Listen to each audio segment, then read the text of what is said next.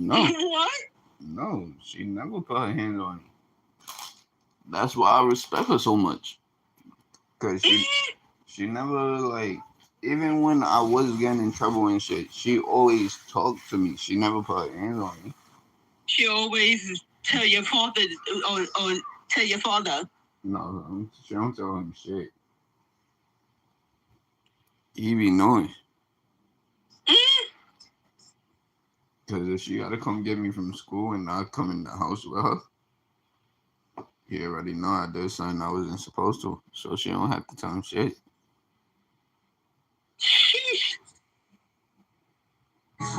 What up? This is Swayze, and it looks like things are heating up within the Bronx.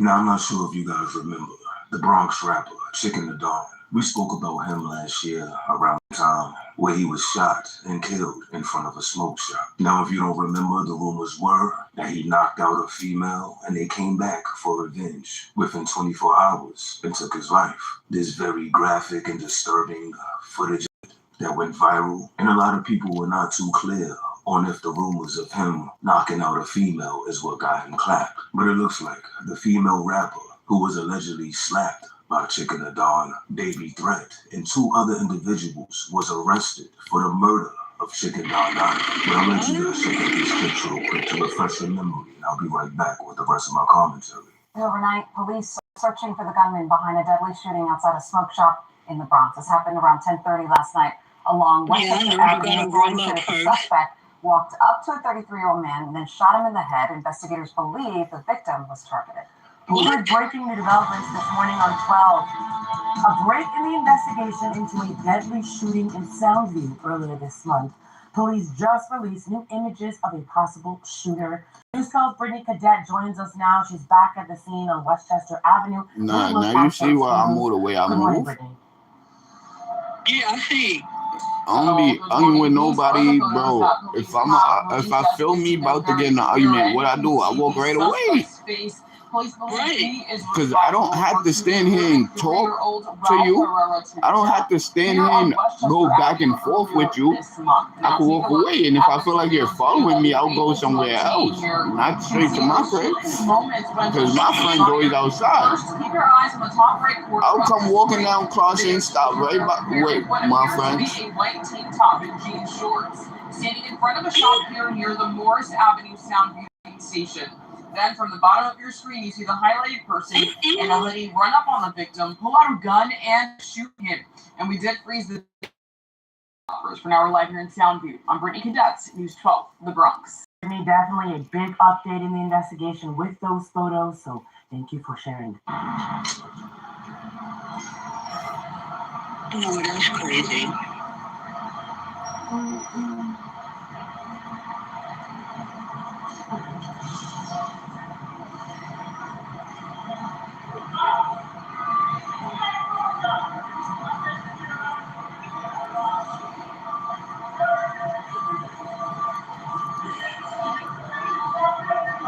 Now the official reports read, 3 gang members charged in connection with execution-style murder on Bronx sidewalk. The defendants allegedly carried out a deliberate point-blank killing on a Bronx sidewalk, a calculated act of gang violence that left Ralph Herrera, a.k.a. Chicken Don Dada, ambushed and fatally shot in the streets. As alleged in the indictment, other court filings and statements made during court proceedings from at least 2023 through May 2026, Dawkins, West, and Wright were members associated of the Mac Ballers, a violent gang whose members engaged in drug trafficking, robbery, and systematic violence against rivals and anyone perceived to have disrespected the gang. Gang members also openly celebrated their criminal conduct through the music and on social media. On August 5th, 2025, West, Wright,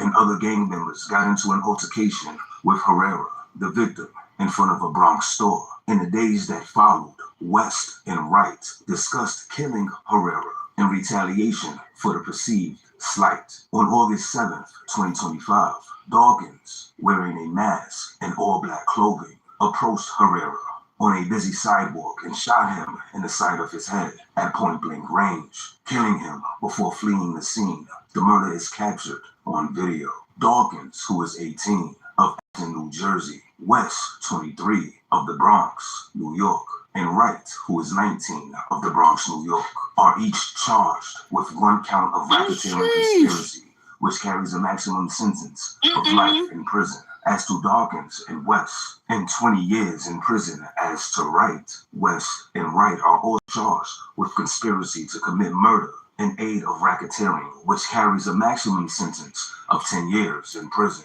Additionally, West is charged with murder in aid of racketeering, which carries a maximum penalty of death or life in prison, and a mandatory minimum penalty of life in prison, and with a firearm offense, which carries a maximum penalty of life in prison. The statutory maximum penalties in this case are prescribed by Congress and provided here for informational purposes only, as any sentencing of the defendants will be determined by the judge. Now, if you look in the comment sections of people who's posting this news, you see a lot of people saying like, yo, she got her get back. Hey, you should probably keep your hands to yourself or you just might get shot. And this and the third. However, I guess they're locking her up because her name was tied to this situation the whole time since last year. And I guess they're trying to say that Julio Fulio case, when it comes to that female that set up the whole play for Julio Fulio to get shot, she's still liable of doing some real serious time. Now, if you look it up, a premeditated murder is charged as first-degree murder and carries a minimum penalty of 25 years to life, ranging up to life in prison without the possibility of parole. So the other two individuals that was caught with her, which I'm sure one of them are the shooters that we see within that video, it's cooked. It's over for him. However, the Bronx lady rapper who was slapped by Chicken Don Dada baby threat, if she doesn't beat the case, she could be possibly facing a good 10 to 15 years. Now, she's going to have to lawyer up at this point. And if she is arrested, I'm sure there are some type of Lap That Day by Chicken Don Dada. If you Lap That Day by Chicken Don Dada, if you look at her music videos, she seems like a feisty chick. Not saying that deserves for her to get knocked out or slapped or however it happened, but she doesn't seem like an innocent girl if you ask me. But look at the outcome. One person is dead and 3 others are fighting a murder case. Possibly 25 years to life. So there you have it. But put up in the comment section, let me know how you feel about this situation. If you like the video, don't forget to share, subscribe to the channel if you're not already, and make sure you hit that notification button and that hype button. But I'm off this.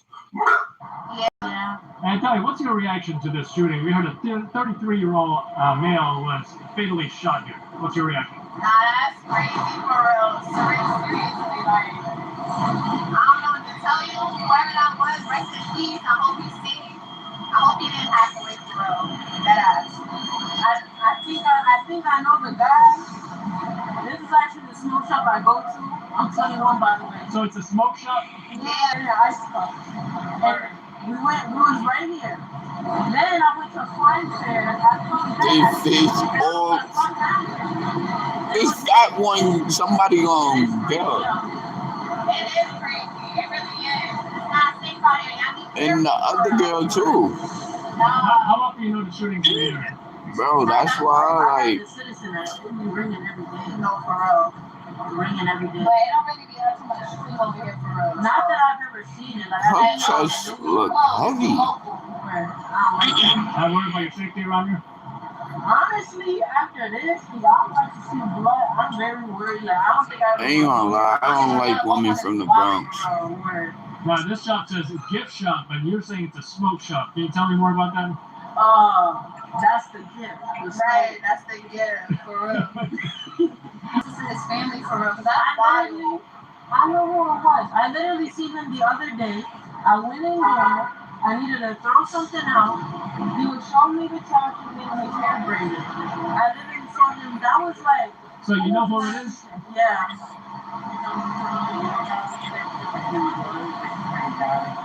mean, I don't thoroughly know him like that, but I've seen him a lot. Like, in front of the car. In front of the thing. I've seen It's the him word, listen Chad. to like music, hanging out with his friends. He'd be in the shop. He really just be chilling. Yeah. I never seen him in an actual problem. Right. So whoever did it, calm and chill all the time. now whoever did it, that's why. Who that? Very calm to himself. Like, He he don't by bother me. himself, and he just be chilling. Every time I go in there, he's like breathing. He be nice. Like, That shit made I throw every time niggas know I'm a noodle. Really shot, he gon' lie like he crazy. Get smacked out, candy go over to school. I was punching him up on the bench, it was crazy. Oh shit, that's an intruder. I'ma put him on TV, I ain't talking no Swayze. Like, feet deep. Let me watch some of these killers. Make the screen go viral? That's what they say.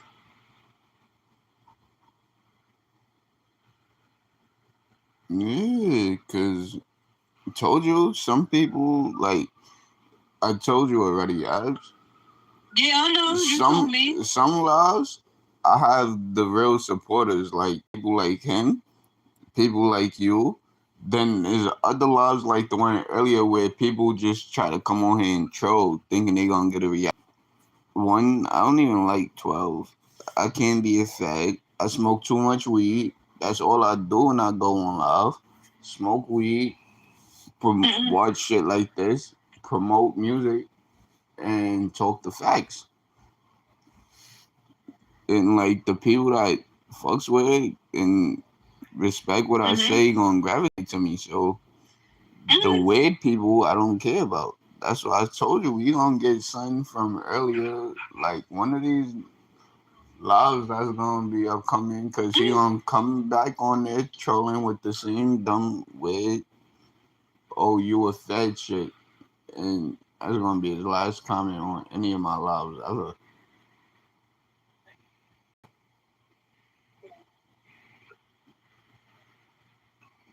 Bro, my head's still healing.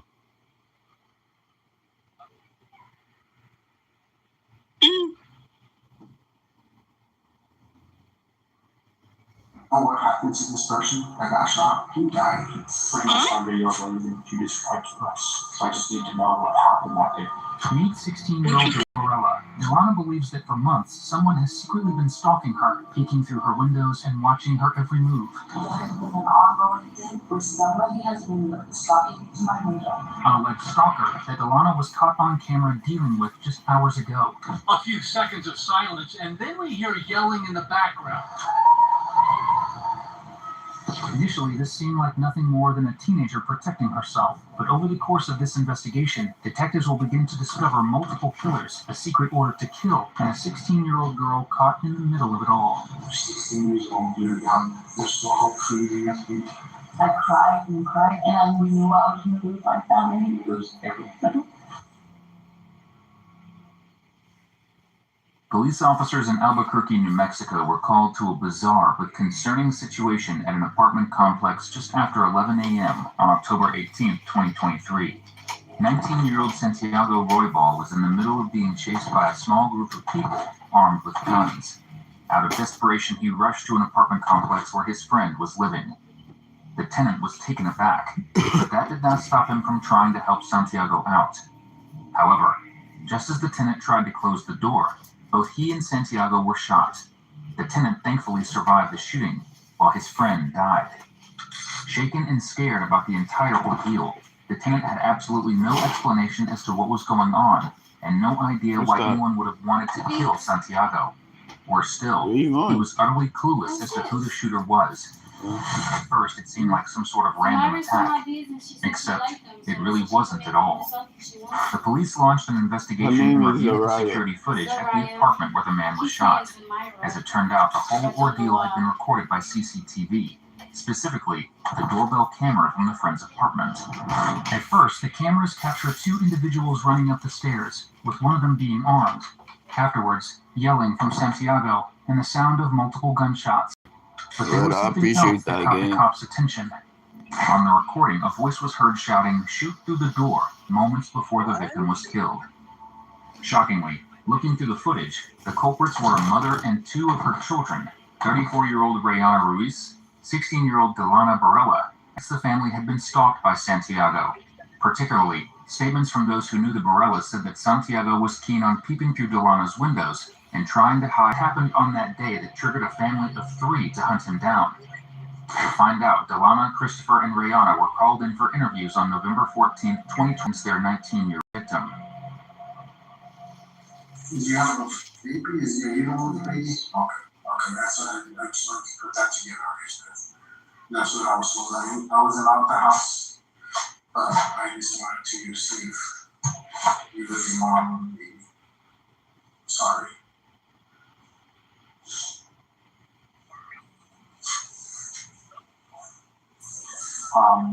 Ryan, what's a good address for you? Take your time. Take your time. I'm sorry I asked that. I hadn't heard that one of the young ladies had a small child like this. Yeah. Sorry about that.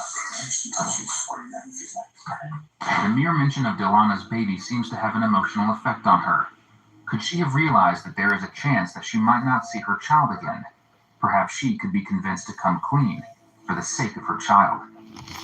After a bit of reassurance from the officers, they bring up a seemingly innocent question about the family car. So about 3 or 4 weeks ago, we had car problems. How long has your mom had that car for? It's not good. So, like. Oh, the car up front is not hers? No. Okay. We don't have a car.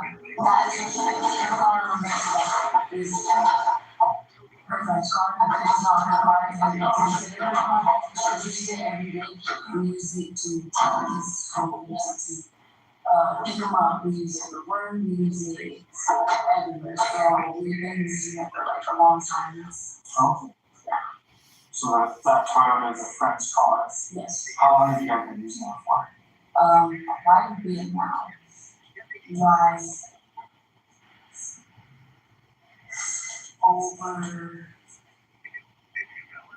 over 8 months, 9 months. Okay.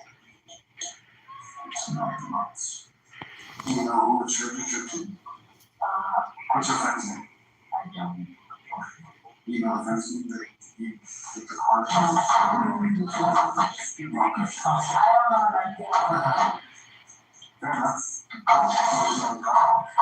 got a car. Do you have a driver's license? Yes. Okay. Have you ever driven that car? I had once to pick up my little sister from the Bigfoot school. There's a school called Bigfoot School? It's Little Bigfoot preschool. Okay. Yeah. No. You've only driven it once, you said? Who usually drives it? My mother. I'll assume yes. So mom drives usually? Yes. The family had allegedly been having problems with their white SUV. Delana claims that her mother has been borrowing her friend's Toyota for upwards of 7 to 8 months by this point, which is an awfully long time. In need of further context, the police decide to ask her brother Christopher about this SUV and its issues, to see if his explanation lines up with his sister. 6 years. Have you guys ever had any issues at your apartment there? You said that you don't like it. Not that I can think of, not like issues. It's just like maybe somebody and they came in one time and broke our windows. I was just like, not our house windows, but like just the car windows. Okay. But that was like so long ago. So I don't know, and that was about it. If anything, that's it. Okay, so somebody broke your car windows? My mom's car windows, yeah. Oh, your mom's car? Yeah. What kind of car does your mom have? I don't know what it's called, but it's also a long time ago. We just forgot about it. The car got the windows broken down, or broken out of it? Broke down? Pretty sure, yeah. Okay. Was it a car or a truck, or? I think it was an SUV, maybe not, I don't know. What color? I think it was white. I think, did you guys see the one that was in front of my house? I wasn't. Yes, yeah, you seen that one? Yeah, it was kind of that one. Not kind of like the car, I'm talking about like the color. The color was like that. It was just white. Okay. You said it broke down? Mm-hmm.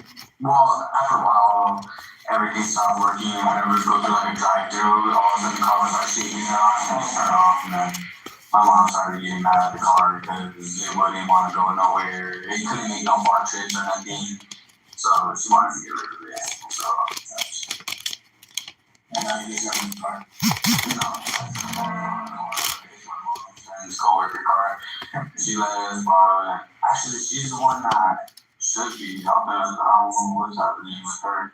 The officers know that both of them are not being completely honest here, though they refrain from calling them out so early on. There is much more that needs answering, after all.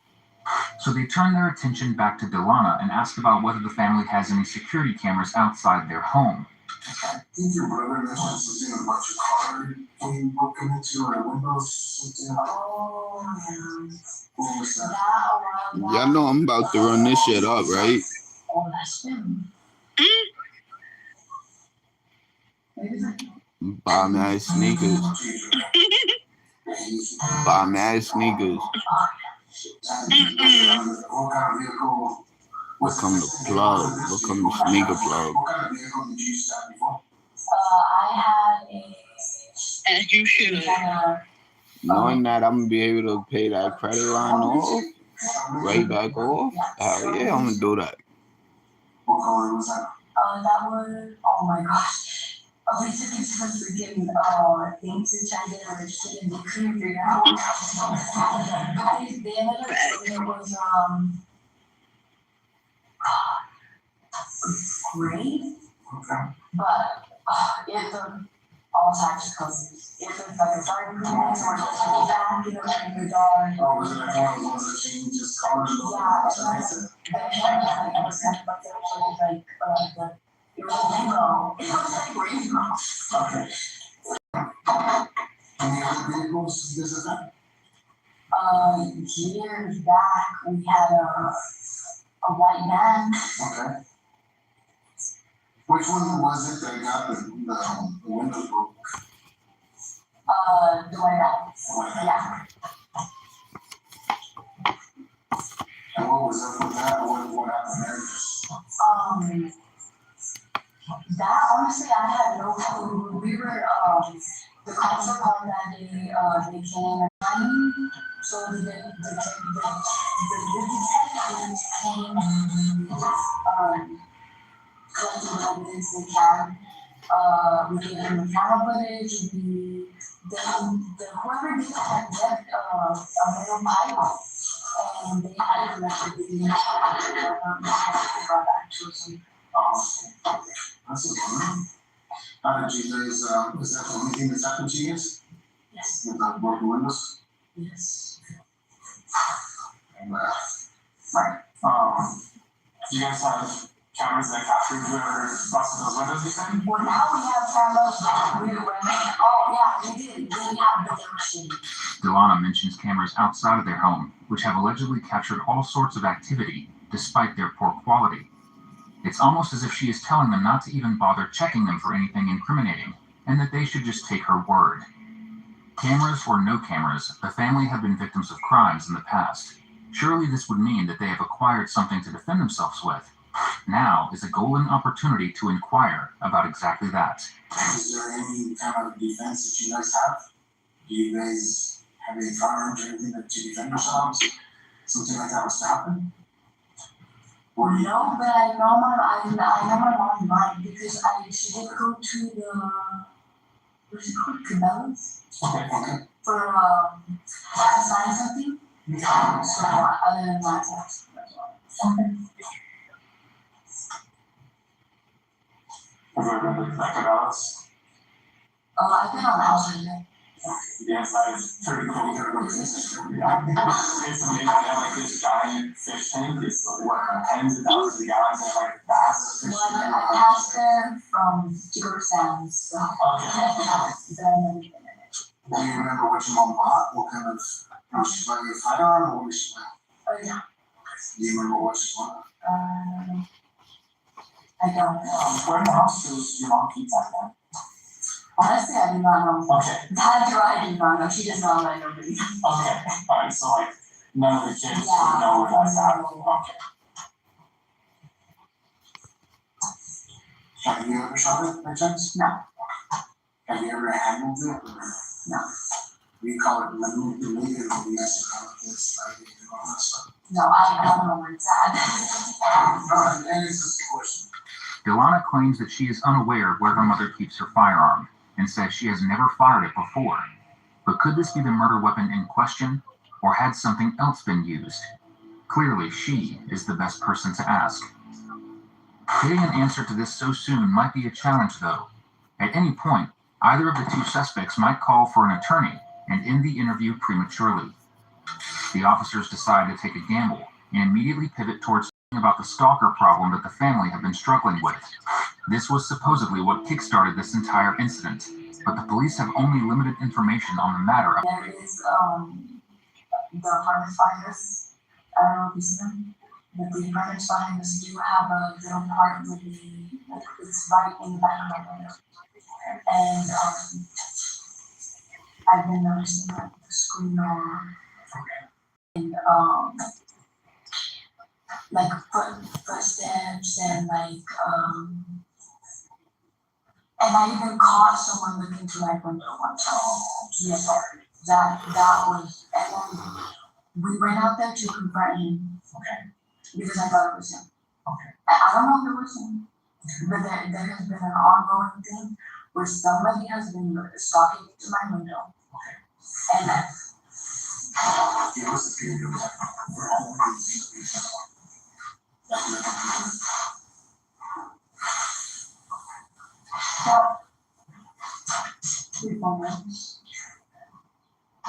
I'm sorry. And you know, I mean, I don't want to be like tripping because, you know, every car that passes by is slow or like drives in and parks at my house for a while.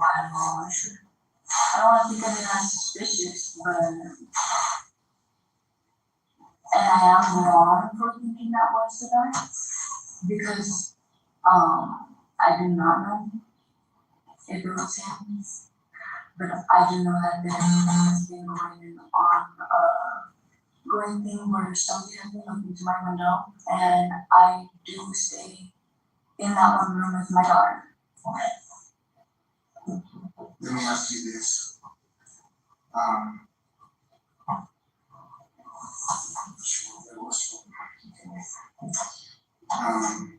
We had caught did somebody look through your window that day? that day, but he was in our backyard.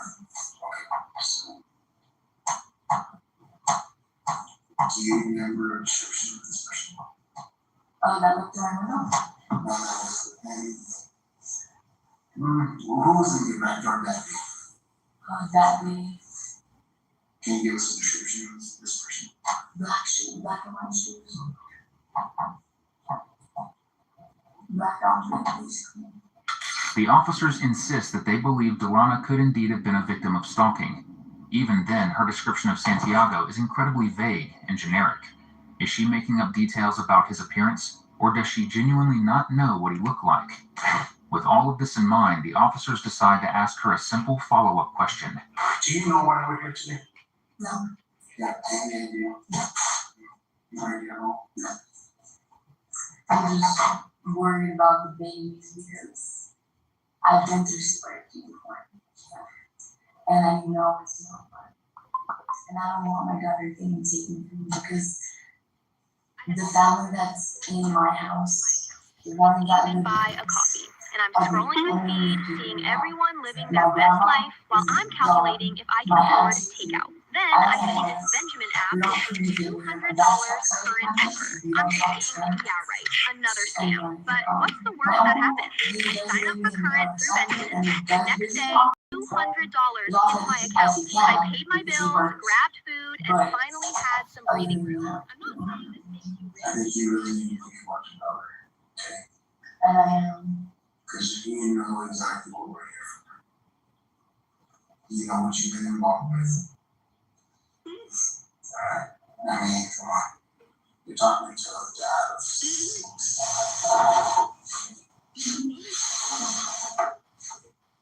so we often tell people like, we don't know your side of the story. And we don't know what happened. But we know something happened. couldn't even buy a But you doing your 140 expedition. You're right. Probably some muscles taking for you. The investigators bring up Delana's daughter once again, and there's a good reason for it. If she has any hope of being reunited, she will have to be completely honest about what exactly happened during this incident. Still, they are more than certain that both Delana and her brother are fully aware of why they have been taken to the station. After all, if the story about the stalker is true, the fact that they attempted to retaliate with violence is far too important for them to not be aware of. Nevertheless, they decide to ask Christopher that very same question, in the hopes that he might be able to reveal some more information about Santiago. What do you think you did? Nothing comes to mind that you've been with the police or with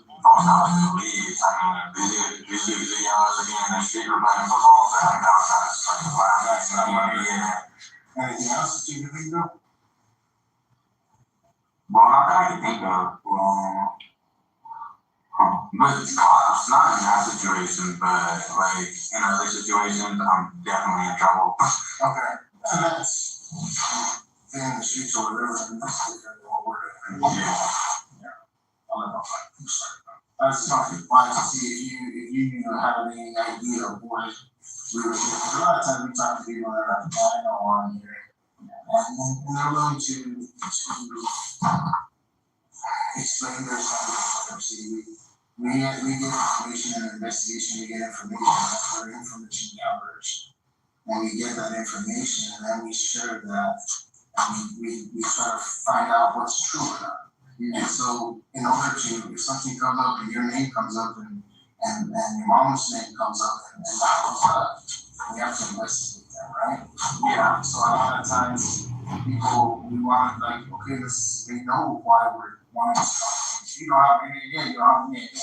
And we can't force you to know that. It just, a lot of times people do know, and that's why I asked that question, right? It looks like Christopher is trying to play dumb here.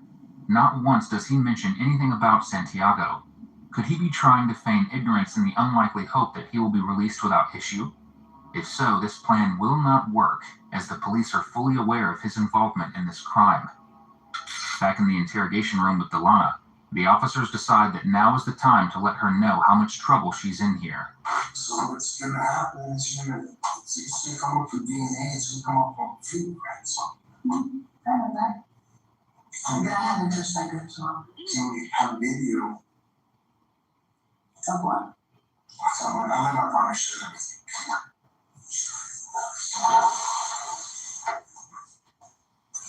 We have video from the neighborhood, okay? He knows there was a confrontation. Okay. The only thing we have here, alright, is your side of the story. Okay? That's exactly what happened. Because we talked to Judy.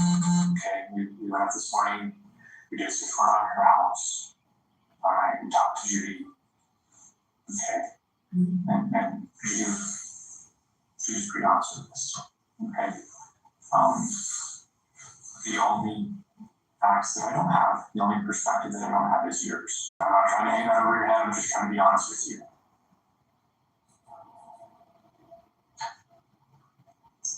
So I just need to know what happened that day. From your perspective.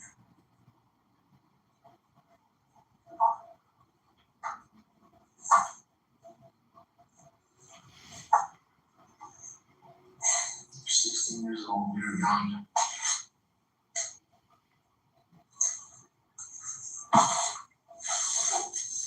There's still hope for you in the safety end of the road.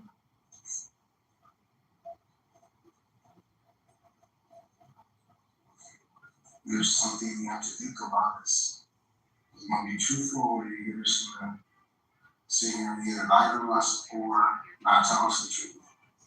And when we play this interview in front of the jury, what are they going to say? And my partner has enough ample evidence. We just didn't fall upon your apartment by mistake. There's video, you and your brother, you holding the gun. I mean, you came out on the news for a little bit. You guys got rid of the vehicle, There's a lot of things stacked up against you and me. So make the right choice. Thanks to the security footage taken from the apartment where the victim was shot, the authorities are fully aware that the trio had arrived in their white SUV. After the shooting took place, they stopped using it altogether. In other words, their story about the car breaking down was little more than a cover-up. Just as the officers are about to expose Christopher for the liar that he is, he decides that he does not want to answer any more questions. I know that you know a lot more why we're here. And that's why I asked. You know what I mean? So, I mean, we can this way, or we can just be real. Give us your side of the story, what happened. And he can tell you what happened on that certain day. You probably know what I'm talking about. Because we already know about the vehicle. You know what I mean? Yeah. You want the vehicle break out? Yeah. Oh, okay. You guys know about that? Well, we know that, you know, Somebody broke our windows one time ago. Yeah, another car came through that. okay, and, you know, Okay, that's what I'm talking about. Who did that? I didn't do any follow-up on that, okay? I wasn't tasked with investigating that case, all right? But I will tell you that, you know, we did talk to Judy this morning as well, okay? We did a search warrant at her house, okay?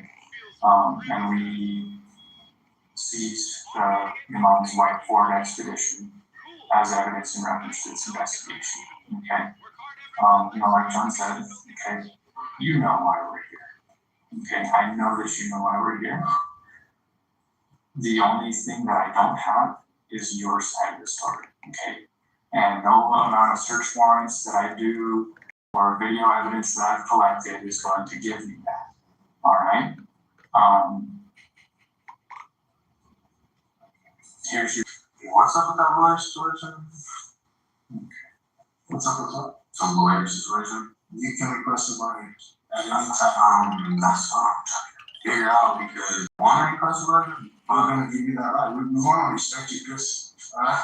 And you're in control here. I wish I was. You know that's a lie. No, you are. You are in control of this interview right now. As far as the lawyer, okay, and that's what I'm talking about. Obviously, you can't just go home. Right? We are doing an investigation. So I understand what you're saying, okay? But right now, you can either say, I want to work, which you have the right to, right? Or you can say, you know what, I understand I don't have a lawyer, but I want to tell you my side of the story.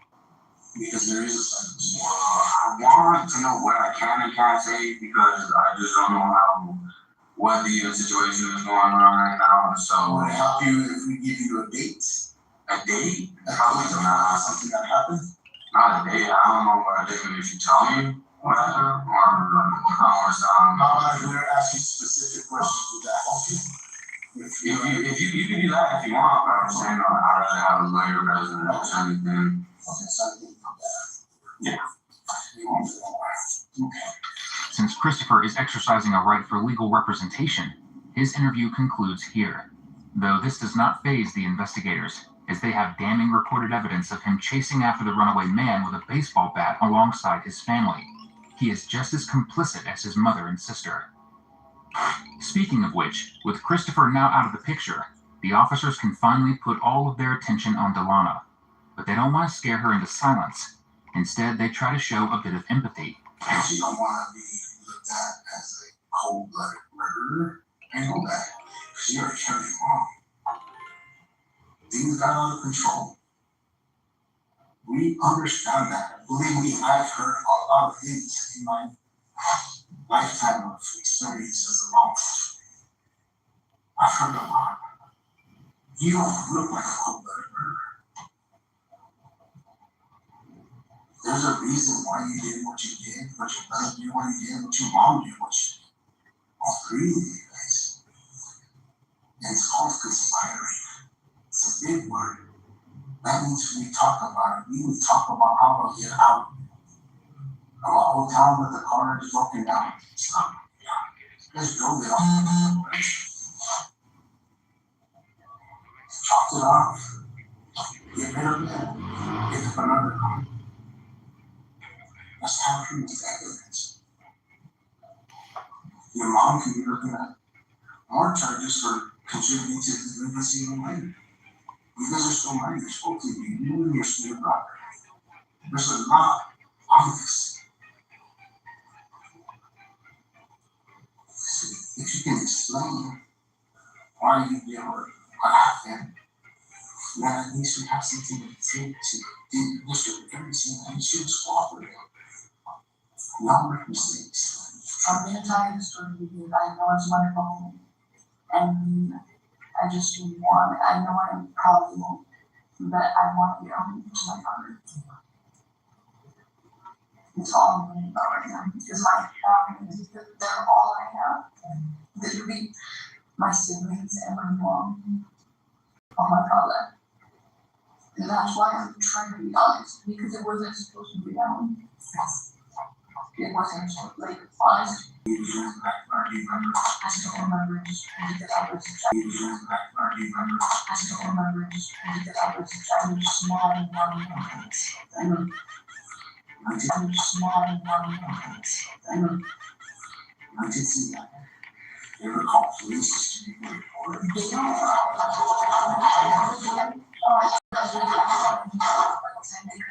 They say it's like doesn't matter how big it will be till later, and sometimes we're not home. And I get that. It's happened a lot. I worked for over 7 years, and I was very difficult to get out of. But did you ever make that call? Because once you make that call, it gets registered, and it gets documented, and it gets what we call computer rated dispatch. It's like that goes out. And even though officers don't get out to from there, there's always a little bit of paper trail, so to speak. Did you ever make calls? This is incredibly strange. Being stalked for 4 months is a very serious crime, but Delana claims that no reports had been made to the police during that time. Did the family seriously not bother because officers would not arrive in time to catch the so-called perpetrator? Or could she be fabricating details to make it seem like they were forced into taking matters into their own hands? Whatever the case may be, once she told her mother, it was clear that they were not going to let Santiago get away. Because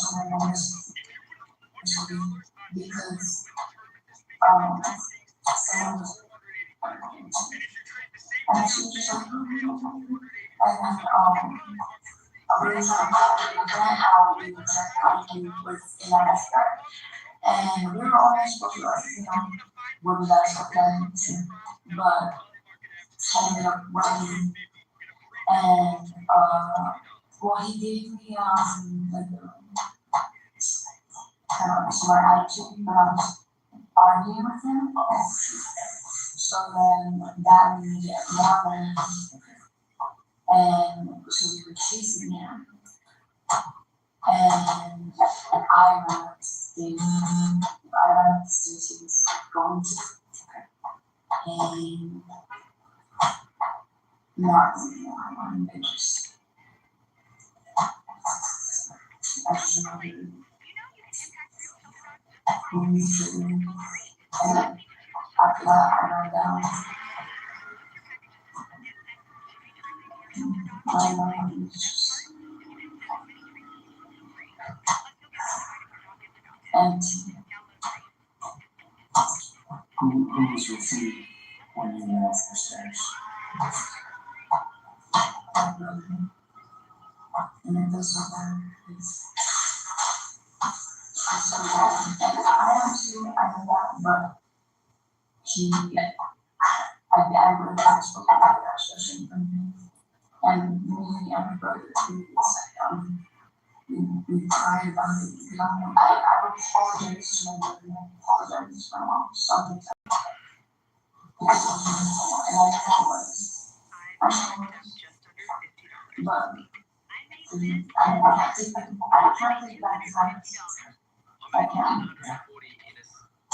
And I felt horrible for what I had done because I had a dream and it wasn't supposed to be like that. But I can't believe it. No, I don't. And here is one of the first payouts I did for Recco. I gotta do what I gotta do to check my family.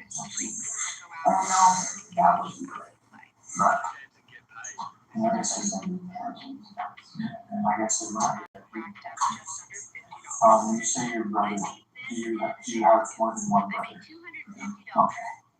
So when you say your brother was up to I made what I just $75. said, I didn't refer to Here are my people that I lifetime grew earnings. up to as brothers, but Here is my one of the biological first payouts I did. okay, yes, I have one. what's his name? Chris. Which one? I don't Straight to my bank. Find a game you like, download it So straight not from the sure. Reco app, start earning cash. There was one that I had got behind the back. Tell us what I've racked up I mean, just I under would $50. like you. I had barely I made $250. some I made $75 just playing simple games. after Here are that, my lifetime earnings. And here is one of the first payouts I did I from had Reco. Straight to my bank. Find a game you like, download it straight from the Reco app, start earning cash. How'd you do? Where did you feel that? I do not remember which one exactly. Yeah, I I made went $250. Was it dumpster or?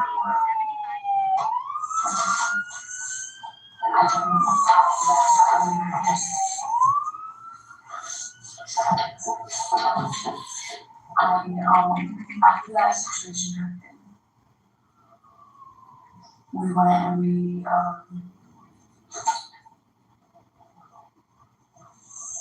went to Judy's, right? And my mom just called it out immediately to express the cars. That's all I remember at the time. And she was like, "We're fine." Because we always like, there was no problem with us switching cars. There was like, you need a car, you primarily use it. But after that, I just remember my mom and my brother were just so happy and scared. And I went outside and I went and I got in the car and I drove like to the area I didn't know.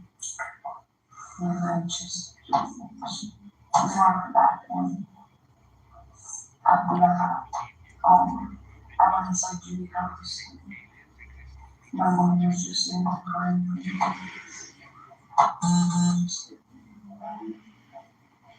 it wasn't supposed to be like that, so she didn't even know that I had the gun until I had popped out with it that day. And she was happy she never heard me, so sorry. I'm sorry.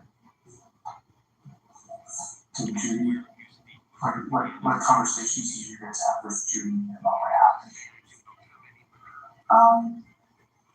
Really nothing because she I had told my mom that she didn't know. Once Delana spotted Santiago outside their home, they chased him to his friend's apartment, and that was when he was killed. Afterwards, Rayana borrowed her friend's car, but did not elaborate on why they had to do so. Meanwhile, the white SUV was left in front of the friend's home with a tarp thrown over it. It was clear that they were trying to hide the evidence. More details still need to be clarified, however. Did the other family members ever see Santiago stalking their daughter themselves? Or were they simply going by what Delana told them? Did your brother or your mom see this male in your backyard when you had the first confrontation with him?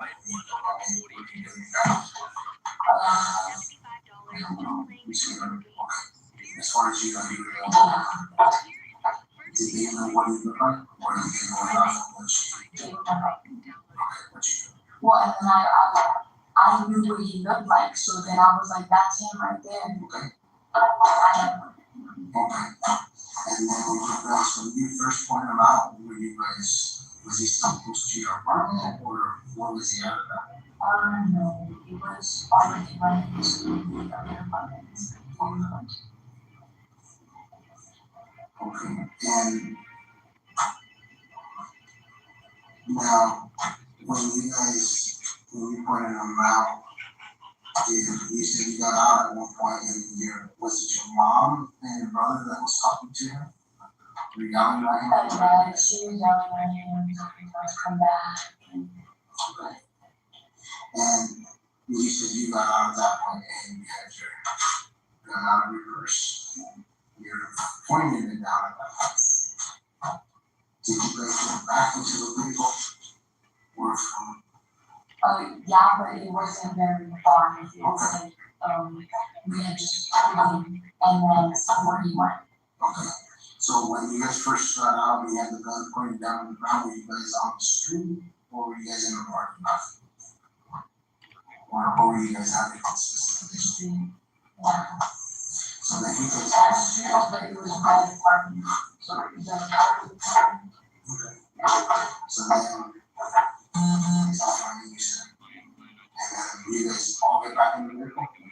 and then he didn't go very far, so we just went literally into the parking lot, and then that's whenever we had got out, and I had chased him upstairs. And you just followed him, so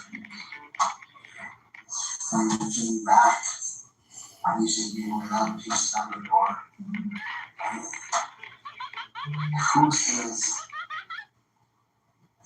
shoot through the door? It was a female voice. I'm not gonna say who it was because I don't know who. I didn't see whoever's mouth it came out of. I didn't see them speaking. Was it So I can't was say. it you that said it? No. Was it your mom? Well, not that I know. Who else was it? Was it your mother or your sister? I cannot say because I didn't see. Who was it your voice? Up to this point, Delana has been very upfront with getting this story off of her chest, though now she is refusing to even confirm or deny whether it was indeed her mother who said shoot through the door. It is clear that she is trying to protect her mother from Fredo, despite not being completely sure he's the supposed stalker, and even contacted her unassuming work friend Judy, asking if she should hire a lawyer and tell her everything after said shooting took place. Now she is about to find out what is going to happen to her, along with her 2 children. You guys tell me what you do? Absolutely.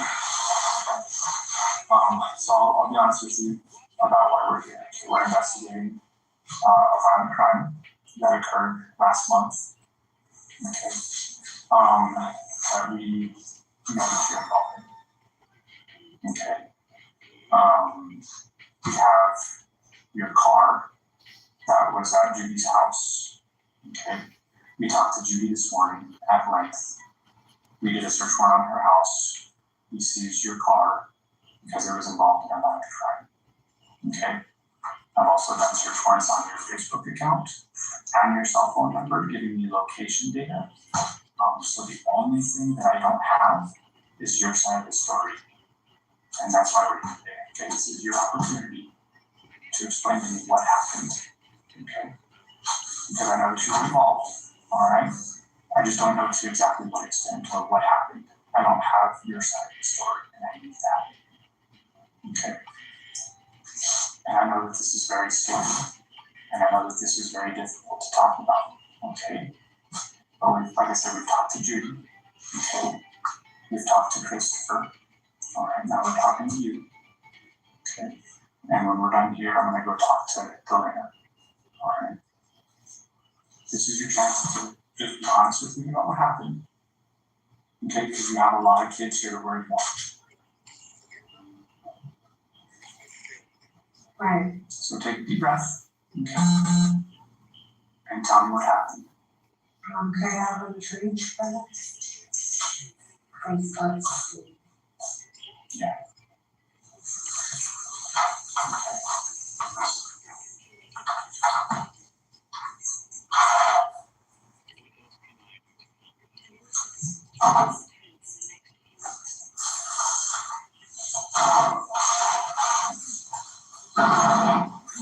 Hey, thanks for the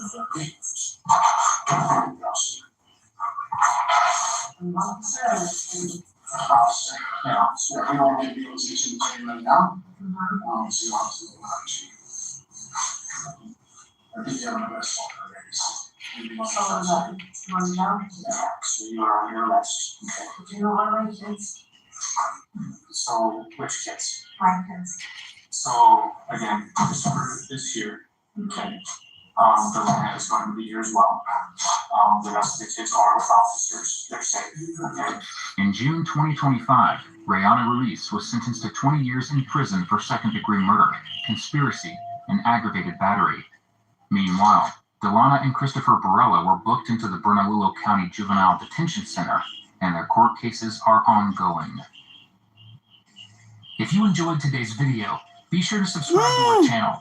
80% of everyone watching isn't. Took down the whole family with white gaze. It's free, and it keeps this channel alive. You can also check out one of the craziest cases I've ever covered right here, or one of my newest uploads right here.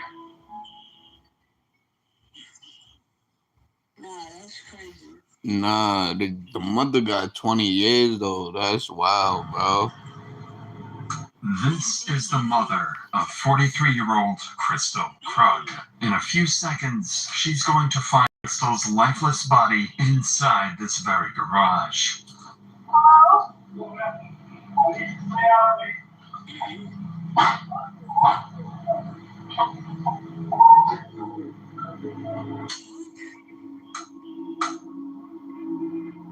And this is Daniel Krug, the man who killed her. He's heading in for another normal workday, just minutes after leaving his wife's lifeless body hidden in the garage of their own home. Oh shit. Holy fuck.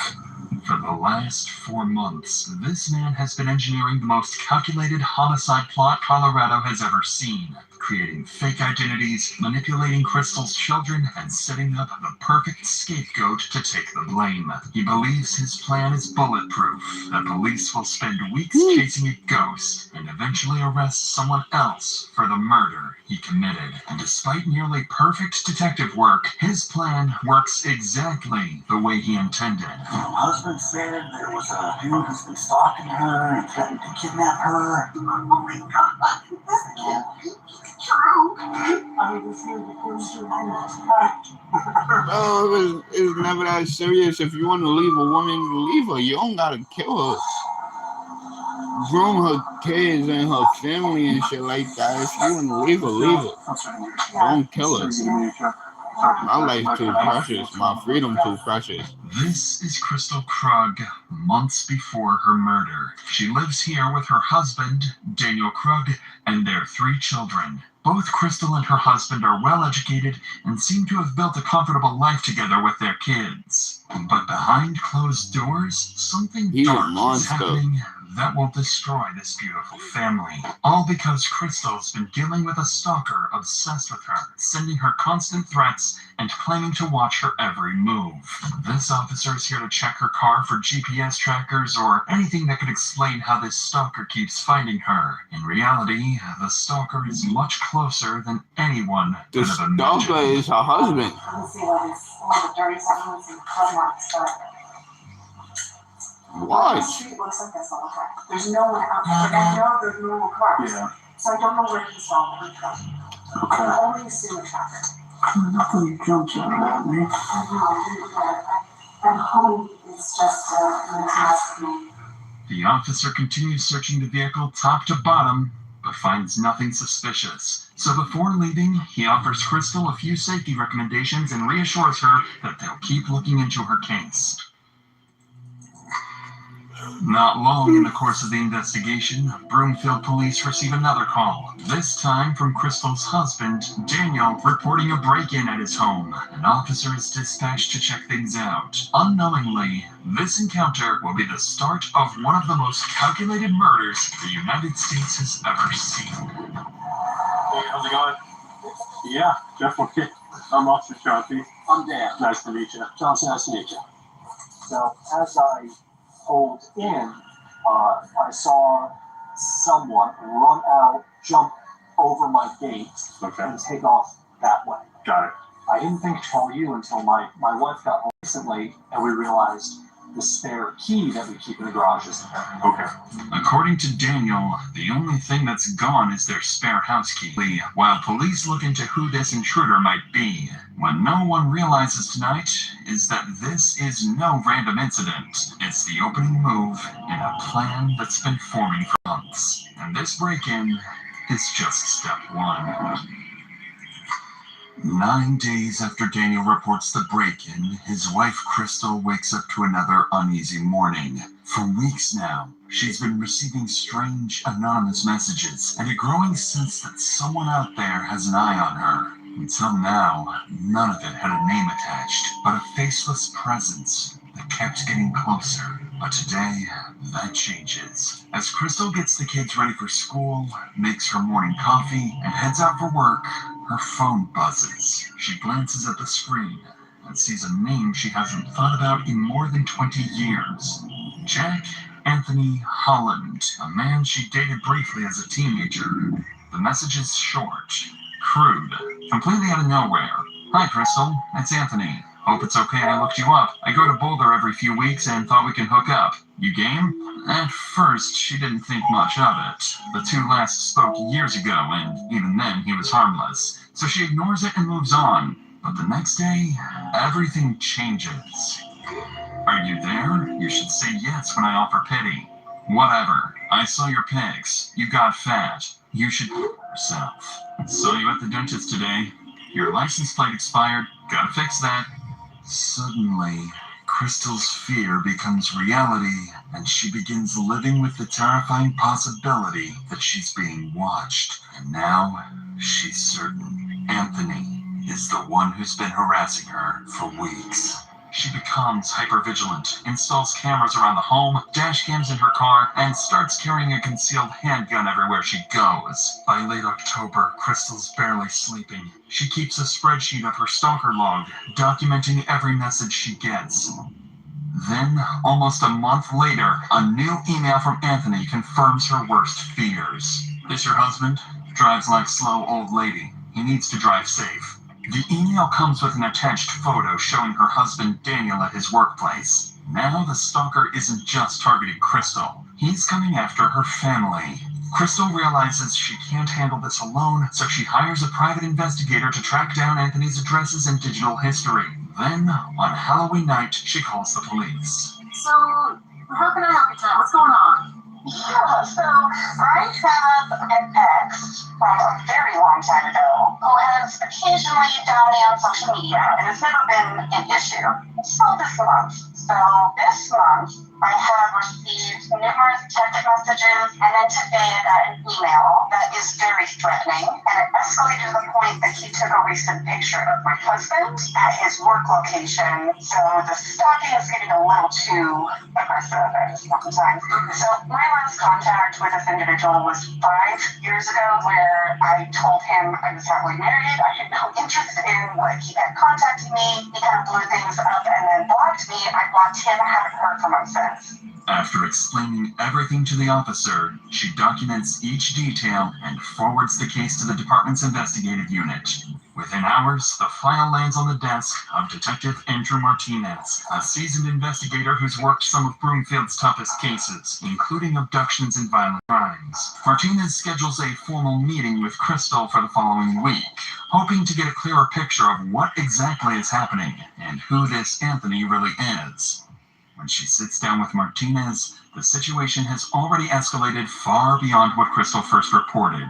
So, he saw, full pictures of my family, of my kids. I locked up real fast after this, because it was pretty alarming, right? Where he's like, well, let's be together, and my family loves it talking. I'm like, whoa, you think that we're in a relationship? So I showed him real hard. I said, this is really creepy for me. You need to stop. And he got, real emotional, and then blocked me. I'm like, good. And I blocked him, and I'm like, and then I shut down Facebook entirely. One development that I have, I did get a full-blown report from the FBI problem, and you'll see this in this report. There are tons of phone numbers associated with them. There are tons of addresses in use everywhere and between like 3 different states. As Crystal walks the detective through her evidence, 2 details immediately stand out. First, her stalker isn't just texting her from random numbers. He's using multiple phone lines and different digital identities, finding ways to reach her even after she changes her information. Whoever this is, they're persistent, resourceful, and frighteningly determined. Second, her ex-boyfriend, Anthony Holland, is tied to several addresses and multiple phone numbers. Whether it's instability or an attempt to stay off the grid, it convinces Martinez that Crystal is dealing with someone who either doesn't want to be found or someone who's planning something far worse. With all of this in mind, Martinez wraps the interview with Crystal and begins the digital side of the investigation. He sends warrants to service providers, requesting phone records, email logs, and account information to track down the stalker. Unfortunately for Martinez, these companies will make a mistake that will soon prove deadly. While waiting for the digital evidence to come back, Martinez decides to follow up on something else. The garage break-in Daniel reported back in September when a stranger supposedly stole their spare house key. He brings Daniel in for a formal interview, wanting to know whether he's noticed anyone following him, but instead of clarifying things, Martinez is about to learn something far more unsettling about the Krug household. But before we get to that, 2025 is almost over, and we're falling into the same trap again, waiting for January 1st to start something new or learn a new skill. But here's the truth. You don't need a new year to make a new start. Let me tell you about the 2-day live AI Mastermind training by Outskill, happening this Saturday and Sunday, 10 a.m. to 7 p.m. EST on both days. And the timing is perfect because they have their year-end holiday offer going on, so you can get in absolutely free instead of the usual $395. Outskill is rated 4.9 out of 5 on Trustpilot, and this 16-hour live experience by them has been attended by more than 10 million worldwide professionals like you, mentored directly by AI experts from companies like Microsoft and NVIDIA. You'll learn how to use AI to simplify your daily tasks, build AI agents that plan, create, and automate your workflows, and getting ready to use AI systems for your job, business, or freelance projects.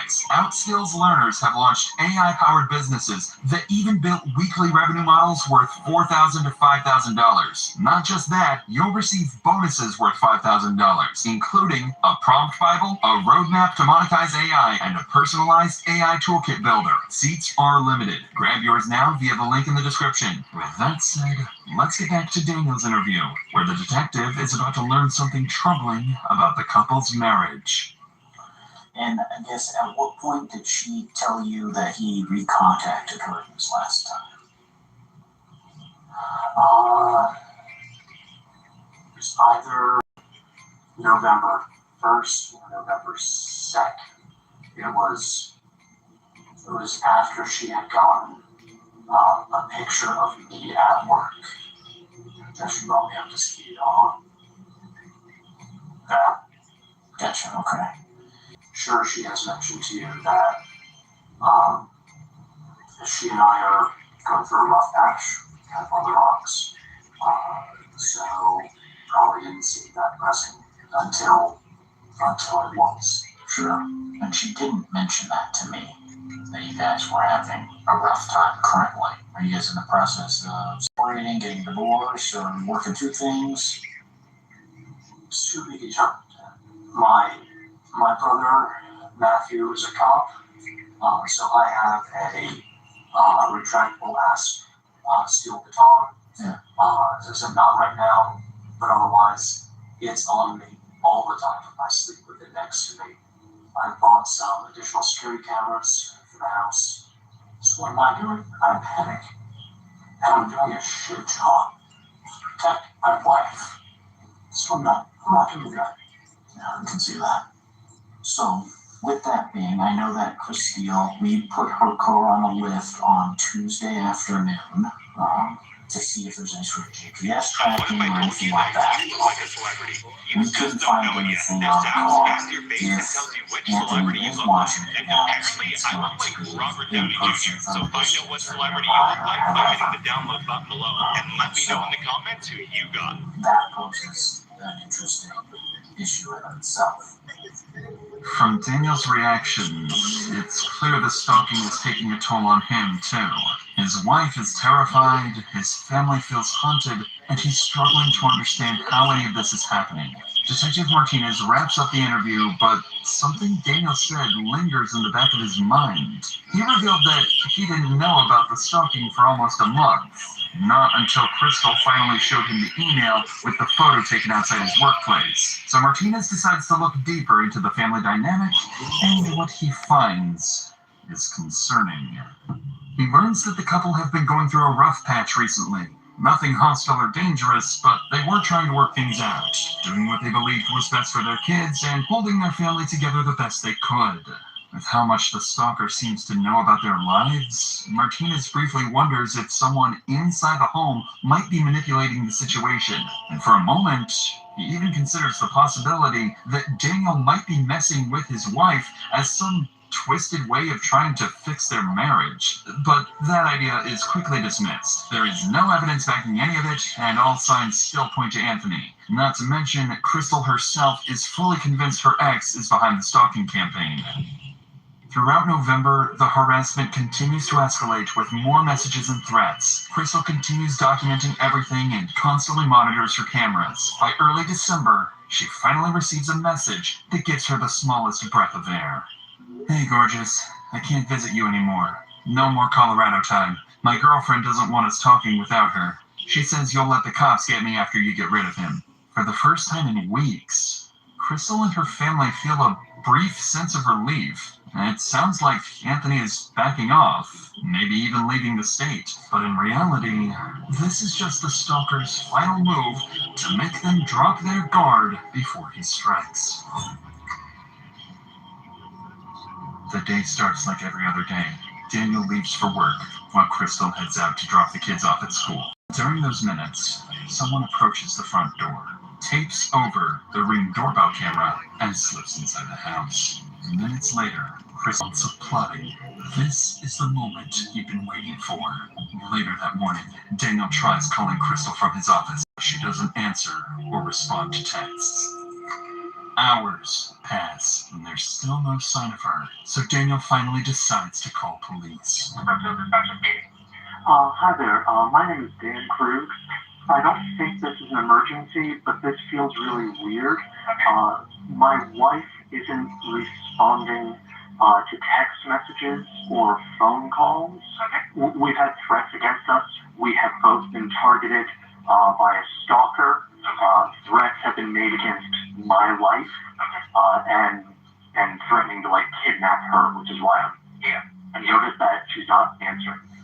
Within minutes of Daniel's call, an officer is dispatched to the Krug residence to check on Crystal. At the same time, Daniel also calls Crystal's mother, asking her to go check on her daughter, sending her straight into the worst moment of her life. While she makes her way there, the officer reaches the house first. Hello. I was just wondering if you were calling. Oh, yeah, he sent us as well, so. Just make sure. Okay. All right, man, appreciate it.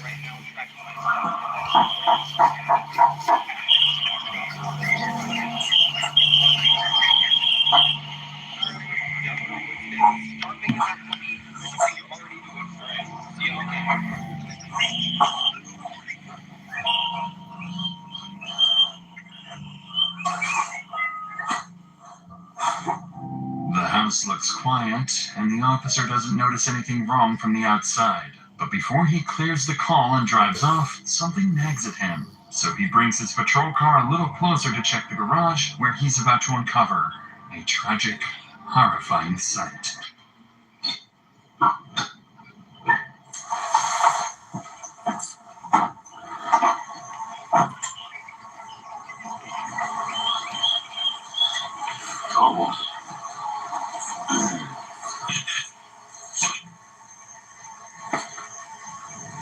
As the officer leans in for a closer look, he spots a body lying on the floor, motionless, with blood smeared across the walls.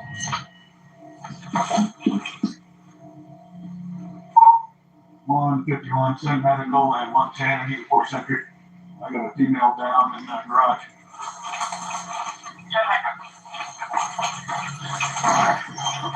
Run to the police! Run to the police! Oh, shit. Holy shit. The officer steps into the garage to find Crystal with what looks like a severe head injury, so he immediately begins performing CPR, working on her for several moments with no success before opening the garage door to give medics access. But instead of paramedics, someone else soon arrives. Garage is open now.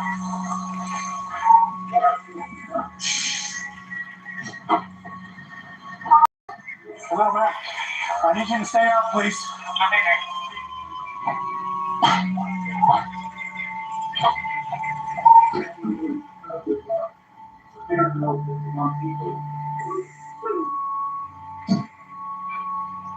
Tragically, I'm out here. I'll give you some news as soon as I can. It's for us. I have no idea. I'm out here. I'll give you some news as soon as I can. It's for us. I have no idea just yet, but I know that they're working on her. The officer in there has been working CPR on her, and I think she's doing okay. Okay. She did. He's the one that called us and let us know. Okay. Go ahead, take a seat for a minute. I'll be right back here. Okay. I need to tag out now. She's got a head wound. I don't know if it's from falling or something else. Probably falling, but I don't know. That's a good one. Husband said there was a stalker, threatening to kidnap her, so I don't know. No, she's unresponsive. Decent dead wound. We have more room in there.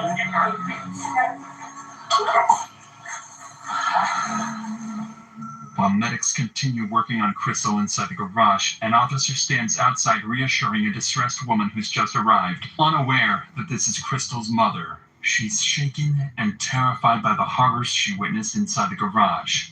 Linda would later learn that none of this was random, and finding her daughter like this was always part of a twisted plan. Back inside the garage, medics keep working, still trying to revive Crystal, not yet aware of the fatal wound hidden beneath her clothing. Guys, you see anything other than a fall type of wound? Yeah, I'm just... Oh, shit. Oh, yeah, that's a slap wound. That's what I'm saying. Damn it. Yeah, I'm gonna get it. Yeah, well, the dispatch could tell us. The husband called in to check on her. I don't know right now, but dispatch should have it. So we have a physical stab wound? Yes. Yes. Right above her heart.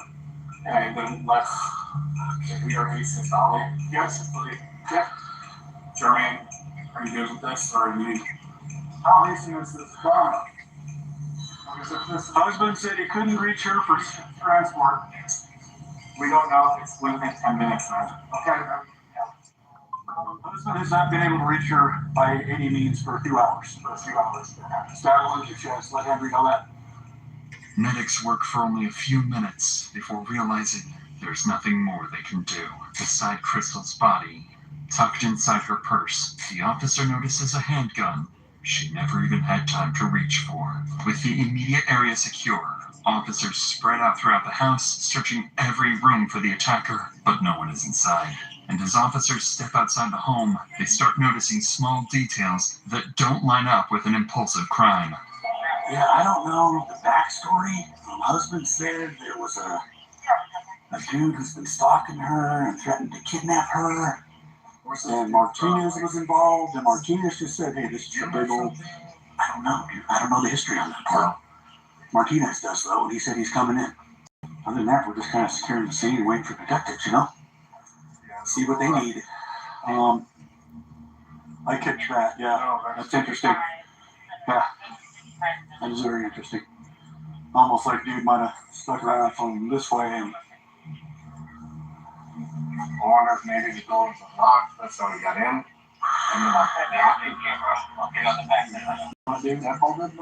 You know what? I don't know. I kicked it and it went pretty easy. So I'm going to say no doubt. It wasn't hip rolled, it was just handle was locked. I saw her come around and booted it. Officers quickly confirmed the door was unlocked, and a strip of blue tape had been placed over the Ring doorbell camera. Whoever did this clearly planned it and came prepared. As police continue searching the scene, more family members begin arriving one by one, each of them unknowingly walking into the worst moment of their lives, while officers prepare to deliver the news no family ever wants to hear. I don't know anything just yet, ma'am. I don't know anything just yet. Are you... All family friends. Family friend? Family friends from everything. He was in hospital. He asked her to come knock on the door. Okay. Is her husband almost here? We want to give you guys all the information all together. We don't want to have to repeat the information over and over for you guys to continue anything, so... He said he was on.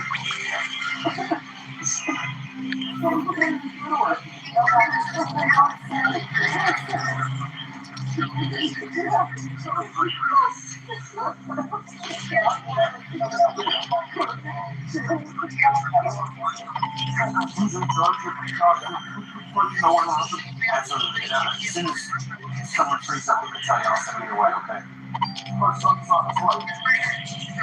Is this your daughter, sir, or your daughter-in-law? Your daughter and so her brother or something.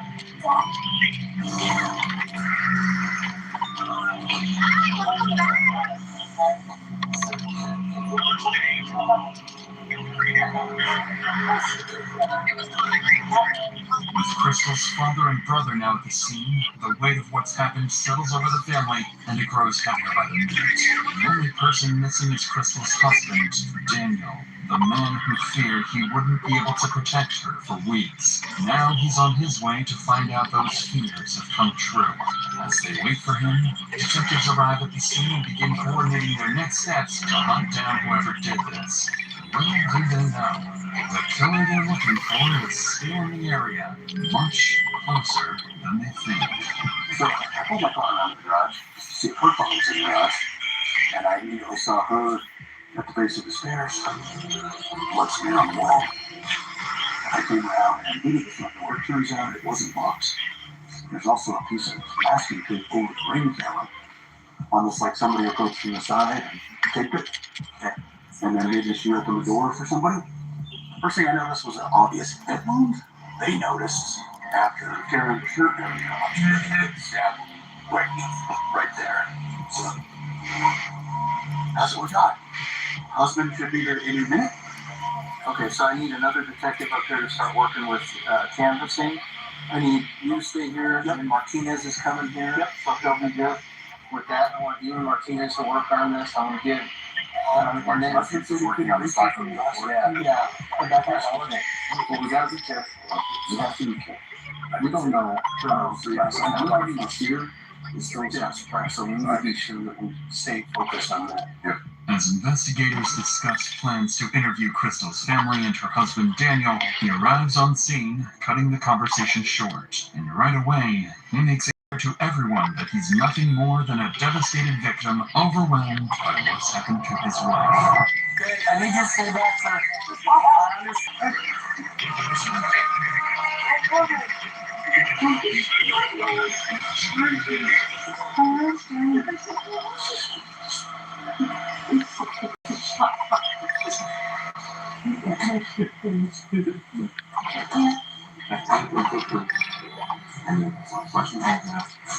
Fortunately, you don't have a lot of answers for you. And what you want, you like.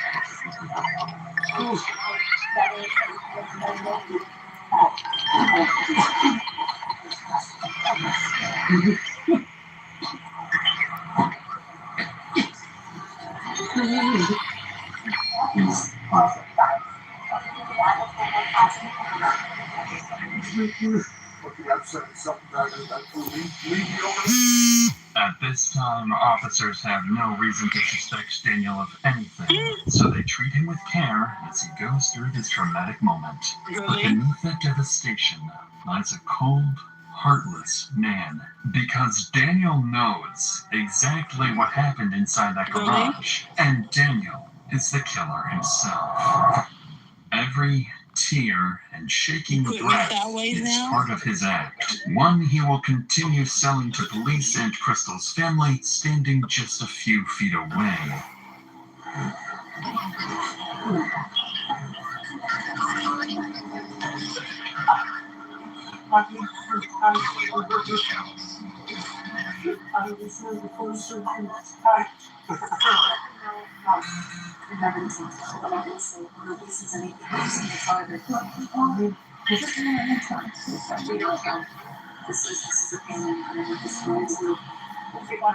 Okay.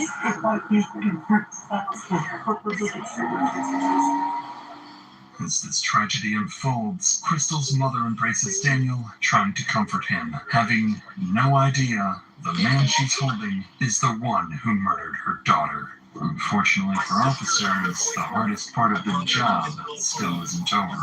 As the family grieves outside the home, a detective is sent to the school to pick up Crystal's children, who still have no idea what happened to their mother. When the detective finds Crystal's eldest daughter, she's already shaken. She's been watching the live camera feed on her phone and saw enough to know something terrible happened. But what she tells the detective next is what truly her mother's stalker has been hinting at something far darker recently, and he might have deadly plans for the rest of the family.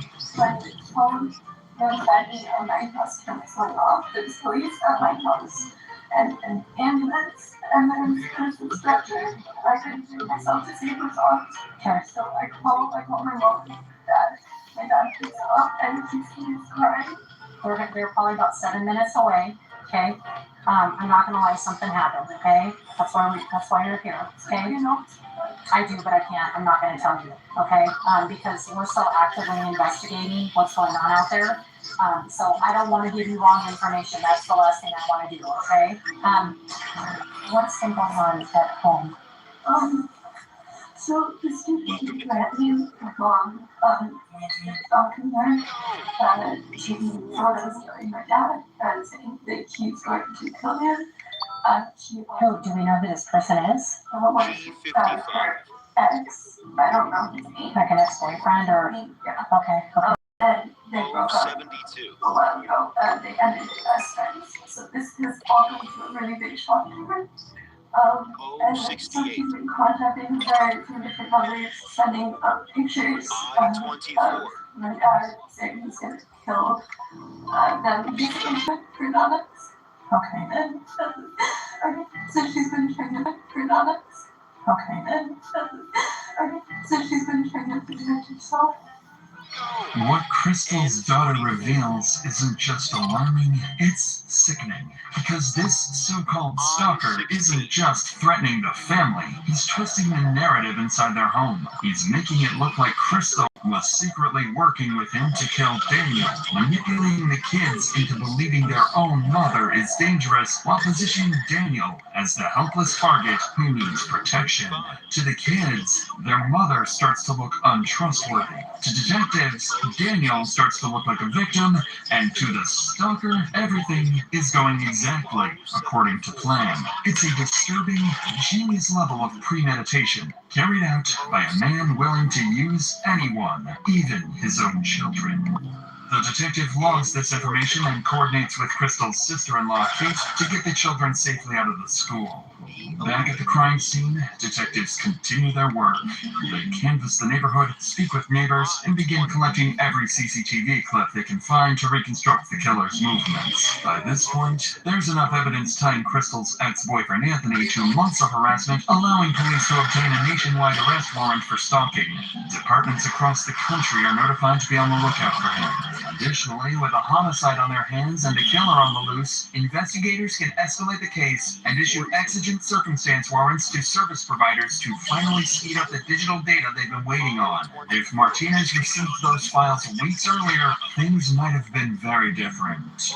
In the meantime, Daniel, along with the rest of the family, is taken to the police station for formal interviews. At this stage, it's standard procedure, and investigators are simply looking to collect statements. But about 2 hours later, when detectives finally sit down with Daniel, his routine interview will begin to take a very different turn. So, you're your home security. You access that through your personal phone. Google Maps. Google Maps. Hi. Okay. Home. By your permission to operate this phone and get what we need? Yeah. Okay. So how many different cameras do you have? 4. No. Side of the house, driveway, bathroom. How many do you have? One couple years. The others, all since September. We had an intruder. I called the police. Who came when we had a garage intruder? A month after Daniel reported the garage intruder back in September is when the stalking first began, and by then, the couple had already installed multiple cameras around. Still off. Do you ever have them set to turn off? They don't turn off. If you put them or in the app, you can turn them off. Who has the ability to turn off the cameras? Who has the ability to go in the app and turn this off? The sale, me, and It's all right. It's all right, man. Home. I can settings. Okay. Oh, just us. Just okay. The detective's question here isn't by chance. It's prompted by something peculiar he noticed on the surveillance app. All of the home's cameras shut off at 8:15 a.m. and they stay off until 10:15 a.m. Only the camera pointed outside the garage remains active during that entire 2-hour window. This instantly narrows the murder time frame to those 2 hours. Just then, Martinez finally arrives at the interview room. He's the lead detective who's been handling Krista's stalking case for months, and now that case has become something far worse. He sits down with her devastated husband, feeling the weight of the loss they both couldn't prevent. They didn't save Crystal. They couldn't protect her. And now they're here, mourning her loss, trying to piece together what happened.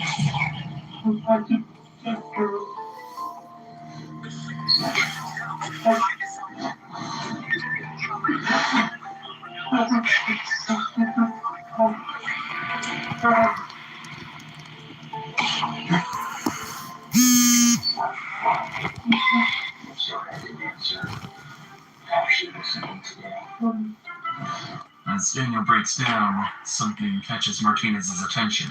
Daniel is crying, but there are no tears. The detective finds it strange and more than a little concerning. Wanting to probe deeper, Martinez asks for a moment alone with Daniel to see what's really going on beneath the surface. And the moment he starts asking questions, things get heated. Fast. I understand that you don't think that there was somebody else. Going to the bathroom. Why do you keep asking? I'm just trying to put everything together to kind of get a bigger picture, because you said she's been acting kind of weird lately, being very secretive and withholding information from me. So I'm just trying to understand, I guess, so we can backtrack what she's been doing this past month.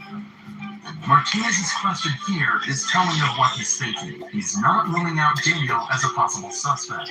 After all, the couple were going through a separation period, and this is meant to probe whether jealousy or something else could have played a role in Crystal's death. Sensing the tension in Daniel's response, the detective decides not to press any further. But as they step out for a quick break, Daniel says something that makes it obvious he struck a nerve. I see that.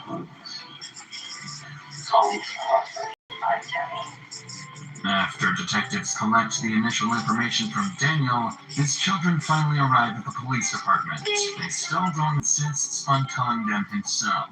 A decision that appears compassionate on the surface, but underneath, it's a way for him to control the narrative and shape how his children see him. in a moment of tragedy.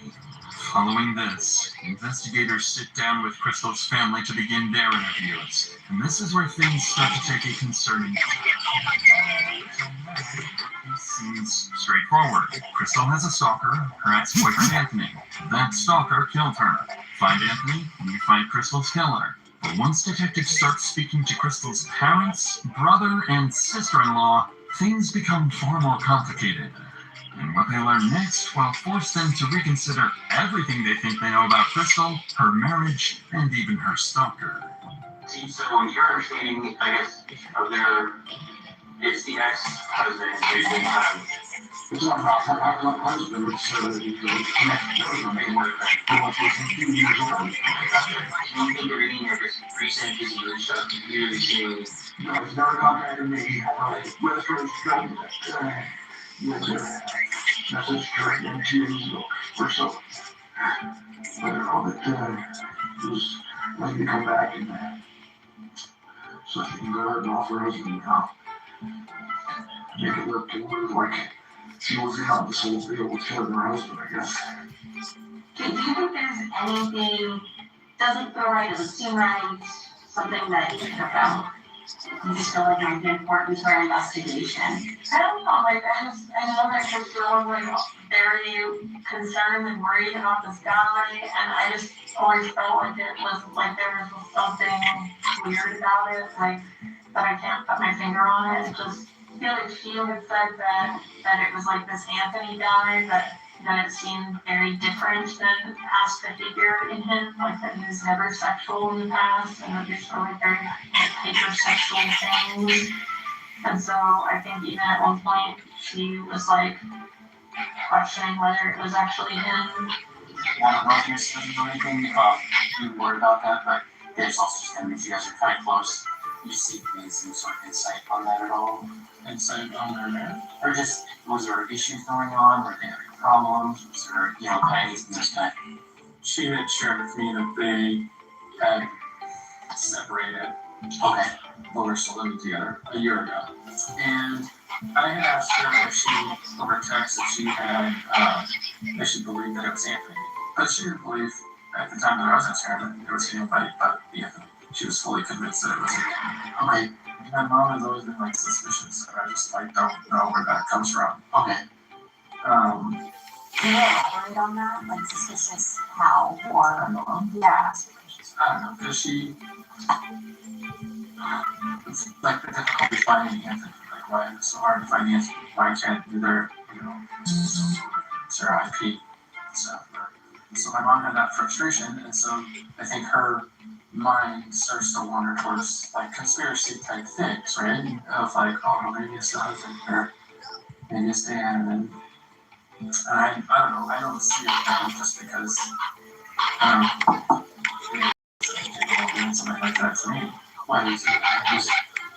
I talked to him, and him and I just hung out and talked for 2 hours. And he's like very Other suspicions, she isn't exactly wrong, as on the surface, it makes no sense that Anthony couldn't be tracked down for months. Lars what also makes that suspicion very clear. I know you said, and I kind of learned on seeing that she was married, had 3 children. And I think, oh, it's like, twice together. I was with good terms. He was a complete denial. Tell me how it was. She ever give you insight on what kind of led her to feel like her marriage was over, or That is explosive. But I've never seen him, hurt her. He would hurt the kids. Some people think corporal punishment is bad for kids.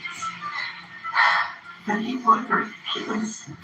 She was worried about how to say this.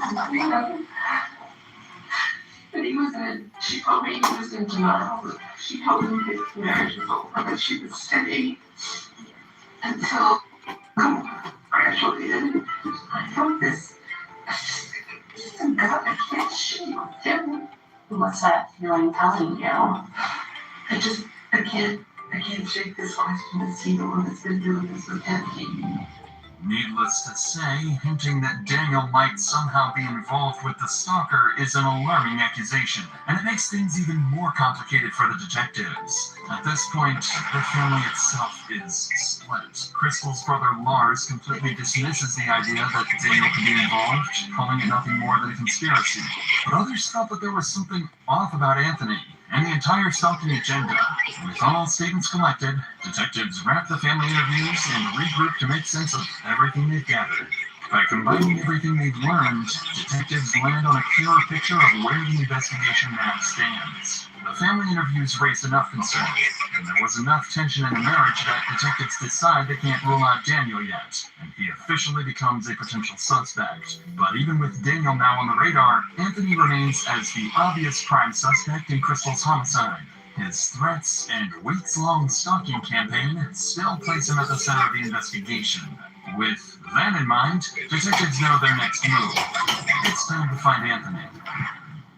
At around 3 p.m. that afternoon, police finally get their first real break in months. After digging through everything they have on Anthony Holland, investigators land on a possible address in Utah. Because they can't reach him themselves, Broomfield detectives coordinate with Utah County Sheriff's Office, sharing his name, photo, and the address where he's believed to be staying. Up until now, Anthony has only existed as a name in emails and threats, a distant figure who no one has actually seen.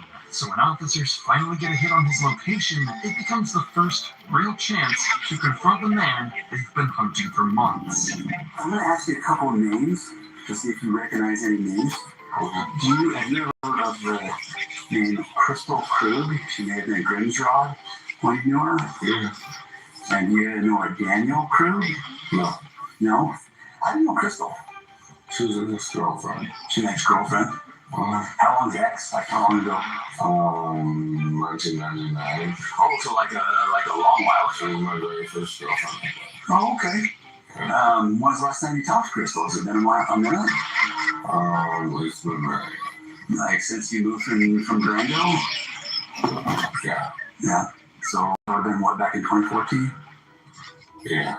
And have you had any contact with anybody in that area since? Anybody, or have they contacted you at any time? No. I'm going to give you a phone number. And it's to a sergeant with the Broomfield Police Department. He would like you to reach out and talk to him. Alright. They have an incident. I don't know the full details of their incident out there. And so I'll let him talk to you about that aspect. He had asked us to come out here to your house and talk with you.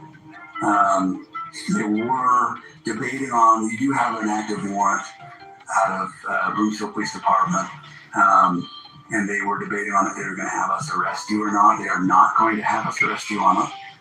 I'm going to advise you of the fact that you do have a warrant out of Colorado, and you can talk to this sergeant about the details of it. Does that make sense? As officers speak with Anthony, he appears intoxicated and confused. After being briefed on the situation, he gives his timeline. He never left Utah and spent the morning with family nowhere near Colorado.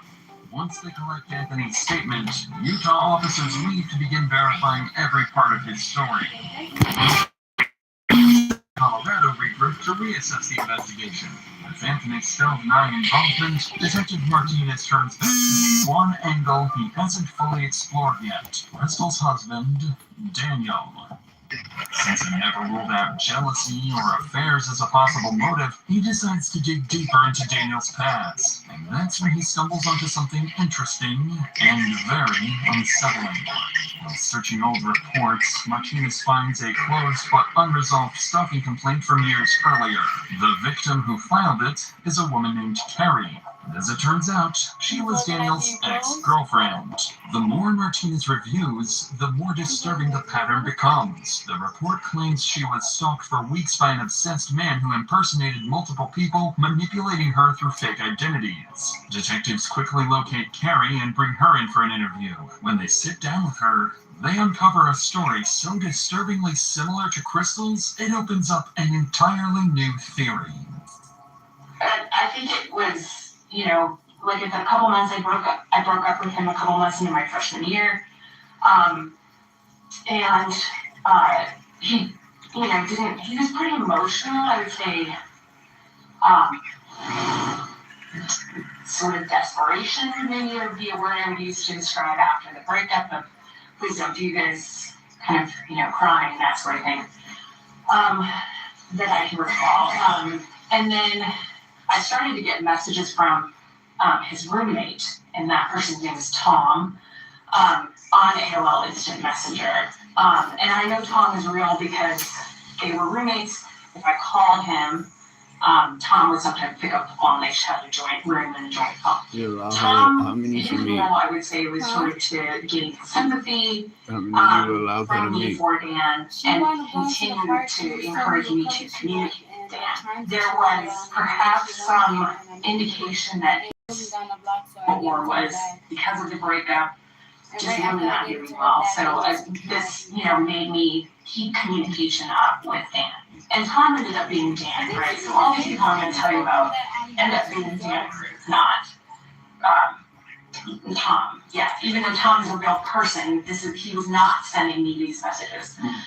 Suffice it to say, what Carrie tells detectives sounds all too familiar. Everything she describes echoes the same pattern detectives have been seeing with Crystal, but the parallels don't stop there. Things I remember is a group of my friends from our dorm had met, I don't even know how, some cadets from the Air Force Academy. And so we all went to a movie, something super innocuous, and there was like a group of us. I must have told Dan about that. And I think it was 2 or 3 days later, I got a message from someone named Nick Clark. And Nick basically said, I'm a cadet at the Air Force Academy. I know you went out with these people, and I want you to know that you came back, or these people came back, and said that you stuck with them. So now there's this rumor going around the whole academy that you're an easy target kind of thing. And Nick, I think, served the purpose of sabotaging anyone I was meeting if they were associated with the Air Force Academy. Of course, the person that I met and which the movie's with was like, I want something to do with you, and so shortly, I don't know, a while after that, I started actually more seriously dating Air Force cadet named Mark Hansen. Then, of course, Nick Clark made a reappearance, and I was getting pretty consistent messages from him. And so he said, you need to find out who's doing this. And he got me a meeting with the Office of Special Investigations at the Air Force Academy. I sat, and it's Dan, is what they said. Carrie would go on to explain that despite their suspicions, there was never enough evidence tying Daniel back to the messages she received then. Everything had been sent from a public library, and because of that, her accusations remained just that, suspicions. But even without proof, the similarities between the two women's experiences are the prime suspect alongside Anthony. At this point, the only thing that can give them a definitive answer is the digital evidence. So while they wait for that, Martinez receives something he can work with immediately. The full set of surveillance footage collected from the neighborhood and Daniel's workplace. Investigators sit down and begin reconstructing the full picture of what happened before Crystal was killed. Shortly before 8 a.m., Crystal arrives home after dropping off the kid. She pulls into the garage, closes the door, everything looks normal. Minutes later, at 8:15 a.m., the entire 6:25 a.m., that lone camera records something deeply concerning. Daniel leaves the house to work later than he normally does, and shortly after the time medical examiners believe Crystal was killed. From there, workplace footage shows Daniel moving through the building around 9 a.m., greeting co-workers and appearing completely normal, as if nothing had happened at home. And when investigators check footage from surrounding houses, they find no one approaching the property all morning. Everything about the timeline makes Daniel look more suspicious by the minute. With all these new developments, detectives bring Daniel back in for another interview. He walks in expecting routine procedural follow-ups, completely unaware of how much has changed since the last time he sat in this room. This is when Daniel's months-long, carefully crafted plan begins to crumble. This time, Detective Martinez walks in with a completely different energy than before. He's no longer feeling Daniel out. He's here with one clear objective: confront him with. Just kind of about everything. No.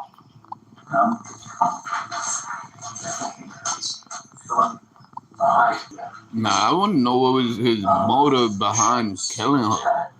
Oh, I got it. She wanted to leave him. Me, I'll kill Oya. So you don't kill the kids because the kids in school, so you kill their mother? That's crazy. Right away, Daniel doesn't open the interview casually. He opens it with a calculated trick. By hinting at getting a lawyer, his war detectives. Oh, that's what you was talking about. It's over. That's clever, but Martinez has a counter plan. Gotta wait until tomorrow. He'll pivot the conversation to his relationship with Crystal, making it feel like safer ground to get Daniel comfortable and talking. But if Daniel had any motive to take Crystal out of the picture, this is where it would surface. Well, I'm sure, especially you guys are trying to work together, safe, keep your family safe, keep your, as dysfunctional as it is, you still both have a common goal of keeping it safe, right? I had her as a partner to protect the family, but it didn't feel like a partner who found me. And I told her at that point, I told her I didn't want to die for some care about me. That's really hard. I was hurt when I said that, and I wanted her to say, care about me. Although Daniel is being honest about what was going on in their marriage, to detectives, moments like this only add to their suspicions. Resentment, rejection, a failing marriage, these are all things that, in the wrong circumstances, can turn into a motive. And this is exactly where the interview takes a sharp turn. What Daniel doesn't know yet is that since his last interview, detectives received something they kept secret for this exact moment. One of the tech companies finally responded to their urgent warrants and provided some of the digital data they needed. And as it turns out, the emails the stalker had been sending, the messages that terrorized Crystal for weeks, were coming from somewhere much closer to home. One of the things that we really started looking into today in effort to find Anthony is the Gmail. So some of that information that we've been able to receive today is a little bit concerning, I guess. The Gmail account, the Tickman account that you guys initially received with a photo of you in it, and the phone number, those originated from their IP addresses at your office. Doesn't make any sense. Well, he's big. You took the photo of me at my office. Both of those accounts originated from IP addresses that was back to your office. There are Wi-Fi access throughout the facility for employees, and there's public Wi-Fi access throughout the entire facility. Right now, we're working with the director to get all of the IP information to see what address for you to that specific address during the time. Because I guess the biggest concern is just the timing of everything, that it just doesn't quite make sense to have somebody create an account, take a photo, and then immediately send it off, and then the account is no longer being used. He's an asshole. None of this makes any sense. Daniel looks thrown off, unsure where Martinez is going with this. The emails tied to the stalker connect back to Daniel's workplace, a detail he clearly didn't expect detectives to know. He seems nervous, but still cooperative. So detectives decide it's time to push further, because they have something else they withheld from Daniel until now. During the investigation into Anthony's alibi, officers in Utah forwarded something small but important. A time-stamped shopping receipt placing Anthony in Utah that morning, miles away from Colorado at the time Crystal was killed. Martinez and his partner decide it's the perfect time to see how Daniel reacts cracks when they push him directly and force him to confront the possibility that he might be the stalker. Also, let's add on top of that the fact that there's, as far as we know right now, there's no physical way that Kid Man could have been involved in this. It's where he's at right now. So, you know, the mystery continues, and Yes, things are certainly pointing in one direction. well, and you've given us reason. Here's the other thing, Daniel, is I sympathize with the fact that you're in an extremely frustrating situation. I know you want to be a part of your kids' lives, but you can also sense that's why we're asking all these questions. Infidelity and everything else. Is there some other mystery man that we don't know about? I'm confused. Here. You know Anthony has reached out to her in the past number of times. Right. The last time was 2016-ish. He had asked her at one point if she wanted to ask this. If there's any bit of question about infidelity, whether it's with Anthony or anybody else, we might create an account to see if Christine's actually interested in Anthony. So we ask her, push the bounds a little bit, and see if that will confirm our suspicions of infidelity. You don't get the response in the for about 28 days, from October 2nd to October 31st. So you amp it up a little bit. Send a photo of yourself to her. An account you created. I Ted and Harry together. But which is do this. But I think ultimately what happened today would bring you the closest to your children that you probably ever been. In your mind, I'm very close to my children. You're afraid to lose time with them if you get the divorce. I just got $15 for playing 3 games for like 2 minutes each. Reality, one he may not have even fully admitted to himself. He is a man so terrified of losing his children, so desperate to stay in control of his family, that he would do anything if he felt it slipping away, even if it meant murder. The detective's brutal honesty leaves Daniel speechless. He doesn't argue or deny it. He just sits there in quiet resignation, wearing the look of someone who is realizing everyone can see straight through his lies. if you were watching these unfold in front of you in a movie, what would you say happened? It was able to turn off the cameras. It was able to use your IP address from your work to create accounts, to send messages and photos, to act as a stalking suspect. No, I'm not one of these. I'm live my work, and I read and write fiction at home.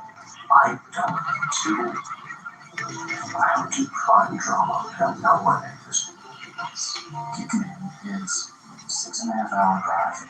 And then, in fact, he was contacted in his house, severely intoxicated. There's no way he could have made that drive all this time. He's been looking for him. The protection. Just found him. Today, like that. They're chasing that dog. Exactly. You're accused. We have a lot of information that points you directly, and we were hoping that you could provide explanation other than it wasn't you. I don't have a narrative. I know hurt because I thought we were on the same side. What would you think, what would you say if we told you that other people you talked to had looks to your wife expressed that she had maybe told them that she suspected you of it's not adding up. I'd like to know what happened this morning. I'd like to know what caused you to get so upset. As calm as he's been this entire interview, Daniel finally decides he's had enough and drops the act. His story has crumbled. Detectives see straight through his lies, and he knows it. With nothing left to cling to, Daniel quietly asks for an attorney, and the interview comes to an end. Even though he continues insisting he's innocent, there's one detail Daniel admits on his own. One no one even knew about until now. Crystal herself confronted him about being the stalker. Hearing that from Daniel's own mouth hits Martinez hard, because to him, that sounds like the kind of confrontation that could have pushed everything over the edge. But without hard proof, detectives can't yet say Daniel is truly responsible. So with the interview over, Daniel is processed for physical evidence and escorted out of the police station. But before he leaves, he turns back and tells detectives one final thing.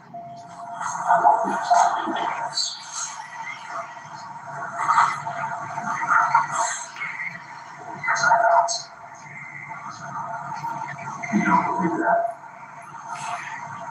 Fine. Just don't stop looking elsewhere. Fine. Are you married? Your kids divorced? I'm here to capture the first motherfucker that you took my children's mother for Christmas. Over the next 2 days, the case becomes the department's top priority. Every available officer is working on it, and this is when the investigation finally begins to break wide open. Officers in Utah finally finish verifying Anthony's alibi. They find surveillance footage showing him in Utah at the time of Crystal's murder, and there are no travel records or license plate pings placing him anywhere near Colorado. Then, the last of the digital evidence arrives, and this time, it's overwhelming. The burner phones used to send the threatening messages to Crystal were purchased with a Visa gift card registered under Daniel Krug's name, and cell tower records show those burner phones were always in the same location as Daniel's personal phone, meaning he was carrying both devices at the same time. And then comes the final blow. Detectives uncovered Daniel's Google searches from the night before the murder. How hard would you have to hit someone in the head to make them unconscious? When is a head injury a cause for concern? Piece by piece, the picture comes together. There's no Anthony, there's no mysterious stalker. It's always been just Daniel. Detectives now understand exactly what happened. Daniel created the entire stalking persona in a twisted attempt to regain control of his failing marriage. And when Crystal began to suspect the truth, Daniel killed her to cover it up. On December 16th, an arrest warrant is issued for Daniel Krug. Officers are dispatched immediately, finding him on his way to his daughter's dance performance. As patrol units close in, Daniel's movements strike them as suspicious. He appears to be heading back towards his car, and officers believe he may be trying to get away. This is a detective. Don't look at me. Let me drop your arm. Alright, we're coming up in front. Just get up and bump back. No, fuck. Go. Just go. Go. Show your hands. Show your hands.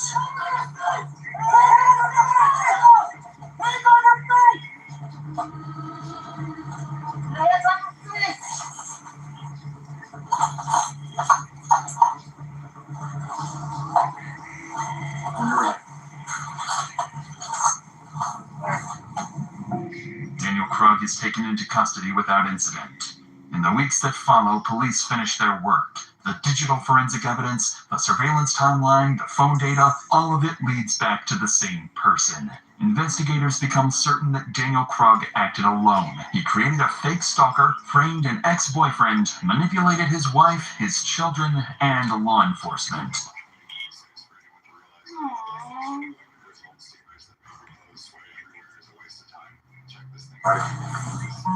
You nervous? I'm here with Cassandra. Officers have just arrived at the getaway motel of 28-year-old Cassandra Douglas. For the last 24 hours, she and her brother have been on the run after 3 of their family members were found dead and burned in the desert. 99% this is these are animal or first. That looks like a human dude. And as these local officers prepare to confront the primary suspect of the most important case they've ever worked on, nothing could prepare them for the horrifying discoveries they're about to make. Call the police! Anyone outside, make yourself known. This is a horrible nightmare. What are we looking at here? You told me not. This is one of the worst things that I've ever been involved with.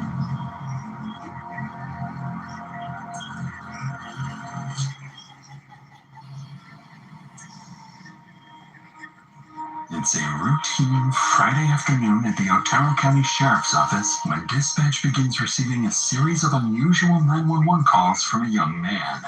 Communications. Hi, good morning. I'm hoping to file a police report, and I might need some assistance doing so. Okay, and what's your first and last name?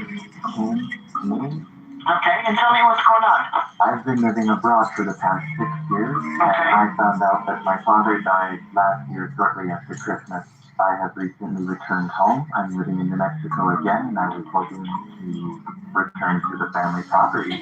Since his passing, tons and tons of family possessions and property have all gone missing and have either been sold off, lost, or stolen, and I'm looking to assume possession of the property, but there are people squatting in the house. Do you know who these people are?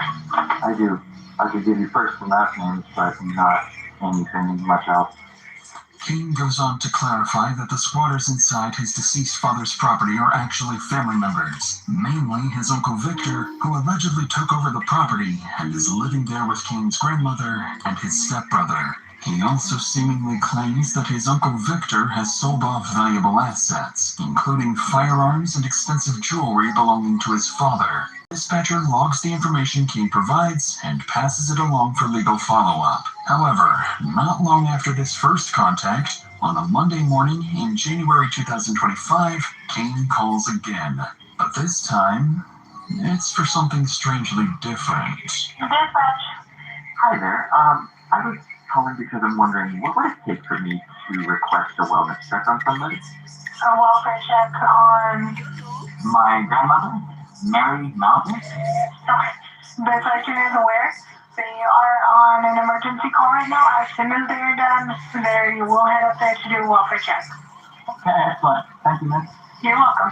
A couple of hours after King requests a welfare check for his grandmother, Mary, he calls police again for the third time to share new updates. To Wilson Communications, you're on a recorded line. How can I help you? Hi, my name is Dane. I called earlier regarding wellness. So Sergeant Norquist is going to give you a call back. They have not responded there yet because they've been tied up with a warrant service where the person doesn't want to come out. No, that's okay. We stopped by on our way down and everything is locked up tight. That's why I was returning your call because you said it and that I should call you back. All right. And like if they're tied up with an emergency, yes, sir. We gotta worry about the officers and make sure. Yes. Thank you so much for understanding. I will let the sergeant know then. Following this latest call from King, the welfare check is officially canceled, and officers are no longer dispatched to the property. At this point, the dispatcher has no reason to suspect anything other than some kind of family dispute, and the situation appears to have resolved itself for now. In reality, something far more calculated is already in motion, and the family involved will soon be implicated in a scheme that will lead detectives down one of the most twisted murder plots they've ever handled. That same Monday, a few hours after Kane's 911 calls, a man arrives at the police station in the afternoon with an oddly timed request.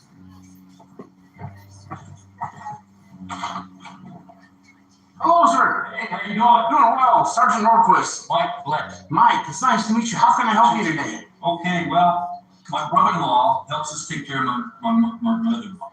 Okay. And he normally is very conscientious about showing up when he says he's going to show up and everything. Yeah.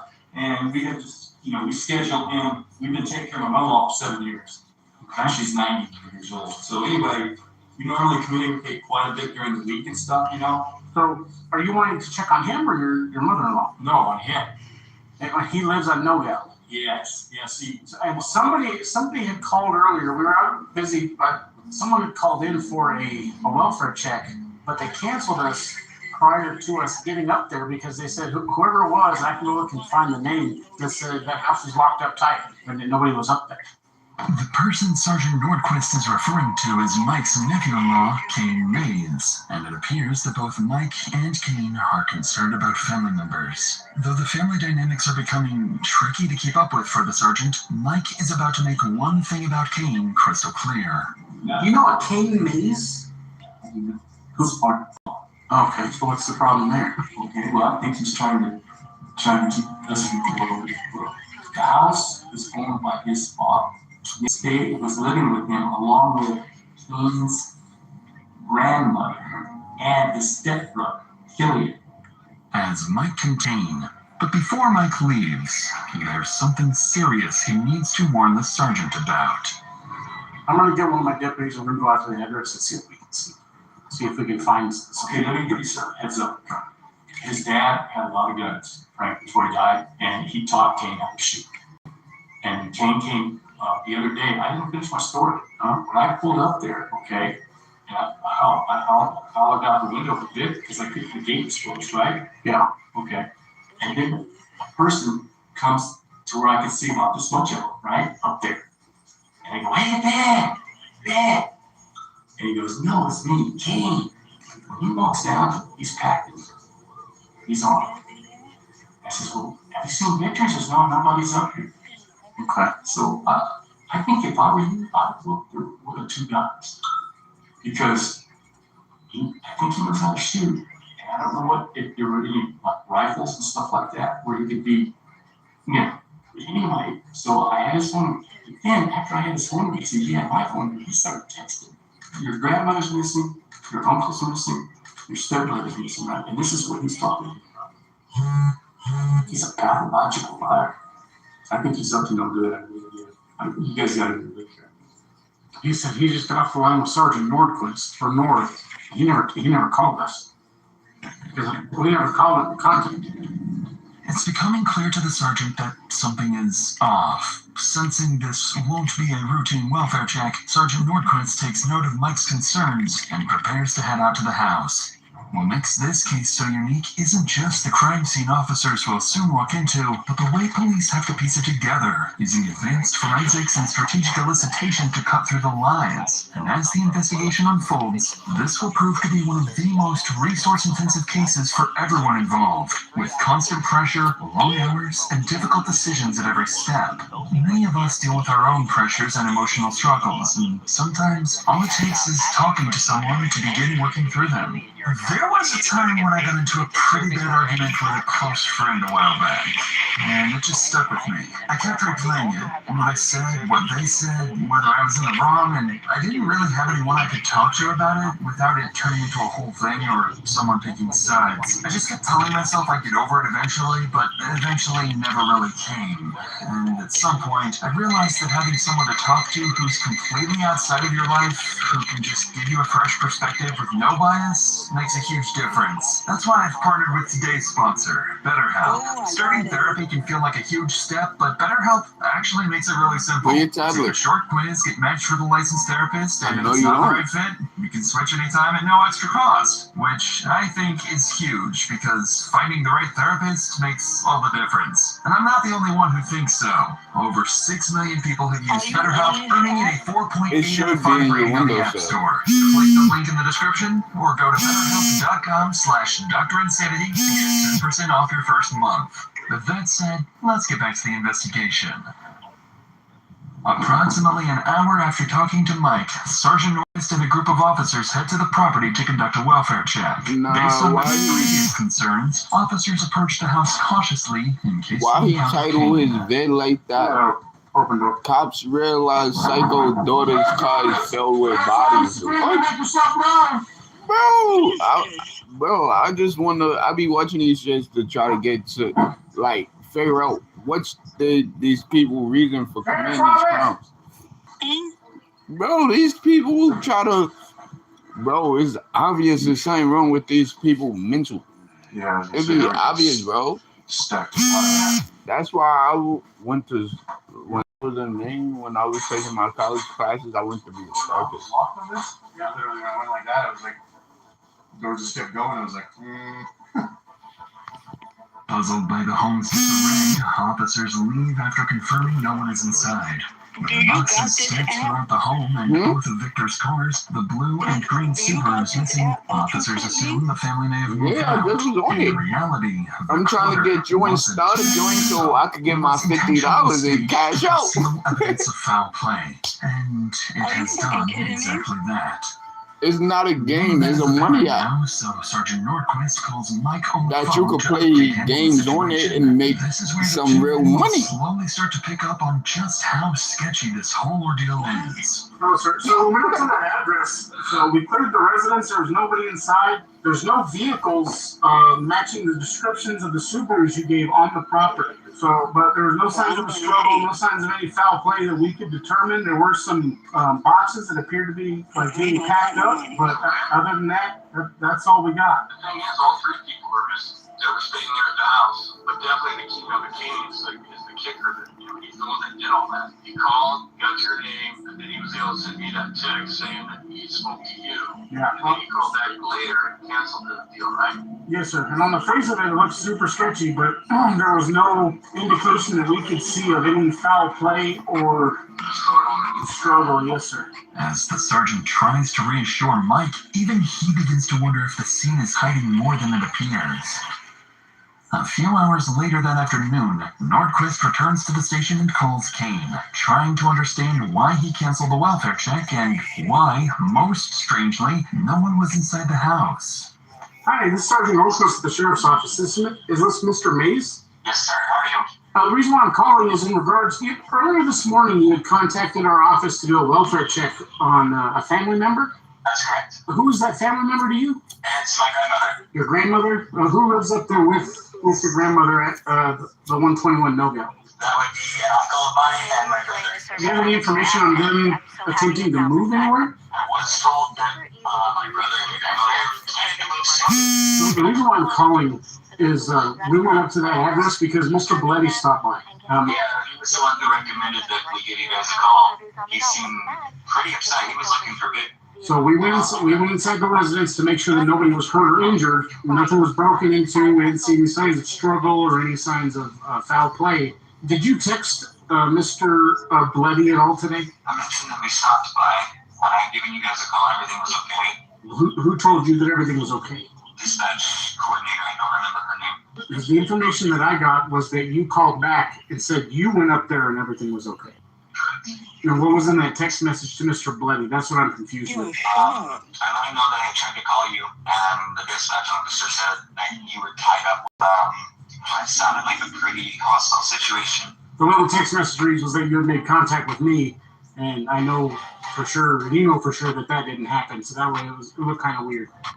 Naturally, Nordquist doesn't know what to make of Kane's message to Mike, in which he seems to falsely claim to have spoken with the sergeant. Suspecting Kane is hiding something, Nordquist ends the call and immediately requests a search warrant for a second search of the house. While they wait for the warrant to be processed, all police can do now is hope the missing trio turns up safe. A hope that is far removed from the gruesome reality awaiting them just a few hours from now. Early on a Wednesday morning that week, around 10 a.m., something strange happens about 200 yards from the house where the trio vanished. A passerby takes notice and calls 911.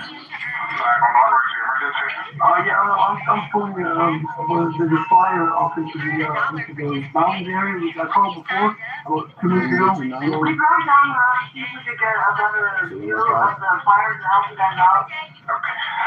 Well, we have already turned up the fire department, so we will get you headed that way to see if they can locate. Yeah. Okay. I'm going to pause that road for a second. I'll be over there. We'll let them know. Shortly after the call, two deputies are dispatched to investigate the fire. Once they arrive at the reported location, one of them spots something disturbing in the distance. A burned, flipped over vehicle matching. You gotta remember, where your keyboard at? We got a tire track towards the direction I met this family back. It should have been in the box.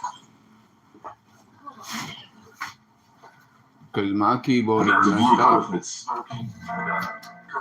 Shoe impressions, tire tracks, all that. 99% sure there was a gauge in a spinal cord in here, in this vehicle.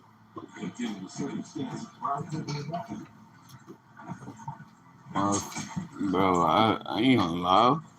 This about to sound harsh. I'm really starting to dislike my family, bro. Every time I go around them with something that they jealous over, they fuck my shit up. Like, say for instance, I let niggas come stay at my crib, they fucked up my shower. The burned remains of 3 people, 2 badly damaged by the fire. Money went in my bathroom and fucked up my shower. Suspecting a homicide, they call in Sergeant Nordquist, and it wouldn't take long for him to connect the dots. This might be a Subaru that's... And I damn near went broke to fix that shit. Oh, for sure. See it? Good thing my tablet only like $60. So I could get that over, bro. And my new one ain't leaving out the crib until I move. One of our missing people, the missing vehicle. And then that's what I would really set up my mic and shit, like my music equipment up to that. And this vehicle, about what? It's a Subaru. Looks like I can't even turn it down. How am I turn it down? Fishmark, over here. Yeah, that himself. Because they would have caught this whole place on fire. What officers are beginning to suspect is horrifying. Not only do the burned remains likely belong to the 3 missing individuals, but given how recent the fire is, the person responsible may have burned the bodies just hours ago and could still be within reach of police. So, once the scene is secured and the bodies are sent for autopsy, a nationwide BOLO is issued for King Mays. Although police now believe they know what happened and who's responsible, they have no idea just how far beyond Kane this plot goes. There are more players involved, more targets, and a multi-state homicide case that will exhaust every resource police have. We gotta find him. We'll find him. There was one time I should have died. Probably should be dead twice. He was so aggressive. Let me see your keyboard. I thought he was going to shoot us on the property. More than 24 hours after the fire, officers remain unable to find or contact Kane, raising concerns that he may be on the run. I ain't breaking it. You just heard what I was saying. Confirming what officers had feared all along. They still juicing my shit. Kane's close relatives. I'm grateful that my tablet even still working. His grandmother, Mary Mouser, because juice spilled all over my shit. Killian Mays. Beyond confirming their identities, the autopsy offers little actionable insight. At least one victim had a confirmed gunshot wound to the head, but the other remains were too severely burned to identify all injuries. Investigators surmise that the victims were likely incapacitated well before the fire was set. Following these horrific findings, they begin digging deeper into their main suspect's background. It turns out King Mays had been living in Canada and working as an engineer until just a few months earlier, and had several documented domestic incidents involving his wife. Hoping she may know where her husband is, officers reach out to Kane's wife on the phone, where they'll find out she might know far more than that. Hello, my name's Justin Mitchell. I'm a detective with the Otero County Sheriff's Office in New Mexico. Are you Samantha? Yes, I am. I have a feeling I might receive a call from you at some point since I did give you guys a call. Yes, ma'am. You want to tell me from the beginning, like how you met him and your relationship with him? I've actually been speaking to the Ontario Provincial Police because I thought he was messing with me, like I mentioned. So I'm also filing a case against him right now for participating in illegal stuff. But he wasn't physically violent with me, and I have evidence of it. Yeah, we're just like and we started an online relationship. And for a few years, it was just basically we would talk. And then one day, he calls me up and he says that his father disowned him, and he needs to move here right away. He always did, probably. Oh.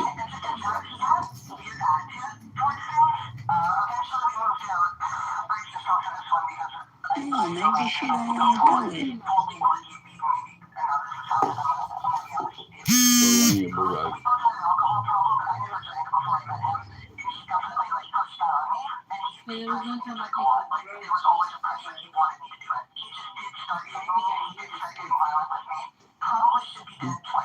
Some of the statements are you just was watching your shows on your tablet, bro. Worse, she would share a terrifying recording with detectives captured during one of the numerous domestic Bro, you just asked me to charge your tablet not too long ago.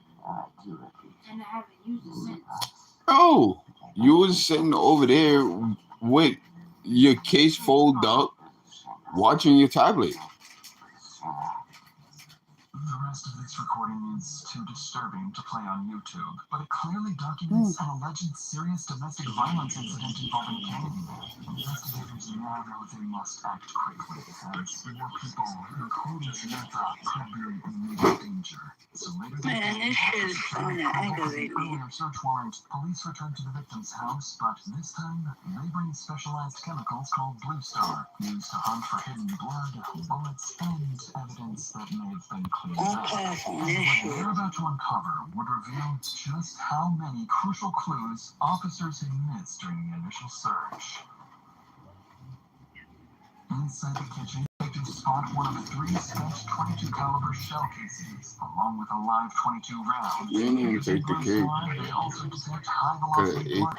But then officers find something very strange. Condoms and pregnancy tests stored with cleaning supplies near the well house and septic area.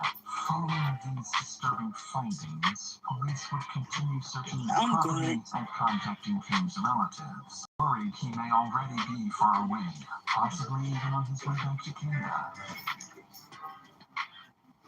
A few days later, as detectives continue searching for leads on Kane, I checked over there earlier. his wife, Lourdes Blett, a visit. Just like Kane, Lourdes also has personal ties to all 3 victims. Perry was her brother, Carrie Mays was her grandnephew, and Mary Mouser was her brother's partner.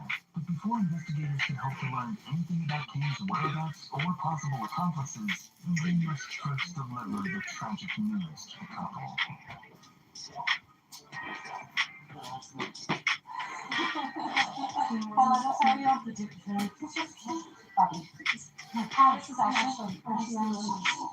Told you. And then you died now. There's a little bit of information. As I told you yesterday, we want to let you know that there was a vehicle fire that was in close proximity to the house. There were 3 subjects that were not able to be identified that were inside of that vehicle.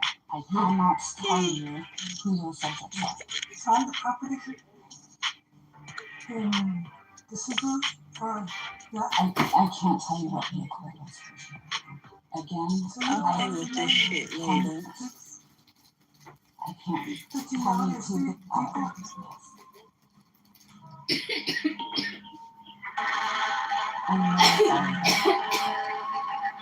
I even have to share this information with you. I agree with you 100%. This is one of the worst things that I've ever had to be involved with. Upon hearing the news, Lourdes is beyond devastated. What makes the situation even scarier is that she fears whoever is responsible may not be done yet. He's a psychopath. He's a psychopath. Kane, I didn't want to say that. I didn't want to drop him. He's crazy. You gotta find him. We'll find him. He hasn't even asked how I'm ready. He has a message. Right, right. Oh my God. I can Michael. Anything you need.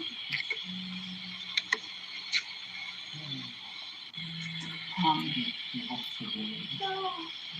It's not even imagination. We are working on so many different routes right now. I'm going to be safe because he's crazy. My worst imagination. I didn't know how to tell you guys this about specific. I mean, we looked through the infrared and see if there's any graves on the property. That's what I was going to tell you. I didn't tell you. That's what's been burned. Yeah. This is like the most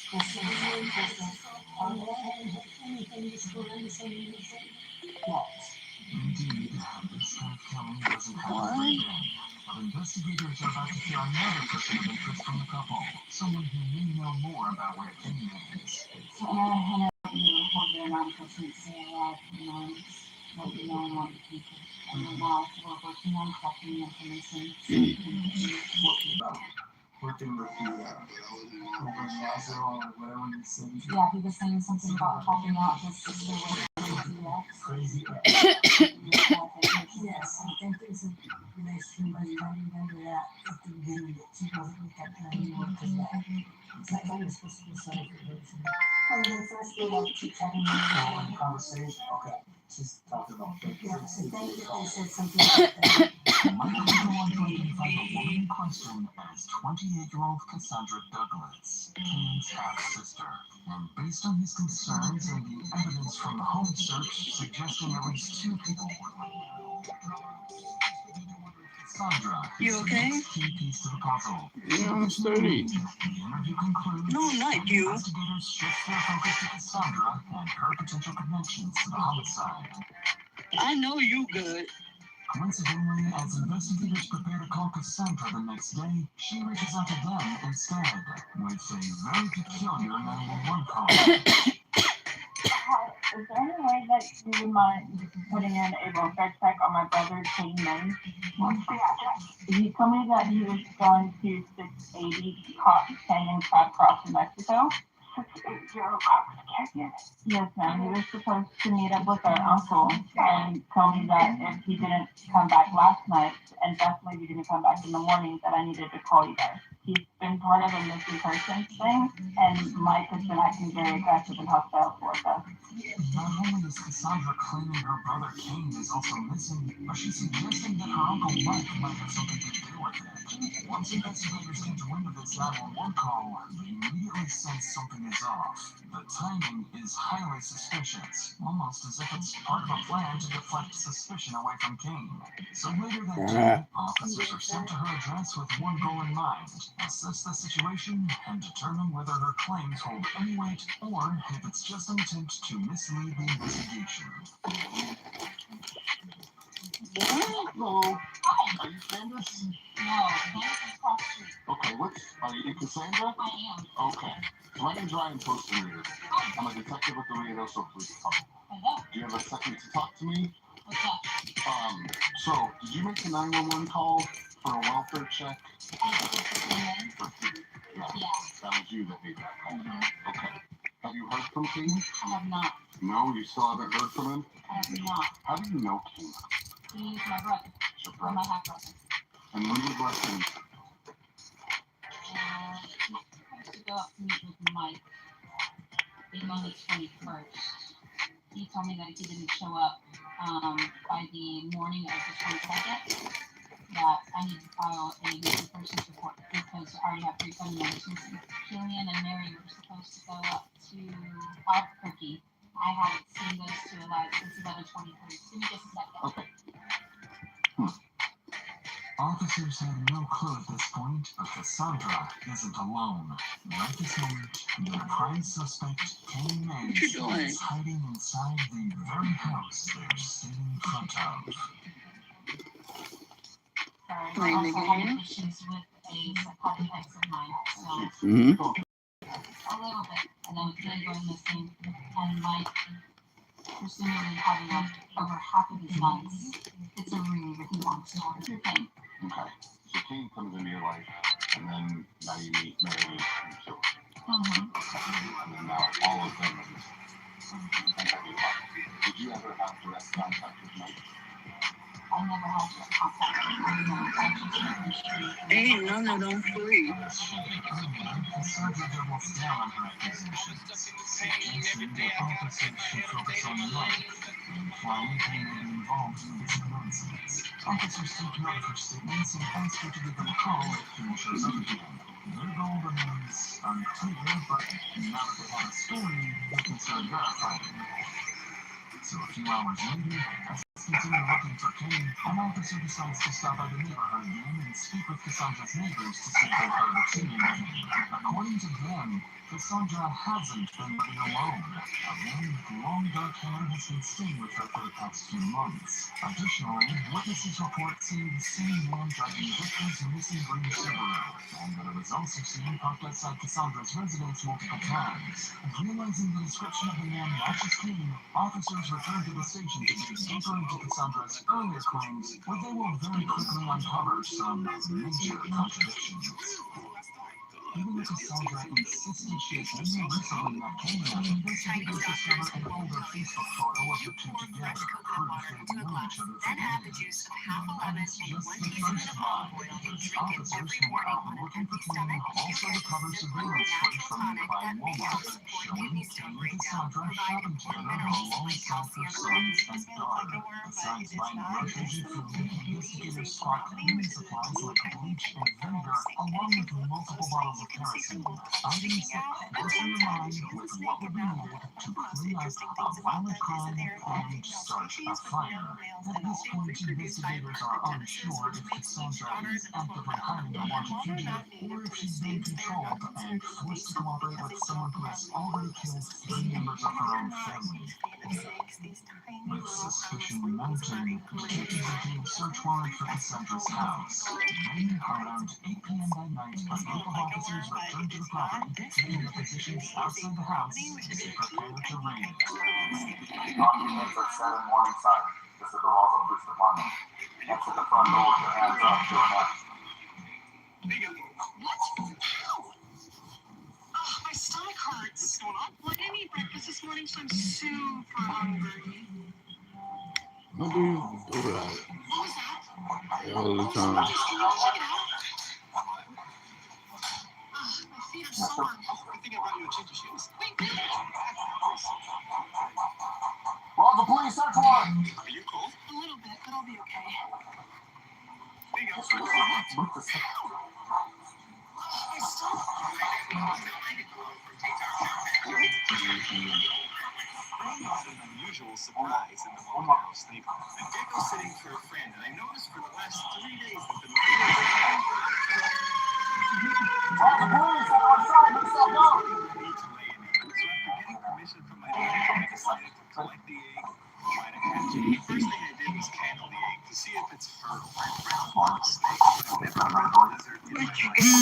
But the little bullseye-looking mark, I believe, is the embryo. After lighting some water, I put together an egg box so I could incubate the egg, and then I worked it up for the egg that embryo. Because just like snake eggs, if this egg gets rotated, the embryo could die. Now, what's neat about these geckos is that the gecko is male or female. So we're going to 80 to 83 degrees Fahrenheit, and we should hatch out a female. She did today. She seems really tired, and I'm not sure, but it seems like she has another egg inside. So I'll definitely keep an eye out. If all goes well, this egg should hatch in about 65 days.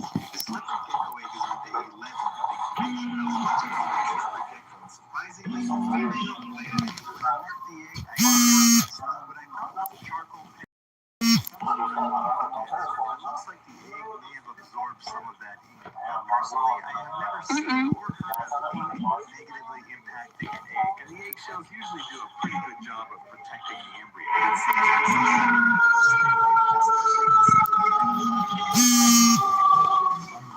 like to see if we can see any development. I've never hatched a gecko in my life, so I'm not sure what the different stages of incubation should look like, but it does appear that there is some more development than there was when the egg was first laid. I'm incubating at a little bit lower of a temperature, so development will be a little bit slower. And because of this, we should hatch a female. Overall, this egg is looking pretty good right now. I don't see any signs of the egg going bad or denting in due to dehydration. So I'll just keep incubating and I'll update you soon. This leopard gecko egg is on day 24 of incubation. Let's check up on it. While I was watching a friend's leopard geckos a few weeks ago, the female surprised us with this egg. So I decided that I was going to...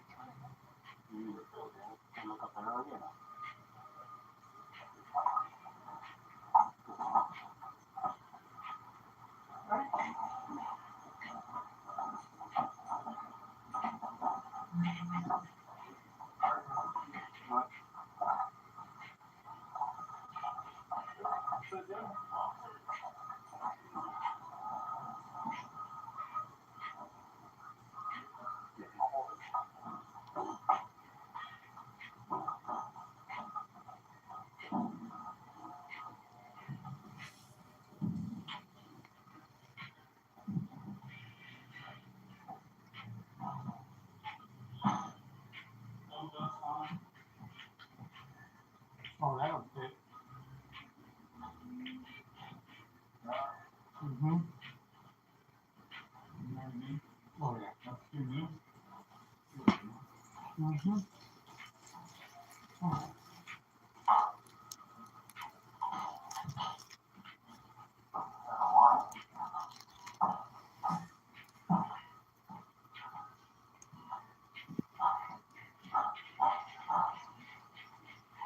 to have a door right there too, huh?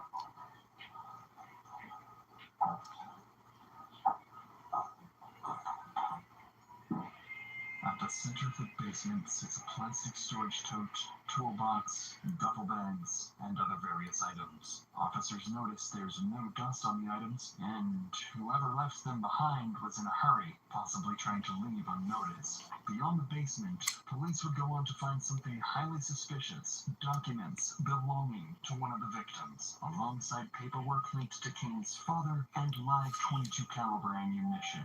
Following these discoveries, investigators secure the scene and begin working to obtain a real-time location warrant for Cassandra's phone. With their suspicions growing that Cassandra fled with Kane, officers know they need to locate them quickly before they vanish, potentially escaping to Canada.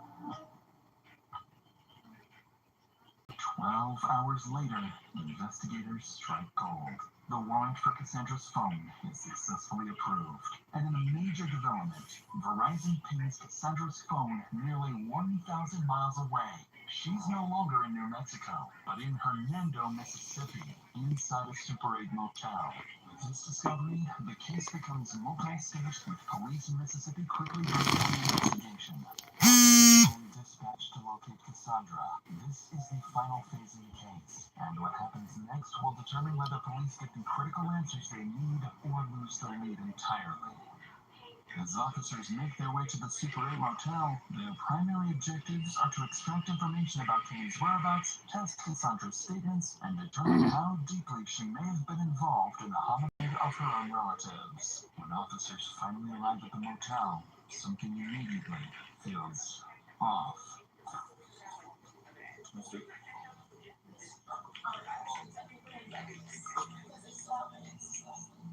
So, what's going on? What are we looking at? No, you tell me. All I know is that my brother met this on the 21st. We were trying to investigate his property, and we thought we had been killing left. My patient was started aggressive and hateful, which we know. And we've already tried to file this with the Roswell Police Department down in New Mexico. Would you consent to a search for your vehicle? Interestingly, Cassandra now seems on the verge of an emotional breakdown for reasons the officers are yet to understand. After all, only 24 hours have passed, and seemingly no new information has been relayed to her. Neither news of the murder, nor that Kane is the main suspect, nor that her house was just searched. So to get to the bottom of her emotional reaction, Mississippi officers on scene coordinate a call with Special Agent Kyle Graham in New Mexico, who's been tracking the growing list of contradictions in Cassandra's statements. Using those inconsistencies, the detective is about to carefully test Cassandra's story and see how far she cracks.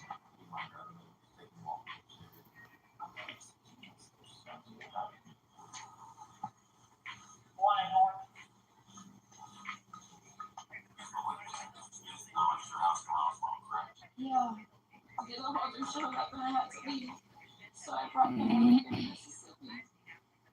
Why is anything wrong?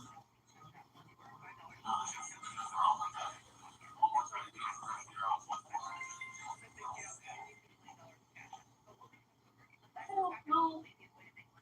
I haven't even, like, I just met Julian and my grandmother for the first time in my entire life in November. No. I don't know. The house was empty and there were boxes in the middle of the living room. It was his dad's property. He was supposed to go to him afterwards, but he wasn't here. He had to go to Canada.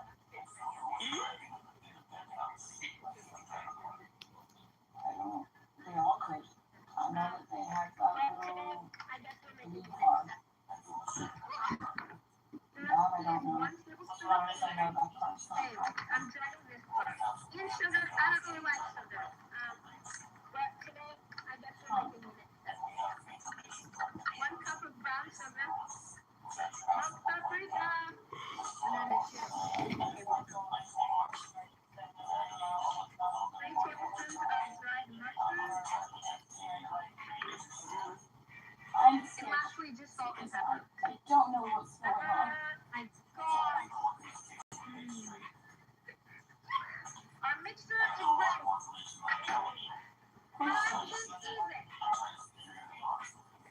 himself. But there is something a lot more concrete detectives previously uncovered, and the detective is about to leverage it to completely trap. They were still using Frank's credit cards, and Frank was in debt. And that all of the bills were still in Frank's name, and they were still using that. That's like identity theft. He didn't even know his dad died. Yeah. He didn't know that his dad died until he came back to state. It's almost a year later. He's like, his dad died. And I know that he's upset about that. But that's not enough reason to kill somebody.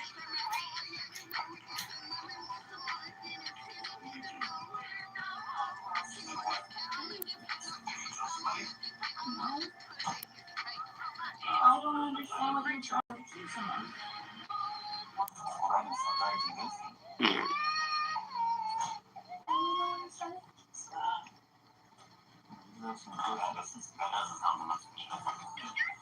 Sure enough, that doesn't sound too convincing to the detective, because Cassandra has seemingly slipped up. At this point, no one had told her that the missing family members were dead or that Kane was suspected of killing them. Realizing her mistake, Cassandra quickly starts backpedaling to regain control of the narrative. Anything else you want to tell me? I'm pretty concerned. People just vanish off the face of the earth, especially when they're elderly. And then Kane just comes in from Canada and all hell breaks loose. That's kind of suspicious to me. God, I'm so stupid. I wouldn't even think to put two and two together like that. But Mike was so scared when he came down, and he was so aggressive. And I thought we were gonna die. I thought he was gonna shoot us on the property. Well, you didn't see that he had a gun. And he told me that he had one, and he was mad enough. Oh my God, he was so mad.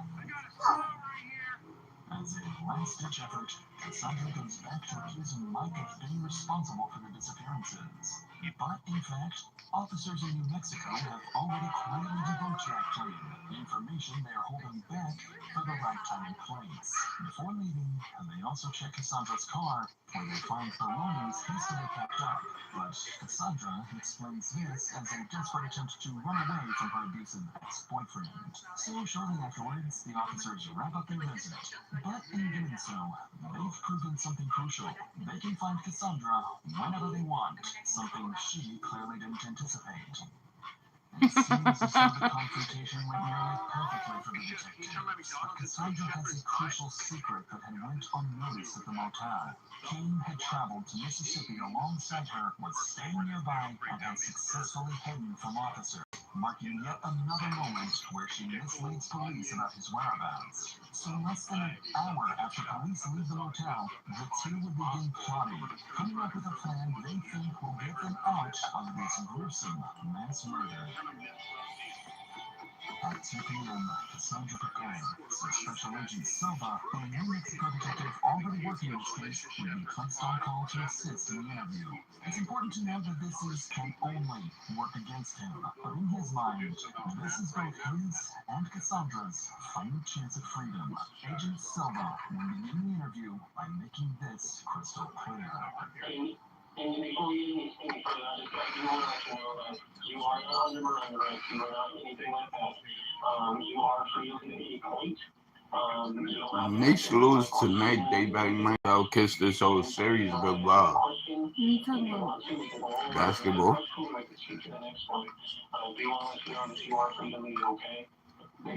Bro, they need to win tonight to send a message for the rest of the series, being that they're not home. Let's see what Cat gonna do to Wendy. On one hand, kind of nice to talk to somebody from hotel. Also, maybe a little concerning. We have to speak directly because Cat can't stop Wendy by himself. That dude is like an alien, bro.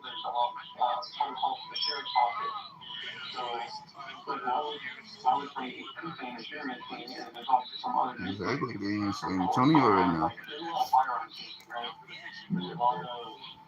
That's why they losing. when the past 2 weeks, you're trying to sort of what's going on. I was trying to come in and speak with somebody in person. And what happened with that? On my way down to Anglia, I gave another uncle a phone call because I had seen him on the property and he was a very looming presence at the time. I was hoping to stop in and ask him about some things and some personal aspects that were going on.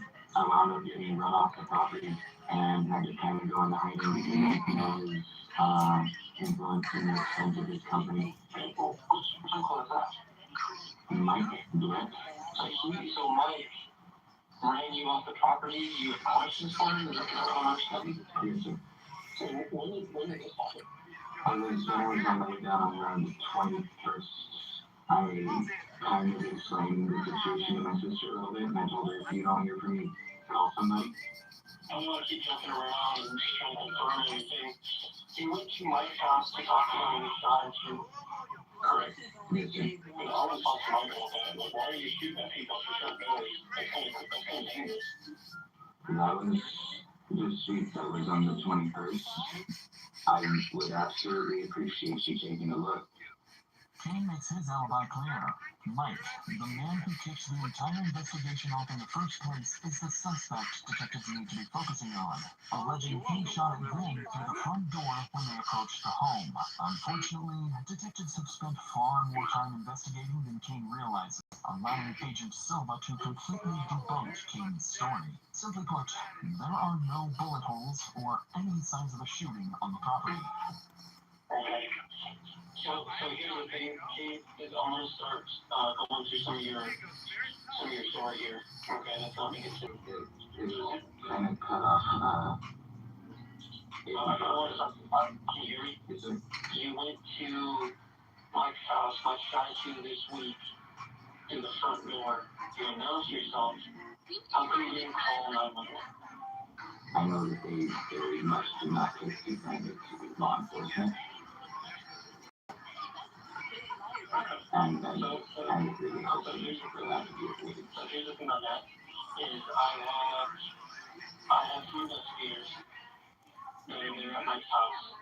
I have been to at Mike's house. There are no bullet holes through the front door. There are no bullet holes through the siding. They're not seeing you on his camera at his house. So that's what I'm saying. It's not making sense. So did you actually go to Mike's house and knock on the door? Because you're not on camera. And his cameras go back this week.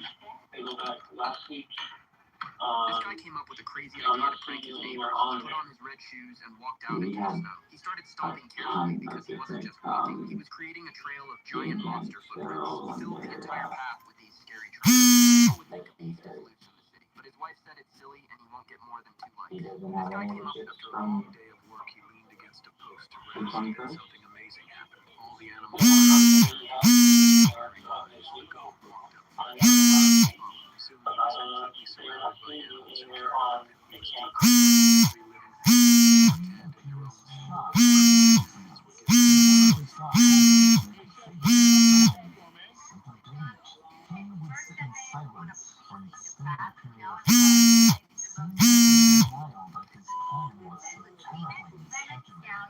Showed it.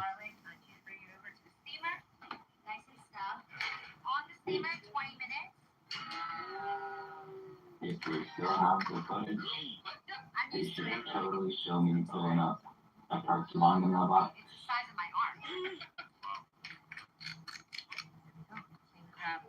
Behind it a bit, not necessarily pulled up past it. Walk right up the drive up to the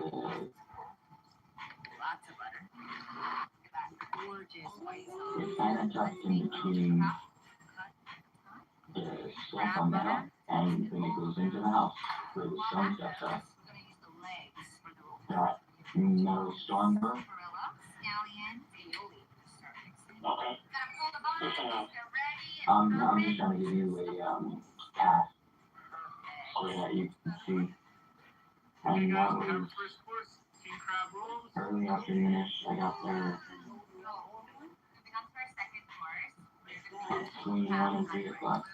Onion, scallion, white day-old rice, soy sauce, fish sauce, salt, white pepper, MSG, it's fried rice. You need some MSG. Which one? Organized crimes?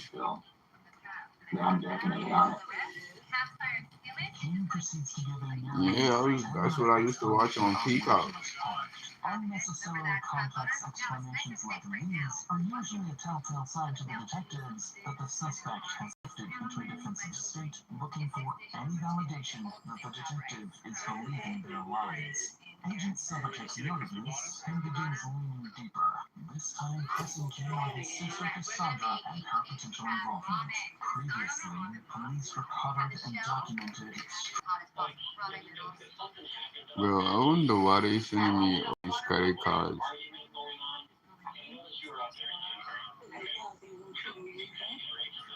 Yeah, they trying to put me in debt.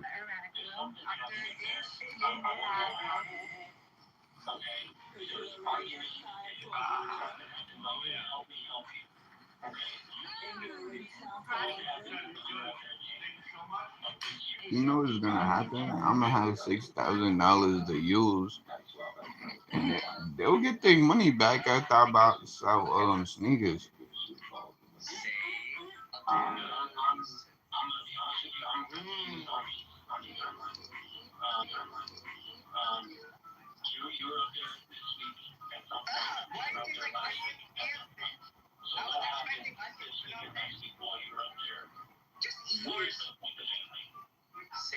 I'll do thinking about. I'm thinking.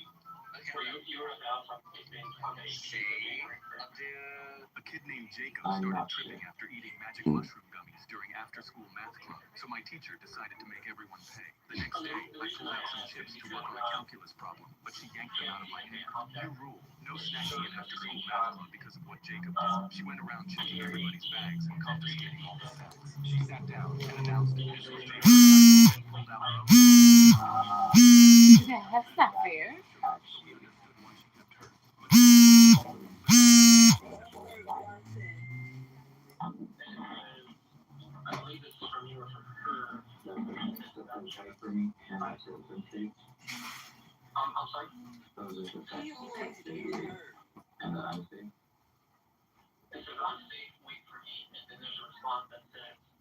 Gotcha. Really? I have eyes on the front. So far, so good. What is that? That's the day that my I didn't know that the scooter that. At this point, Kay must be starting to realize Cassandra may not have been on You gotta go get your shit. The fuck? Not only are the police beginning to Why would you even come upstairs without your scooter, bro? It ain't like I was chilling down there today to watch it. At this point can avoid any question he wants, and more importantly, can leave whenever he wants. Even Agent Silva decides to take a brief step away from the phone, but Kane would stay, instead letting the officer in the room in on what's going through his mind. between me and the walls. I really think someone is trying to pin years with shit on me. Because I came back home at the wrong time.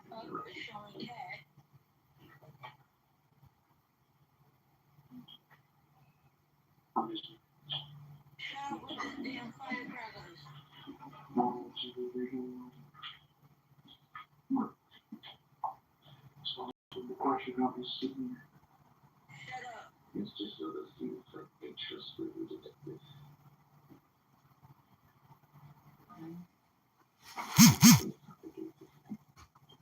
I came here today to ask you guys for help. I'll be back.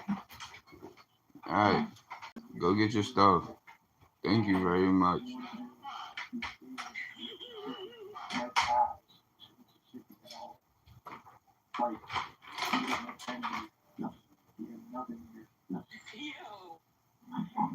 What? Yo, what? If I was in that seat, and they took it 13 hours away on cell phone call, told me that What happened now? My brother, your grandmother, if somebody called me and said, not only was my brother killed,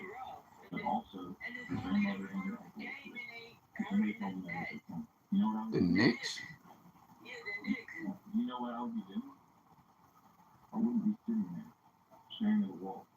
I'd be bawling my eyes out. I'd be throwing the water bottle across the room. I'd probably rip the table out of the wall. Yeah, but then you can but I wouldn't give a shit. I wouldn't give because how much I'm close with my grandma. I'm not close with my grandma. But it's still the fact that somebody did that to my family. I'm not gonna lie. You understand where I'm coming from? And so that's what I think should happen to Mike, because whoever did this in polite company, I couldn't see. That's where I'm coming from. See? Right. So that's more of a responsibility that you would say.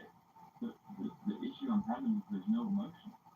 You've expressed no sadness. There's no, like, we're not getting anything. Which leads me to believe you already knew this would occur. I just want to know that, look. Even the officers with no context of the case can't help but assume Kane was involved in the murders, leaving him to sit in silence as he realizes how poorly this voluntary interview has gone. Agent Silva would return and continue pressing Kane for answers, eventually revealing that he had, in fact, been inside the house multiple times the week of the three victims' disappearance, and admitted to helping Cassandra travel to Mississippi with her kids, something she lied about earlier in the motel. Even worse for Kane is that, as the hours-long interview progressed, officers behind the scenes were already taking action.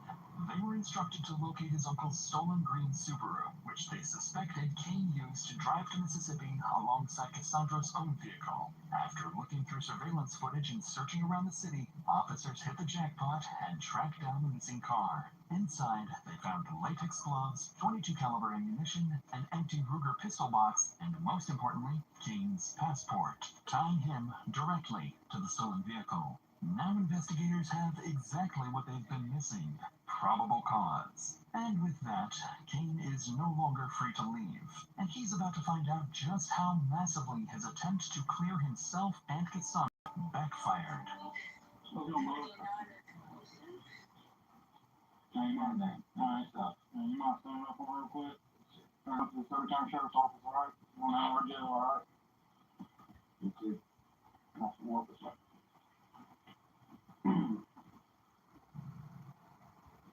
Back at the Motel 8 in Mississippi, Cassandra would patiently wait for Kane to return, give her a call, or just show any signs his interview was over. But as hours passed, it became clear that something had gone terribly wrong.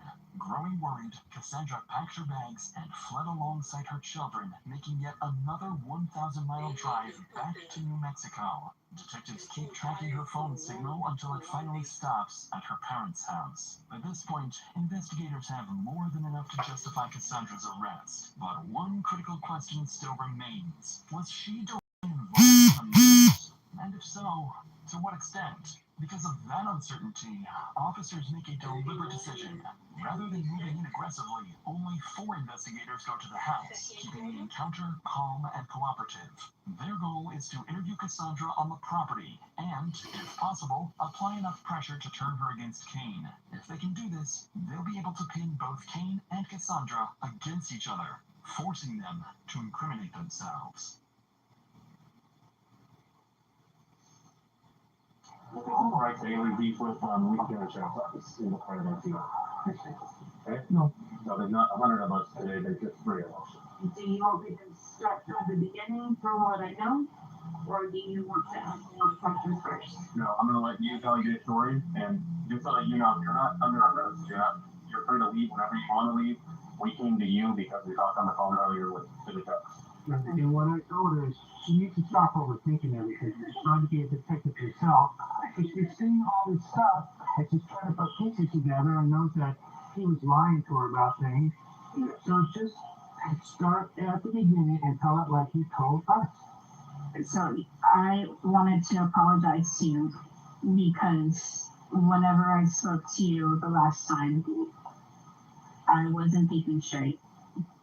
Not only is Cassandra much more cooperative this time, but she quickly admits that she had been dishonest before and even apologizes. Her father's comment makes it seem like she's on the verge of throwing Kane under the bus, which is exactly what investigators are here for. So with the reassurance that she's not under arrest, Cassandra begins to share some much-needed details about how 3 of her relatives ended up mysteriously dead. So I know on Thursday, we were driving up there and we had just went through Ruidoso, and he said that he wanted to stop by Bent right quick. So he said, okay, drop me off here, wait here, and I will let you know if I need anything. I probably left him alone for like 45 minutes-ish. Where does he go? He's inside the house, and he says that he couldn't find anything, don't know where anybody's at, and that it's okay for me to come inside. And I go inside, and like I kept telling you, it smelled fucking weird in there. Almost like something had like died within the walls, like an animal or something. I was already concerned by the fact that he felt like something else had happened. So I'm trying to rationalize through that, and he's just saying, I'll do it, and we're doing things legally, it's okay. And then he has me help him, he drives the car off somewhere, and has me help him push it off into like this little ditch thing. And at one point, whenever I tried to say, hey, you guys, if you need to call somebody, he said that the majority of the cops up there are crooked. I worked in the ER down here. I can see how you could think that sometimes, for sure. No. While noticeably avoiding any direct mention of the murder, the cleanup, or the burned bodies. Instead, she frames everything vaguely, claiming Kane suspected something happened inside the house, but they didn't look too deeply into it, and that she was simply helping him deal with a property dispute. Investigators allow Cassandra to continue telling her story, but the more she talks, the more convoluted her version of events becomes. Then at this point, she even invites them inside, where the story only grows longer. After nearly 2 hours of listening, Agent Kyle Graham decides it's time to push back.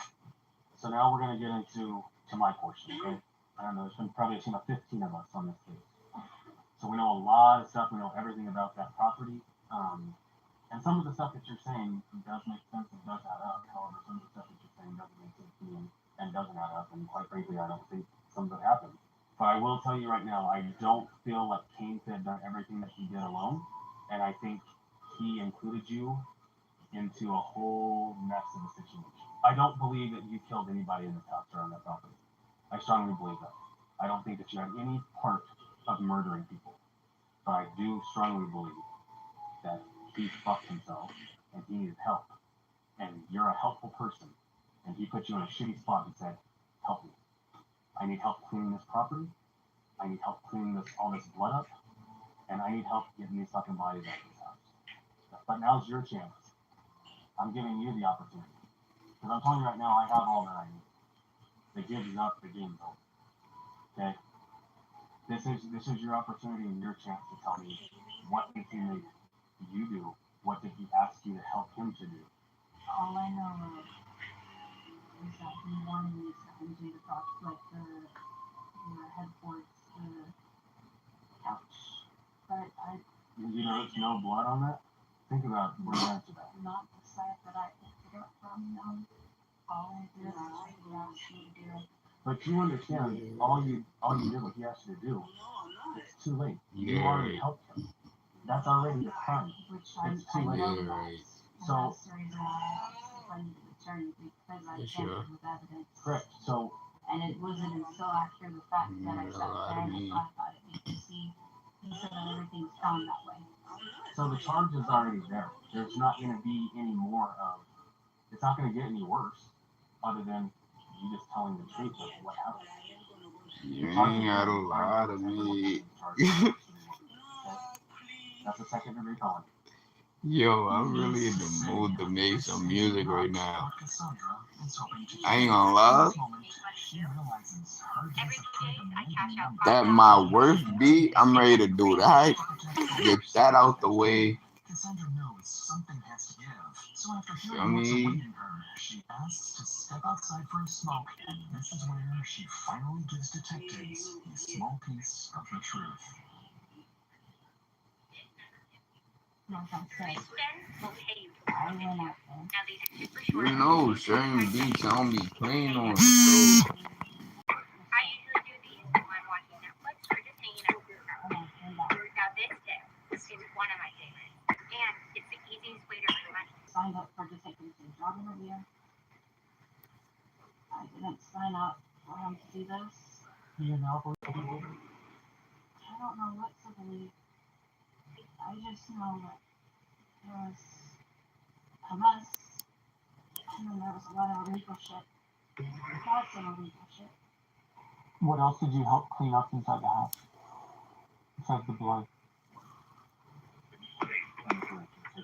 Yeah. Nope, I didn't see Did you help clean up anything else? There's so many red flags going on right now. Still of you saying that you walked into this house and King telling you, holy shit, I just walked into a house and all my family's dead. Let's get rid of them. That does sound really stupid. Doesn't it sound stupid that when you say it out loud? Because I guarantee you, I walk into a house with my family dead, shit's about to hit the fan because we got to figure out what the hell just happened. And I'm calling the cops. I don't. We're telling you, we've done our research. I've gotten 0 sleep in 5 days. We're not letting this go. This is a triple homicide. And not letting it go is exactly what investigators are going to spend the rest of the day trying to do, hoping Cassandra will eventually crack and give them the full story. Unfortunately, though, this is the closest they will get to a real admission, as Cassandra begins to backpedal and returns to a revised version of events where she claims they found their family members already dead. They then simply decide to cover up the scene to avoid getting in trouble because King believed the police were corrupt. Detectives would spend until nightfall pressing Cassandra with no success, and she ultimately sticks to the same story. So before ending the interview and leaving, Agent Graham has one more rather strange question that's been on his mind all this time. He had access to my phone, he knew my passwords. I said I trusted him. That was supposed to be my brother. Can I ask you a really weird question? No, No, go for it. why did you buy a brand new box car? No, that was a joke. It should be the skin on latex. And I had bought those in Chattanooga. And I threw them at Walter. Because I was tired of having kids and I was tired of being pregnant all the time. But why would they do that? I don't know. Why would they do it themselves? That's why I have a weird question. Last time I knew about she said I was tired of having kids. What?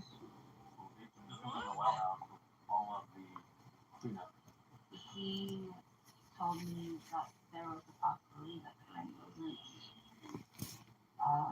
his mother due to DNA tests. And that there was a potential that he had changed. And I didn't like, if you around him with that, your kids, he is a brother and sister. It was weird, but he never acted on it. I thought you guys were sisters. Not half of it. No, we're not siblings. Yep, I had a one-night stand variety.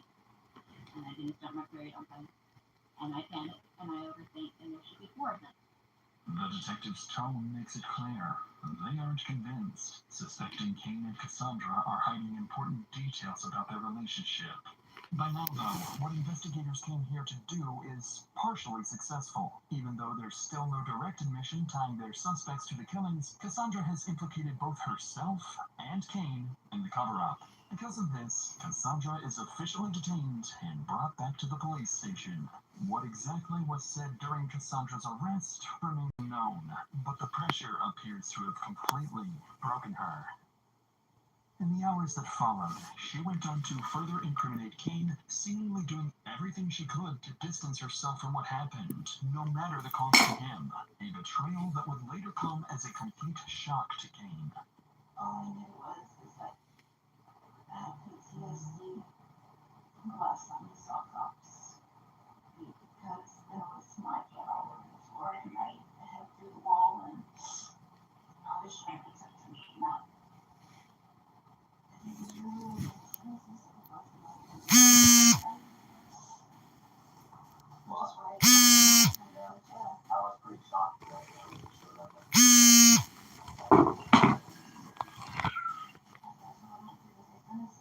told me that you guys, if you really found them the way they were, and that's all he had to tell you guys, and you would figure out the rest. In the following days, Kane is brought into an interrogation room, this time in an orange jumpsuit for what would be his final interview. Agent Graham is assigned to conduct the interview, the same investigator who previously spoke with Cassandra and secured her confession. By this stage, Graham knows the case inside and out, and he approaches the interview with a deliberate strategy, intent on extracting as much information as possible. And in this case, that's exactly what's needed, because now, more than ever, detectives need a confession. Right as the interrogation begins, Kane makes a desperate attempt to ensure Cassandra is keeping her story together. He seems to be completely unaware that Cassandra isn't protecting him anymore. Do you happen to have a pen handy? I do. Do you have her number? Because I have it in my wallet at the jail, but they won't let me access it, and I need to make sure that she's okay because she mentioned wanting to go back down to New Mexico. And after doing it once, that's already a hard enough trip. Well, I talked to her Sunday when she got back into Raw. I don't even know what the date is now. At this point, Kane still believed Cassandra was in Mississippi and hadn't spoken to officers since their first contact. Unfortunately, not only did Cassandra confess since then, but she did it in front of the very detective, sitting just feet away.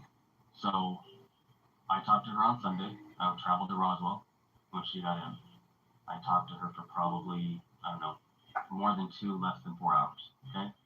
And then on Monday, I traveled to Roswell again, and I talked to her again, okay, for about, I don't know, 2 hours, okay? But I learned a lot from her, okay? And I'm hoping that I'm going to learn more from you. I don't want to call anybody a liar, but I think there's some inconsistencies with your statements. Because I want you to know that there's going to be a lot of questions that I ask you that I already know the answer to, but this is going to be a test for you to see if you're being truthful, okay? Because I know it's the truth, because I've been working this case since Wednesday the 22nd, okay? After Agent Graham makes it obvious Kane is on his own now, the interview demeanor changes fast. He wastes no time bringing up Cassandra's confession and placing it directly against Kane, making it clear that detectives are no longer relying on his version of events alone. Been trying to find out the same. You do understand, though, that we found all 3 of them, correct? I believe Special Agent Silva did tell you that. He alluded to something that I was really hoping is not truthful. So I'm not really one to beat around the bush, okay? I just call it like it is, okay? But Cassie's told me everything that's happened, okay? She told me the involvement. She told me what you guys did. That you walked into the house, you found all 3 of them dead. You guys picked up their bodies. You put them in the blue Subaru. You drove it up the hill. You guys both tipped it over. She told me it all. Okay, you guys used a little ring dolly to pick them up and put them on the dolly, wheel them out to the car. You tied a rope around Killian's waist, hooked the rope up to your dad's hitch, and drove the car to pull him into the back seat. So the gig's up, King. Okay? I told you I don't beat around the bush. We've done it. I've worked over 100 hours in 1 week, okay? This is serious. So now, this is your opportunity and your chance to tell me your side of the story. Cassie told me hers. Okay? Okay. As Kane sits in silence, the realization sets in. He's on his own now, and whatever story he had planned coming into this interrogation has now been flipped entirely on its head. But Agent Graham presents the story strategically. By laying it out exactly as Cassandra described it, he gives Kane an opening to admit only to helping conceal the murders, while shifting responsibility for the actual killings onto someone else. If he can get this confession first, it'll be significantly easier to get Kane to confess to the killings later on. You want to start back at the beginning? And I know the date that all this happened also. I can tell you what happened. I can't tell you why.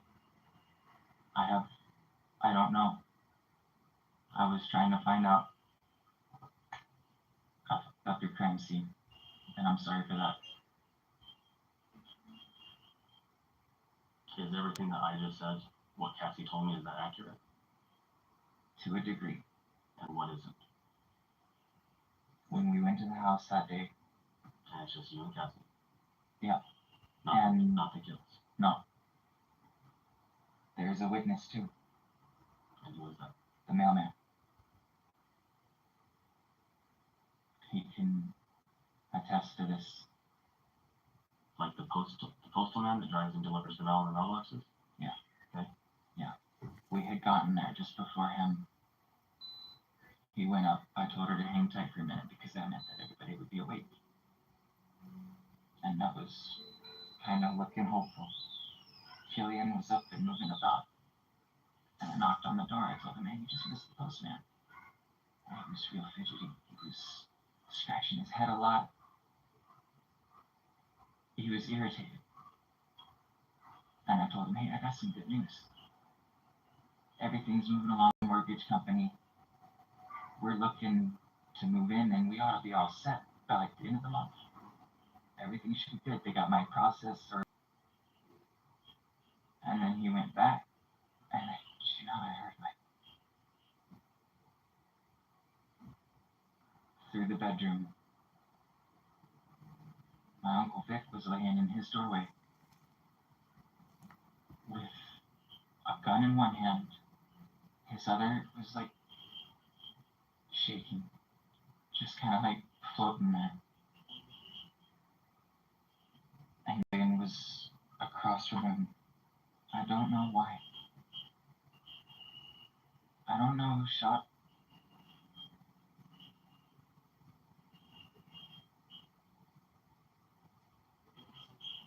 I don't know.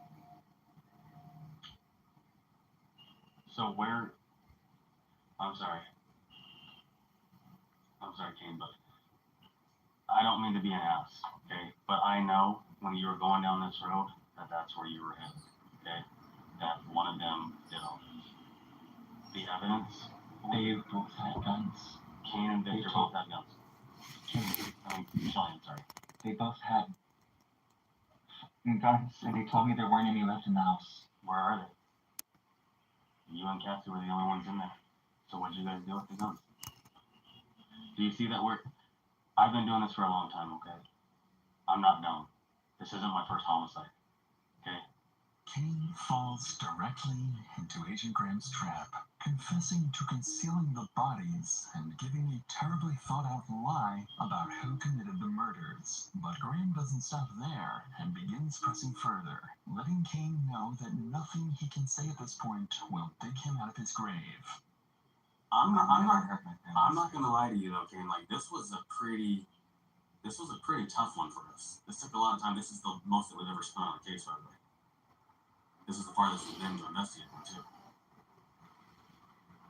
And I mean, the whole wrapping the rope around Killian's waist and pulling him in with the other car. I mean, that was pretty creative. I'm being serious. I'm not being a smartass. I don't know how I would have got him in the car either. I don't know how I would have got him on the wagon. That's 200 pounds dead weight, 280 pounds dead weight. That's a lot. I mean, you're not much bigger than me. I mean, think about how crazy that sounds. Like you were cremating them. And you went up there on the 22nd and you burned them, right?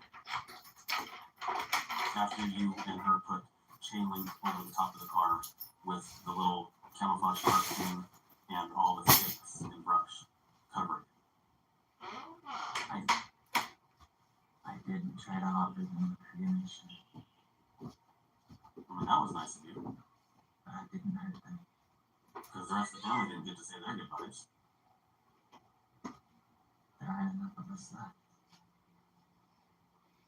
And I mean, I gotta give it to you too. Using the come-alongs and the steel pipe to prop it over to get it dumped over. Like this is one of the most creative homicides that I've seen. I didn't hurt anybody, sir. I wouldn't I have gave you Ronnie's. I just don't buy that you didn't do it. Think about myself. I'm just saying. I got the Doritos for you. I don't really only be thinking about myself either, so don't fuck around. We always think about each other.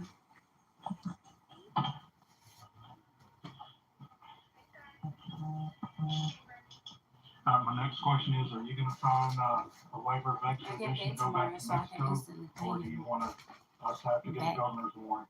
And you said, okay, With the starting notice, okay? These are the charges that we filed against you. This is what we're going for grand jury, okay? I can't accept that. Well, it's not an option.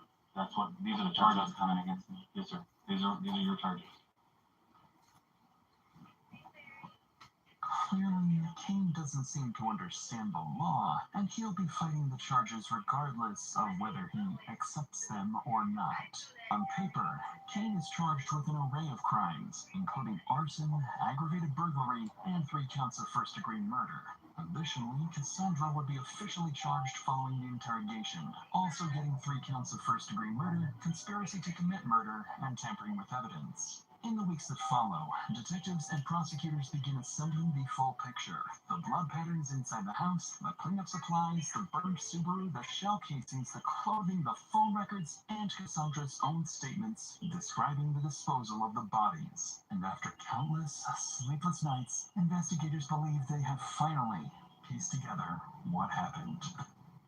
Victor, Mary, and Killian were killed near the south bedroom and kitchen before being moved through the house. Their bodies were then loaded into Victor's blue Subaru, which Kane allegedly drove into the canyon, pushed over a ditch, and set on fire. Kane's shifting stories and control of the green Subaru point investigators towards him as the primary actor, while Cassandra's admissions place her squarely in the cleanup and cover-up.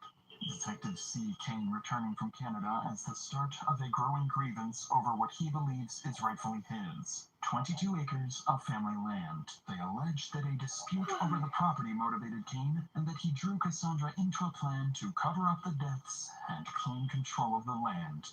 For now, both remain presumed innocent unless and until they are proven guilty in court. If convicted, they could each face multiple life sentences under New Mexico law, with decades behind bars before any possibility of parole. As for Mike, Lourdes, and the other relatives, they can rest safely for now, praying that those responsible never see the light of day.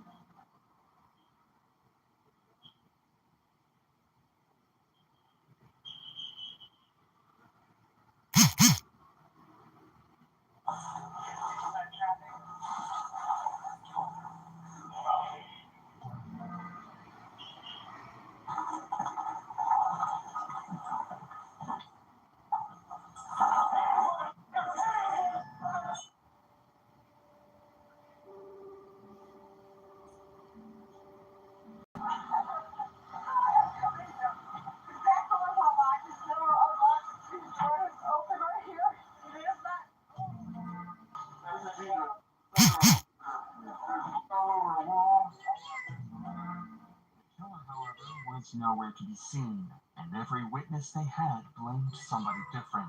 all I know, he was a skinny guy, 6 foot, 6'5", black. A young guy, he's a young white guy.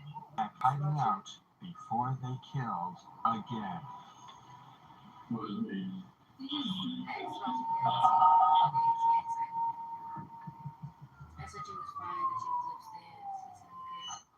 It all started on April 8th, when Akron police received this phone call. Akron 911, what's the location of your emergency?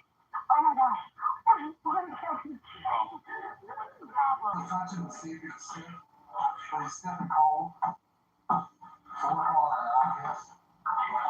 The killer finished the job.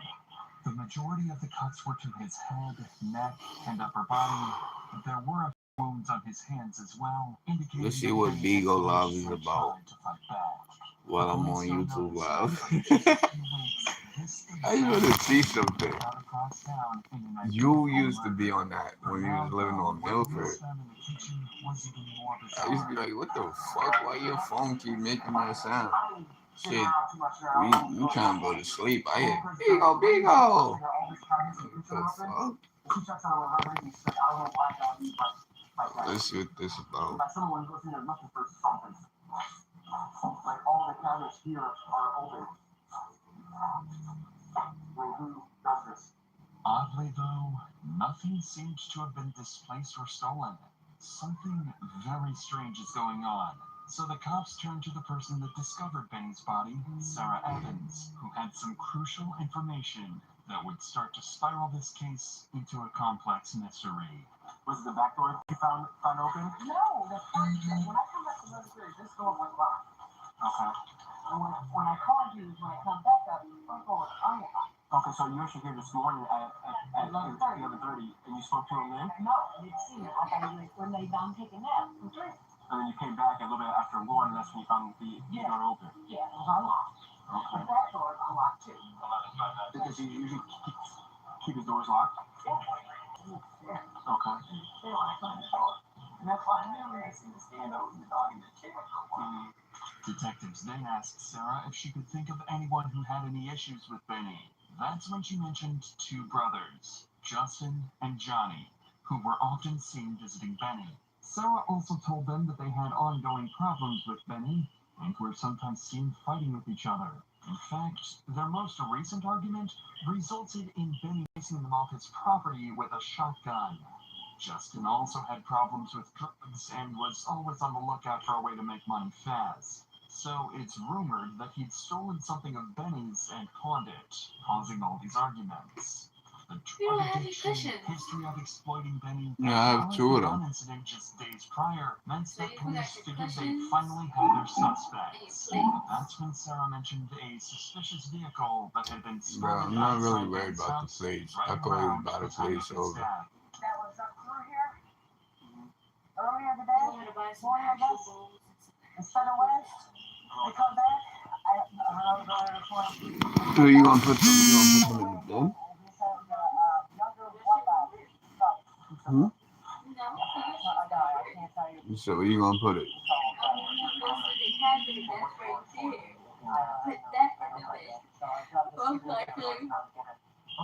Bro, it's a bowl right there. The one you can. What? You stirring oil and shit for what? What do you be storing it for? This is what I need to know. Yeah, right. You ain't got it. Ordinarily, a fugitive would never agree to a deal like this, but because Benny was such a nice and respected guy in the neighborhood, he comes outside just a few seconds later to tell the cops everything he knows. How's it going, brother? Goldish, older style Hummer, big body Hummer.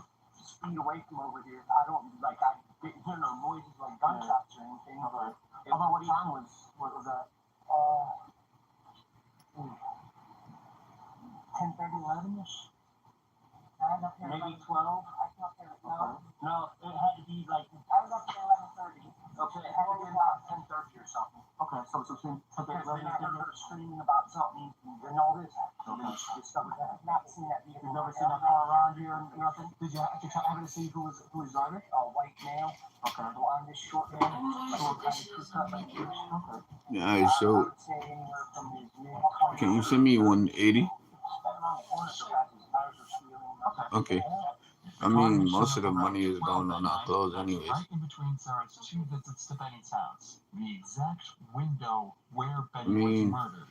And with how the car was allegedly That's what's gonna have to happen because you in here giving out detergent and shit like you pay for it. I did pay for that one.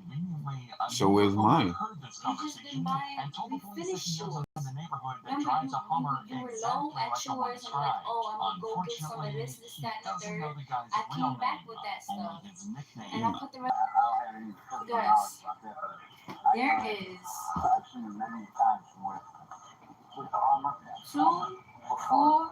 I can run to the pharmacy because I like that pharmacy in Linden better than the one over here anyways. Okay, you're gonna get another one of these? What? There's no more soap in there. My soap right there. What are you talking about? There's only a little bit left, not even enough for a load. And you like the green blueberry too. That's what I'm talking about. You have one in there too. That's what I'm. The other one's in the front part. Exactly. That's what I was talking about. So I don't know what you're talking about. Decided that she's gonna help him. She took on herself to help him. I'm just saying, it just catch you with your mouth. She's talking about Sarah.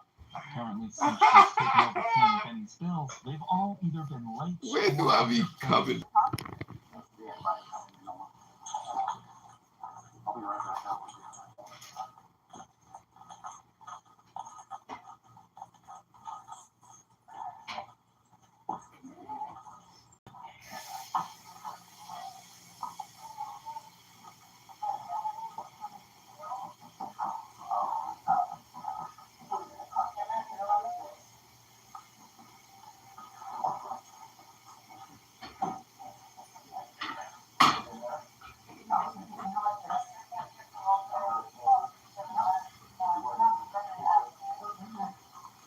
So whoever knows exactly where he is next. She won, and the way to come down there. Those two other suspects. I'm telling you, there's nobody else. Them two. Everything is starting to fall into place. It now makes sense why the cabinets were flung open. Whoever killed Benny was looking for money. And that's not even the biggest revelation the cops are about to have. Not even close. Currently, they have 4 suspects, and any one of them could be their killer. Each one of these could take days to interview and process, but with every hour that passes, the killer is getting closer to finding their next victim. Luckily, after talking to another neighbor, they were given some vital information that cut down their search just a little bit, and sent them in the direction of one man in particular. They were able to discover that Justin, one of the suspected brothers from earlier, had a nickname, Jaybird. The money, the gun, the drugs, the Hummer, everything was lining up. And in the cops' minds, this could definitely be their killer, leading him to confess. I took my dog over there. My wife did. I had to take the dog around back. Then I brought the dog in for a couple minutes to pet it. He got pissed off about something, so we left. What did you get pissed off about? He did. What did you get pissed? What was you pissed about? Dog he got. He don't like no other dog. You know what I mean? Being around his little dog, he afraid dogs and eat him. Do you go over and see him quite often? Yep, sure do. So we're gonna drink a beer with him to spot every day. So you saw him yesterday about 7:30 in the evening? Or? Yeah. What's this all about? He's dead. You gotta be kidding me, dude. No, I'm not. Oh my God. I gotta go back. The cops figured this reaction to be genuine, and as they talked to him more, they became certain that Johnny didn't know anything about the crime. But that doesn't mean his brother is innocent. In fact, what Johnny is about to say actually makes the cops even more suspicious. Who's Justin? Brother. Okay, would you see him later than you hit him? He ain't been a lot around down there. If somebody said they saw him down there, that wouldn't be true? I don't know. When I go down there, my brother ain't there. Usually, Johnny and Justin would go and see Benny every morning at around sunset, and that's been the case for the last 3 years since his wife passed away. Johnny can't think of a reason for Justin to be down there so early, especially not on his own without telling him.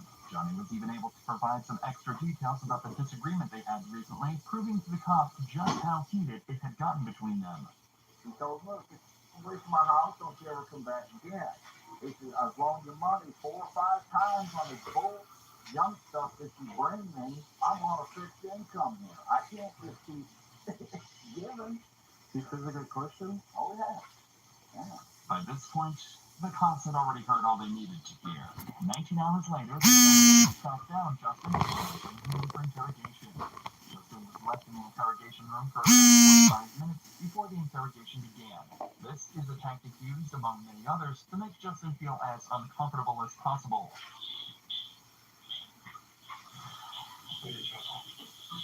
You are arrested for this warrants. You got 4 warrants on you. How do you know him? What's your relationship? Can you kind of take us through that? My brother, he was born with us like a stepfather, pretty much. Also, as soon as they can give me $1, a cigarette, or something to eat, you know what I mean? I lived next door for 5 months and died alone. So I'm going to take my time and got it all taken care of. If you're asking, did I kill him, I did not. seems rather straightforward from Justin's perspective. He had exactly the same nice things to say about Benny and doesn't seem stressed out or anxious about being here. He's leaning forward towards the detective instead of instinctively pulling away. He's maintaining eye contact when he can, and his tone seems deliberate and genuine. Everything about how he's presenting himself is relaxed, as though he's just trying to give the detectives what they need and get out of there. But unfortunately, just saying you didn't murder someone isn't enough for the cops, so they decide to confront him with the evidence they've gathered against him. So we talked to everybody in the neighborhood except for one person that they said he paid from the house. Was me. Well, yeah, I don't remind you what was going on. Yeah, it was over money, but no, I was my brother that had his own money because they're here with It's Benny at all, but the detectives find this strange. All the signs pointed towards Justin being the killer, but now he seems like he has no issues with Benny, right? You drove or used to drive a Hummer. Hummer. Drive a Hummer. That shit don't look like clips, gang.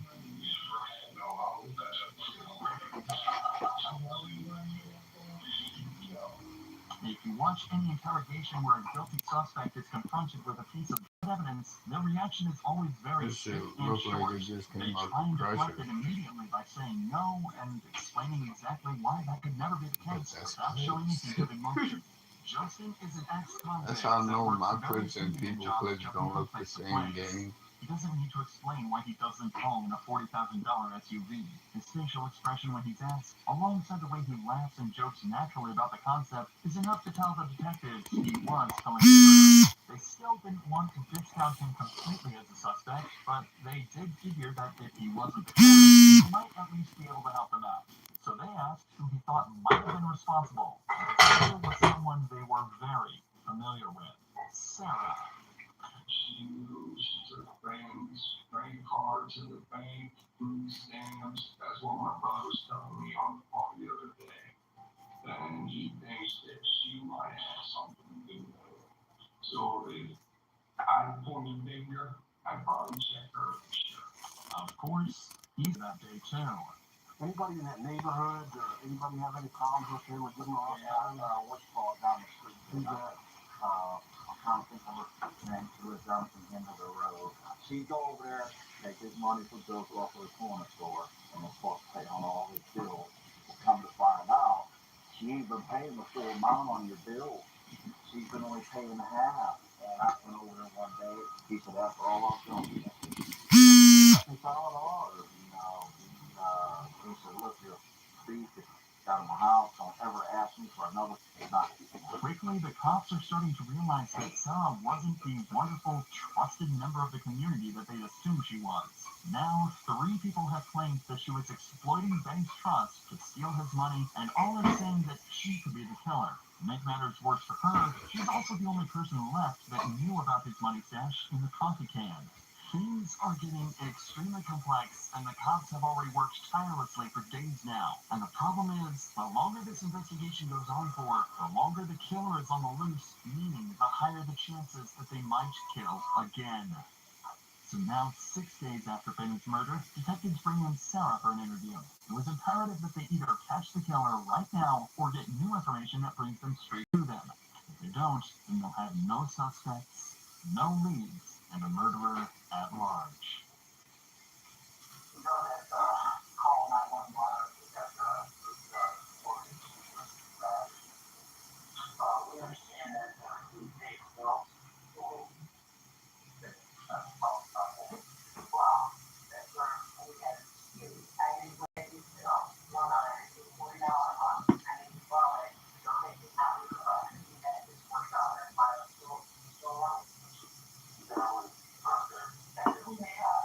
In the interview, similarly to Justin, Sarah doesn't deny the disagreement between them and fully admits that she took some money from him to pay his bills. But again, they seem to make up and become friends again. This time, though, the detectives aren't buying it. Not when so much is on the line.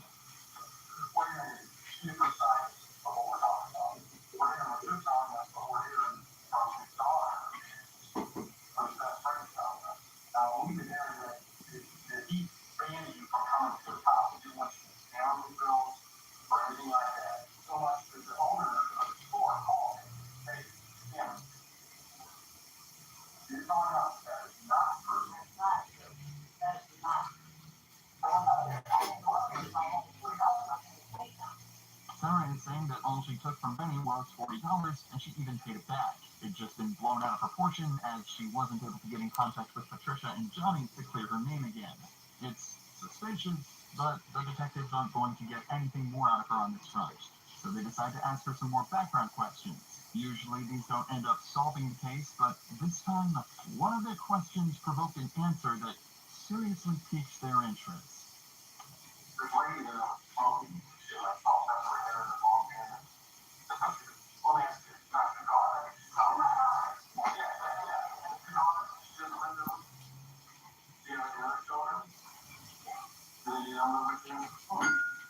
The audio we received from the police department is censored here, but Sarah tells the cops about her other kid, a boy named Jason, a boy who had just gotten out of prison.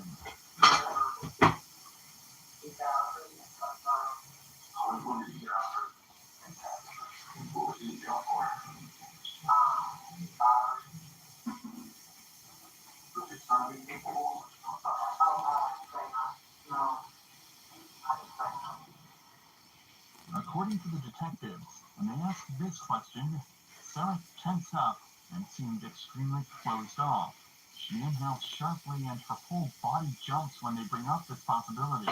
As far as the detectives are concerned, whether intentionally or not, she just told them there is a possibility. That's all they're able to focus on, and it all makes sense, too. She knew about the coffee can full of money, so what if she'd accidentally mentioned that to Jason?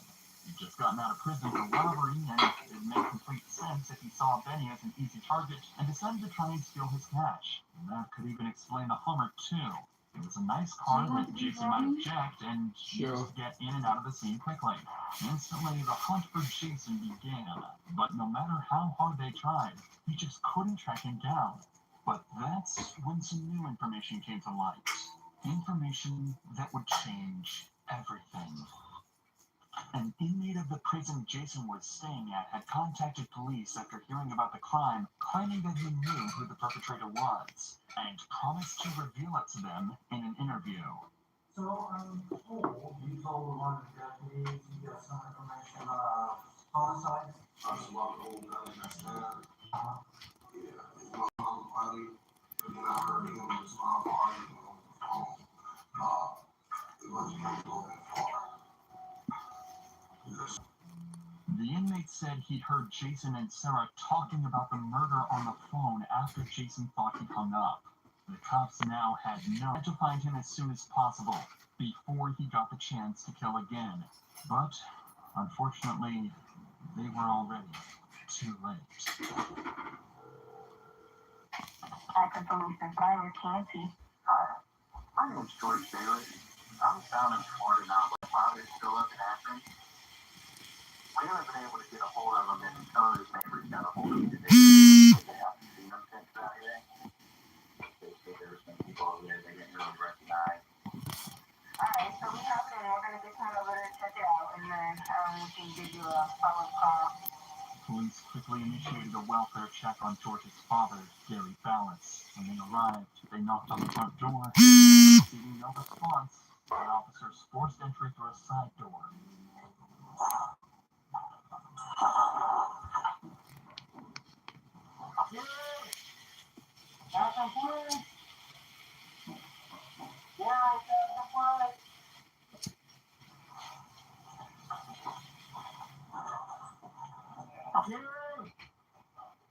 On Thursday, May 21st, Gary Ballas was found dead. It was obvious he'd been dead for a few days, and given the abundance of stab wounds, it was ruled a homicide. An investigation would turn up very little information, except for the fact that Gary's car was missing from the driveway. So next, they started to talk to his neighbors to see if they knew anything about what had happened.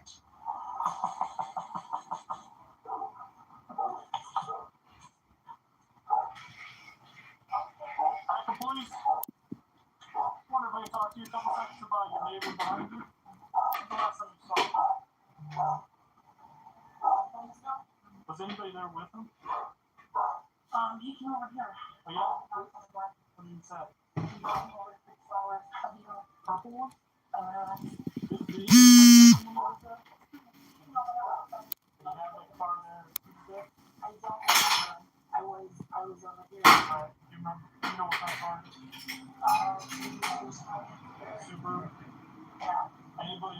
live there that might have seen it? Just my Hey, what's up? Have you seen your neighbor lately? Yeah.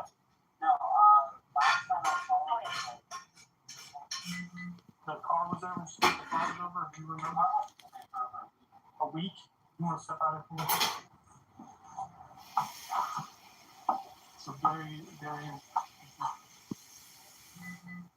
it's looking suspicious. That's why I'm asking you these questions. You haven't mentioned anybody. You haven't seen. You haven't heard anybody. You know. Obviously, then somebody coming before. It's a little odd for Gary's car not to have been at his place for over a week, especially given Gary was still home. There's a chance that this family could be misremembering, but the cops got exactly the same information from each of the other neighbors.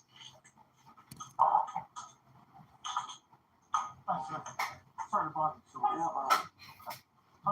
Are you familiar with the older gentleman that lives at the blue house across the street? Yeah, Gary. Gary? Yeah, sorry. Gary. What's He's she's helping him out. She's babysitting his wife. He's on days. Couple days? Yeah.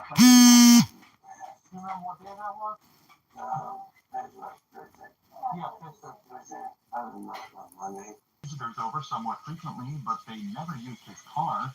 If the cops could figure out where the vehicle was and who took it, it seemed like they'd have a pretty sure shot at finding the murderer. And that's when they talked to this couple, who claimed they'd seen a new guy around his house recently.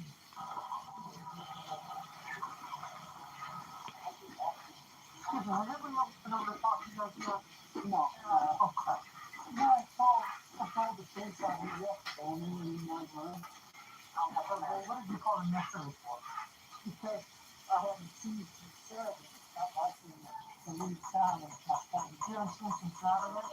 Yeah, so that's on. She's powerful, so. It was Saturday he cut the grass? Yeah. Have you seen the guy with the king before?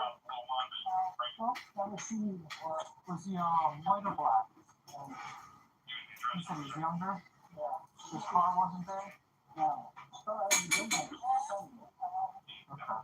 But soon the cops were able to put together exactly what had happened. It turns out Gary was never in that car with the other man. When his car pulled out of his driveway for the last time, Gary was already dead. But at least they had a description of who they thought the murderer was. And even better, just a short time after, the cops received word that his car had been seen at a gas station on a surveillance camera. Unfortunately, the camera quality was too poor to properly make out his identity, but at least the cops now know without a shadow of a doubt that if they find that car, they can find the man that killed Gary. But it turns out someone had already done that for them. An unnamed witness came forward and told them that he'd seen that very car and knew precisely who it now belonged to. Jason came over 7 morning. He was going to help me work on the house I'm working on. Shotwee or I don't even know how to pronounce it, something like that. Anyway, he came over, but I had to go to Harbor Freight because I needed a grinder. And so I told him, I said, I got to go to Harbor Freight. He said, oh, I'll take you. I said, wait a minute, Jason. I said, I'm not getting in no hot car. I said, is that car hot? He said, no, the car's not hot. I said, well, you know, I wouldn't do you like that. The car's not hot. The car this man is talking about is Gary's Subaru. But more importantly, he just mentioned the name of the man they believe killed Benny, Jason Shockley. This was a shocking breakthrough in both cases. Not only have they essentially just solved Gary's murder, but now they're hot on Jason's tail and have more evidence than ever to try and track him down. Back on the scene, they'd also noticed that Gary's credit cards had been stolen. And this guy's story even lines up perfectly with that, too. He said, my friend let me use it. He went to Florida. He gave me a credit card, told me to keep gas in it, and I could buy cigarettes and buy me something to eat if I need it. I was kind of like not believing it, but he said, no, I swear. It almost seemed too good to be true, so the detectives asked the witnesses to pick Jason out of a photo lineup, and he pointed straight at him instantly. Jason was now the suspect of a double homicide, and 2 citywide investigations had converged into one. Every single officer and detective in the area knew they couldn't let Jason take another life, so they had to act fast and hunt him down. That's when police received one final phone call, this time from Sarah Evans. Jason's mother. On that call, knowing how dangerous he could be, she decided to give up her own son and told the police the address of his safe house. I got nachos so that way you can eat it with your friends. We're trying to eat it, I'd say.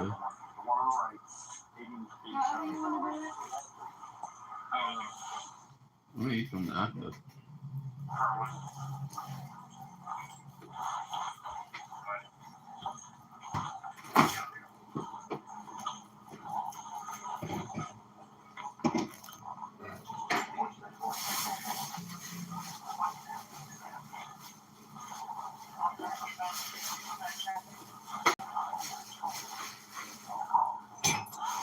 The house was abandoned, boarded up, and dirty. It was unclear if anyone was even inside. The cops have to be extremely vigilant as they know Jason could be armed. After clearing the first floor, they moved upstairs as a group and tried to figure out where Jason was hiding.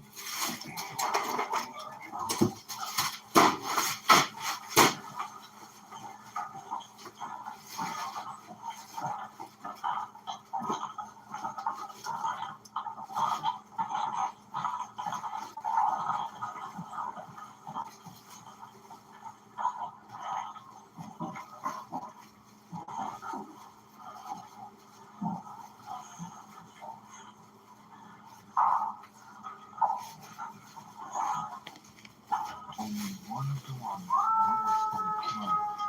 Whenever they were willing and empty, messages were from Jason. By the minutes, they already made a lot of noise. Whatever's on the other side of that door could be repaired. That's why they decide to storm it.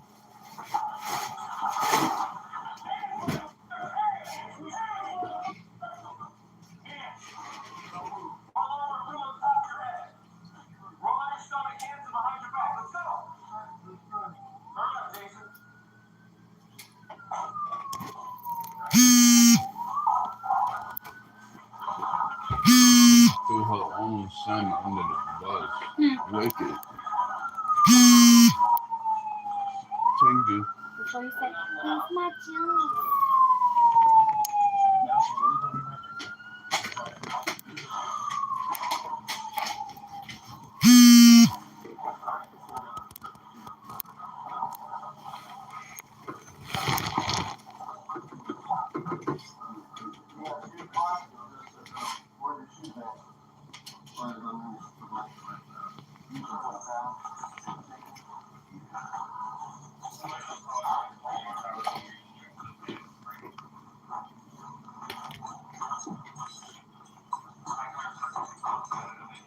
Oh, you got those ones. I get it.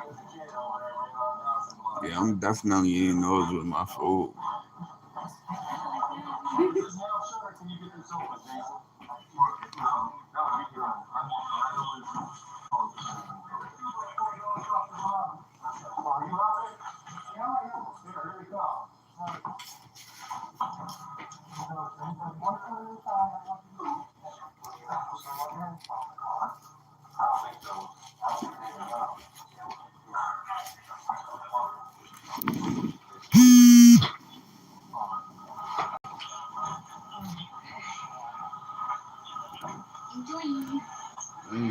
I'm about to roll these 3 spliffs. Amongst the trash on the floor, the officers found multiple knives and credit cards belonging to Gary Fowler. Weeks of investigations, they finally caught him. He was then taken out of the house and into the back of a patrol car. But there was still one problem with all of them.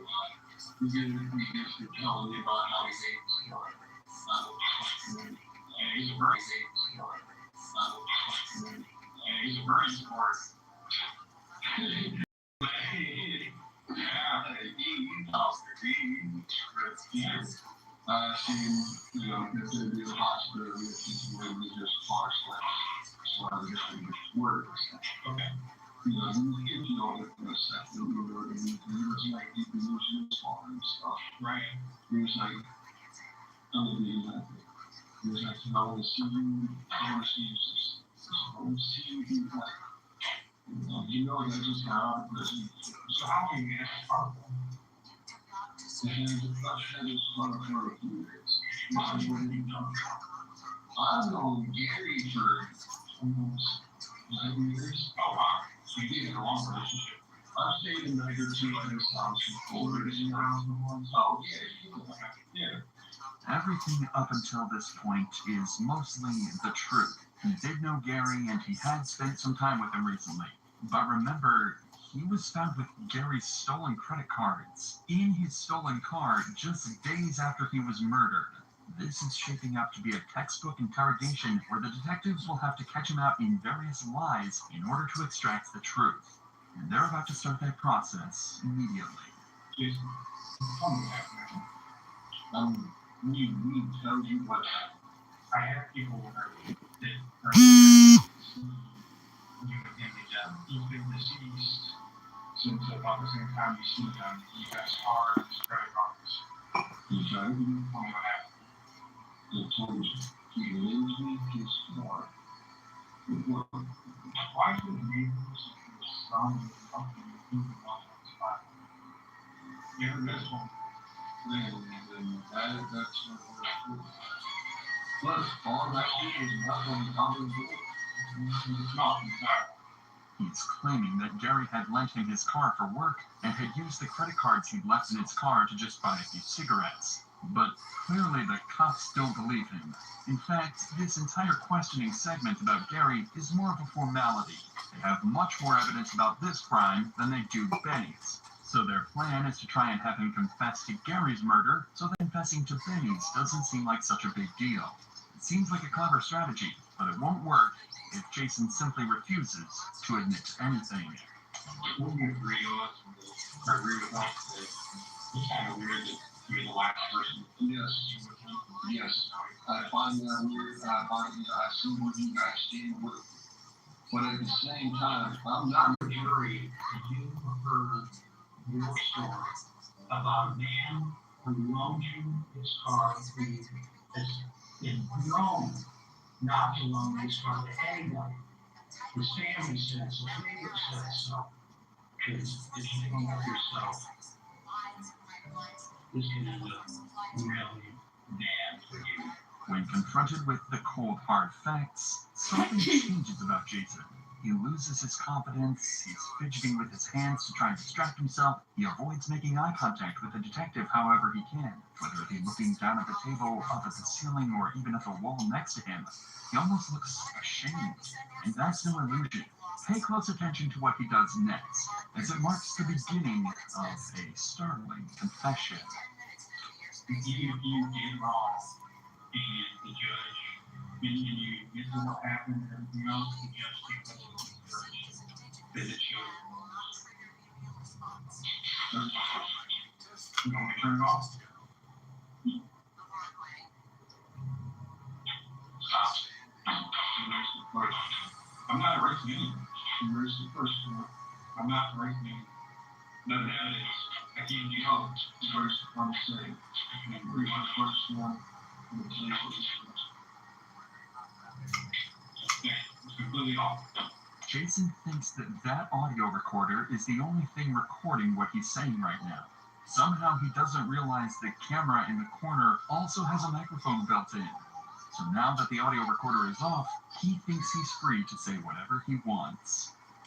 So there's very little. I guess I'm on $20. You can sell me buying stuff and you don't put this stuff over there. Okay. I'm going along. You can get me talking real crazy. I So, I gotta go. To get up out of green and the first truck and lighting and food and everything. He took his wife and pushed him down and dropped him in. It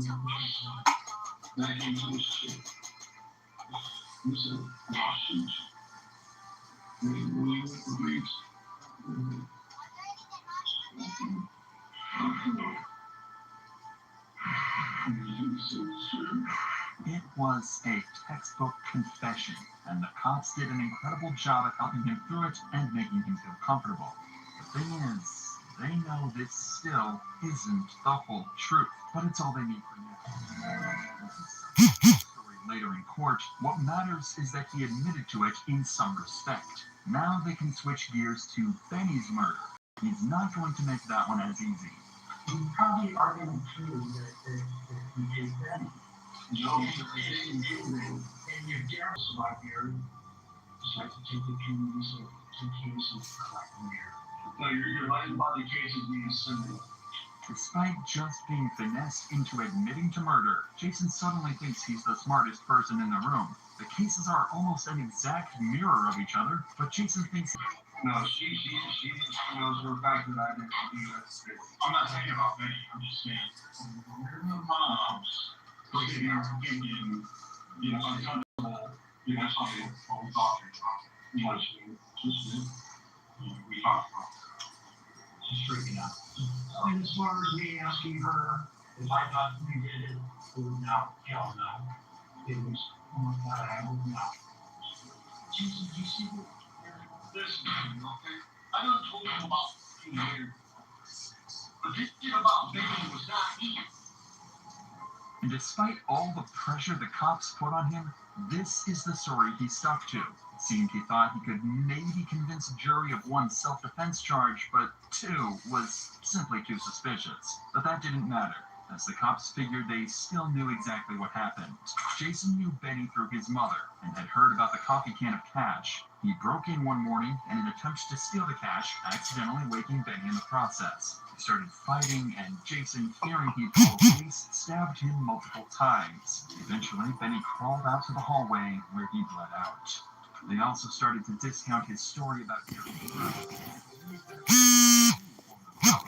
and in reality, it was simply a disagreement. Jason had gotten irrationally angry after Gary refused to let him use his car. In his rage, he shoved him to the ground and killed him in the same manner, before stealing his credit cards and leaving in his car. These are the theories that the prosecution presented to the jury, and, as expected, they believed them. Only one person was charged in the murders of Benny Keene and Gary Ballas. Justin, Johnny, and Sarah were all ruled innocent. But Jason wasn't so lucky. In 2022, he was convicted of both of the murders and sentenced to life in prison.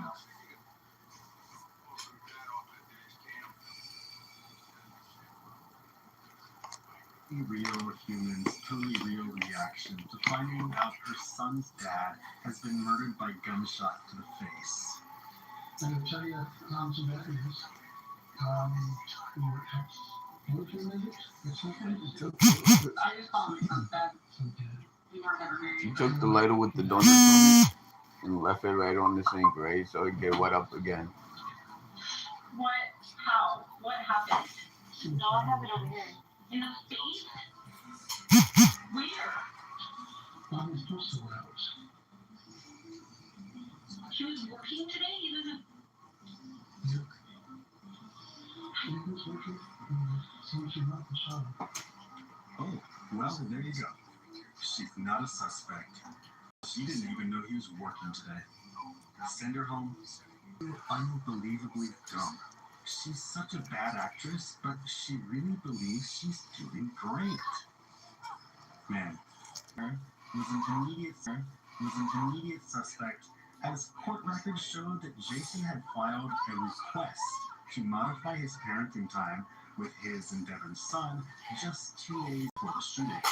And moreover, Devin was fired from her job 2 weeks ago. She, too, was an employee of the post office in which Jason worked. And she was fired because of a dispute with Jason in the workplace. The post office kept Jason aboard, but they fired Devin, a sign that Devin was the instigator of the incident. And to make matters worse, Jason had recently begun dating Devin's sister. And so detectives immediately began investigating Devin, who likely harbored a grudge. In their investigation, the detectives discovered that Devin was having an affair with a man who worked as a prison guard, an Andrew Ritchie. He too was put under the spotlight. Security cameras found Andrew's car to be following Jason's delivery van the day of the murder. GPS data from Andrew's phone also showed his phone to have pinged all along Jason's mail delivery route. And shortly before the murder, Andrew's phone pinged right next to Devin's. Moreover, Andrew and Devin were on the phone with each other all morning long before the killing. It was almost as if Devin was directing Andrew on how to kill her ex-boyfriend, as she knew his postal route and routine. But the detectives needed more than just a theory, and so they called both Devin and Andrew to request they come down to the police station.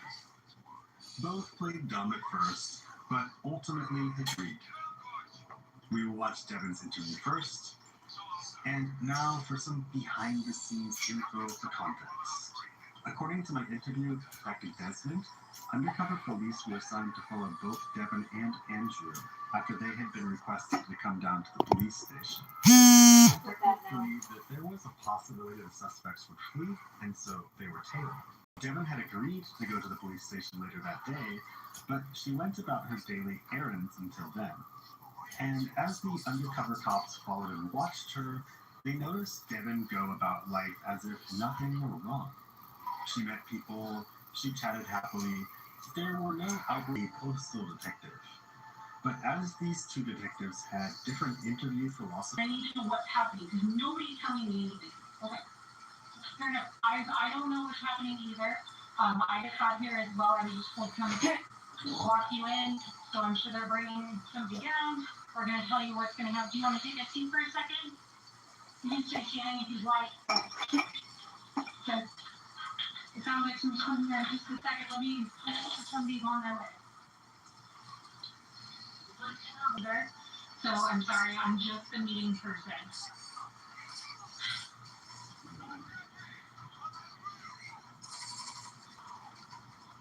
Do you have custody of your kiddo? Me and his father shared half and half. Okay. And then I should check on my kid. And like nobody told me anything. Where is my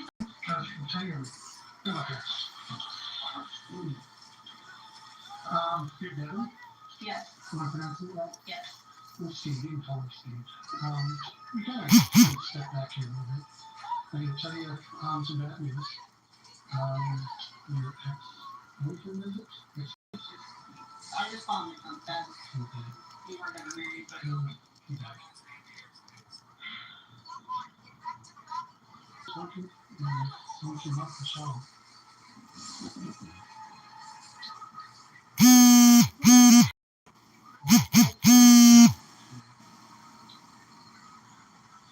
it is 6 o'clock. Yeah. So, kind of long story. You know, in 2020 was all I could choose over the thing, you have to record everything in the police work. If you don't, then you get punished and everything. And I got a lot to tell you, a lot to share with you. I won't take it just on this thing, but I want to give you the rights just so you know about it, let you know that we're recording this, and you have to let it conclude everything. And just so apologize for something. Reading my rights? You know, just get it on the right. For what reason? Well, your son had died, and so it could be a butler or saving money a lot of money. So we want to just ask you some questions around your due diligence. I don't think you have a butler, so you got to move the butler out. So we just ask you some questions about how he died. Maybe you know something about it. I was at work today. Perfect. You got a good excuse. Shouldn't be a big deal. But I want to ask you about it. I want to exonerate you if possible, and move on to the next suspect. You know, do my job and see, you know, I'm sure you're concerned about this. definitely wanted to investigate for them. Was to sweep everything as well. No, of course not, but Police investigations, it's like standard a lot of weird stuff. You rule out the buttons, you rule out the X, you rule out the button doors, loud one too, and start working it. It could just be random shooting, but we gotta do due diligence and figure it out. And in our cases, are reviewed by the DA's office, and we want to do it right. People have a lot of pressure on us, making sure we're doing the right thing. And so I don't want to do anything because the case is so serious. I don't want to do anything to violate your rights. Anything like that. my son were violated when you took him from school and did not contact me. Given was accepting of the police policy of not giving a child of a deceased parent to the other parent, but there are reasons for the two reasons actually.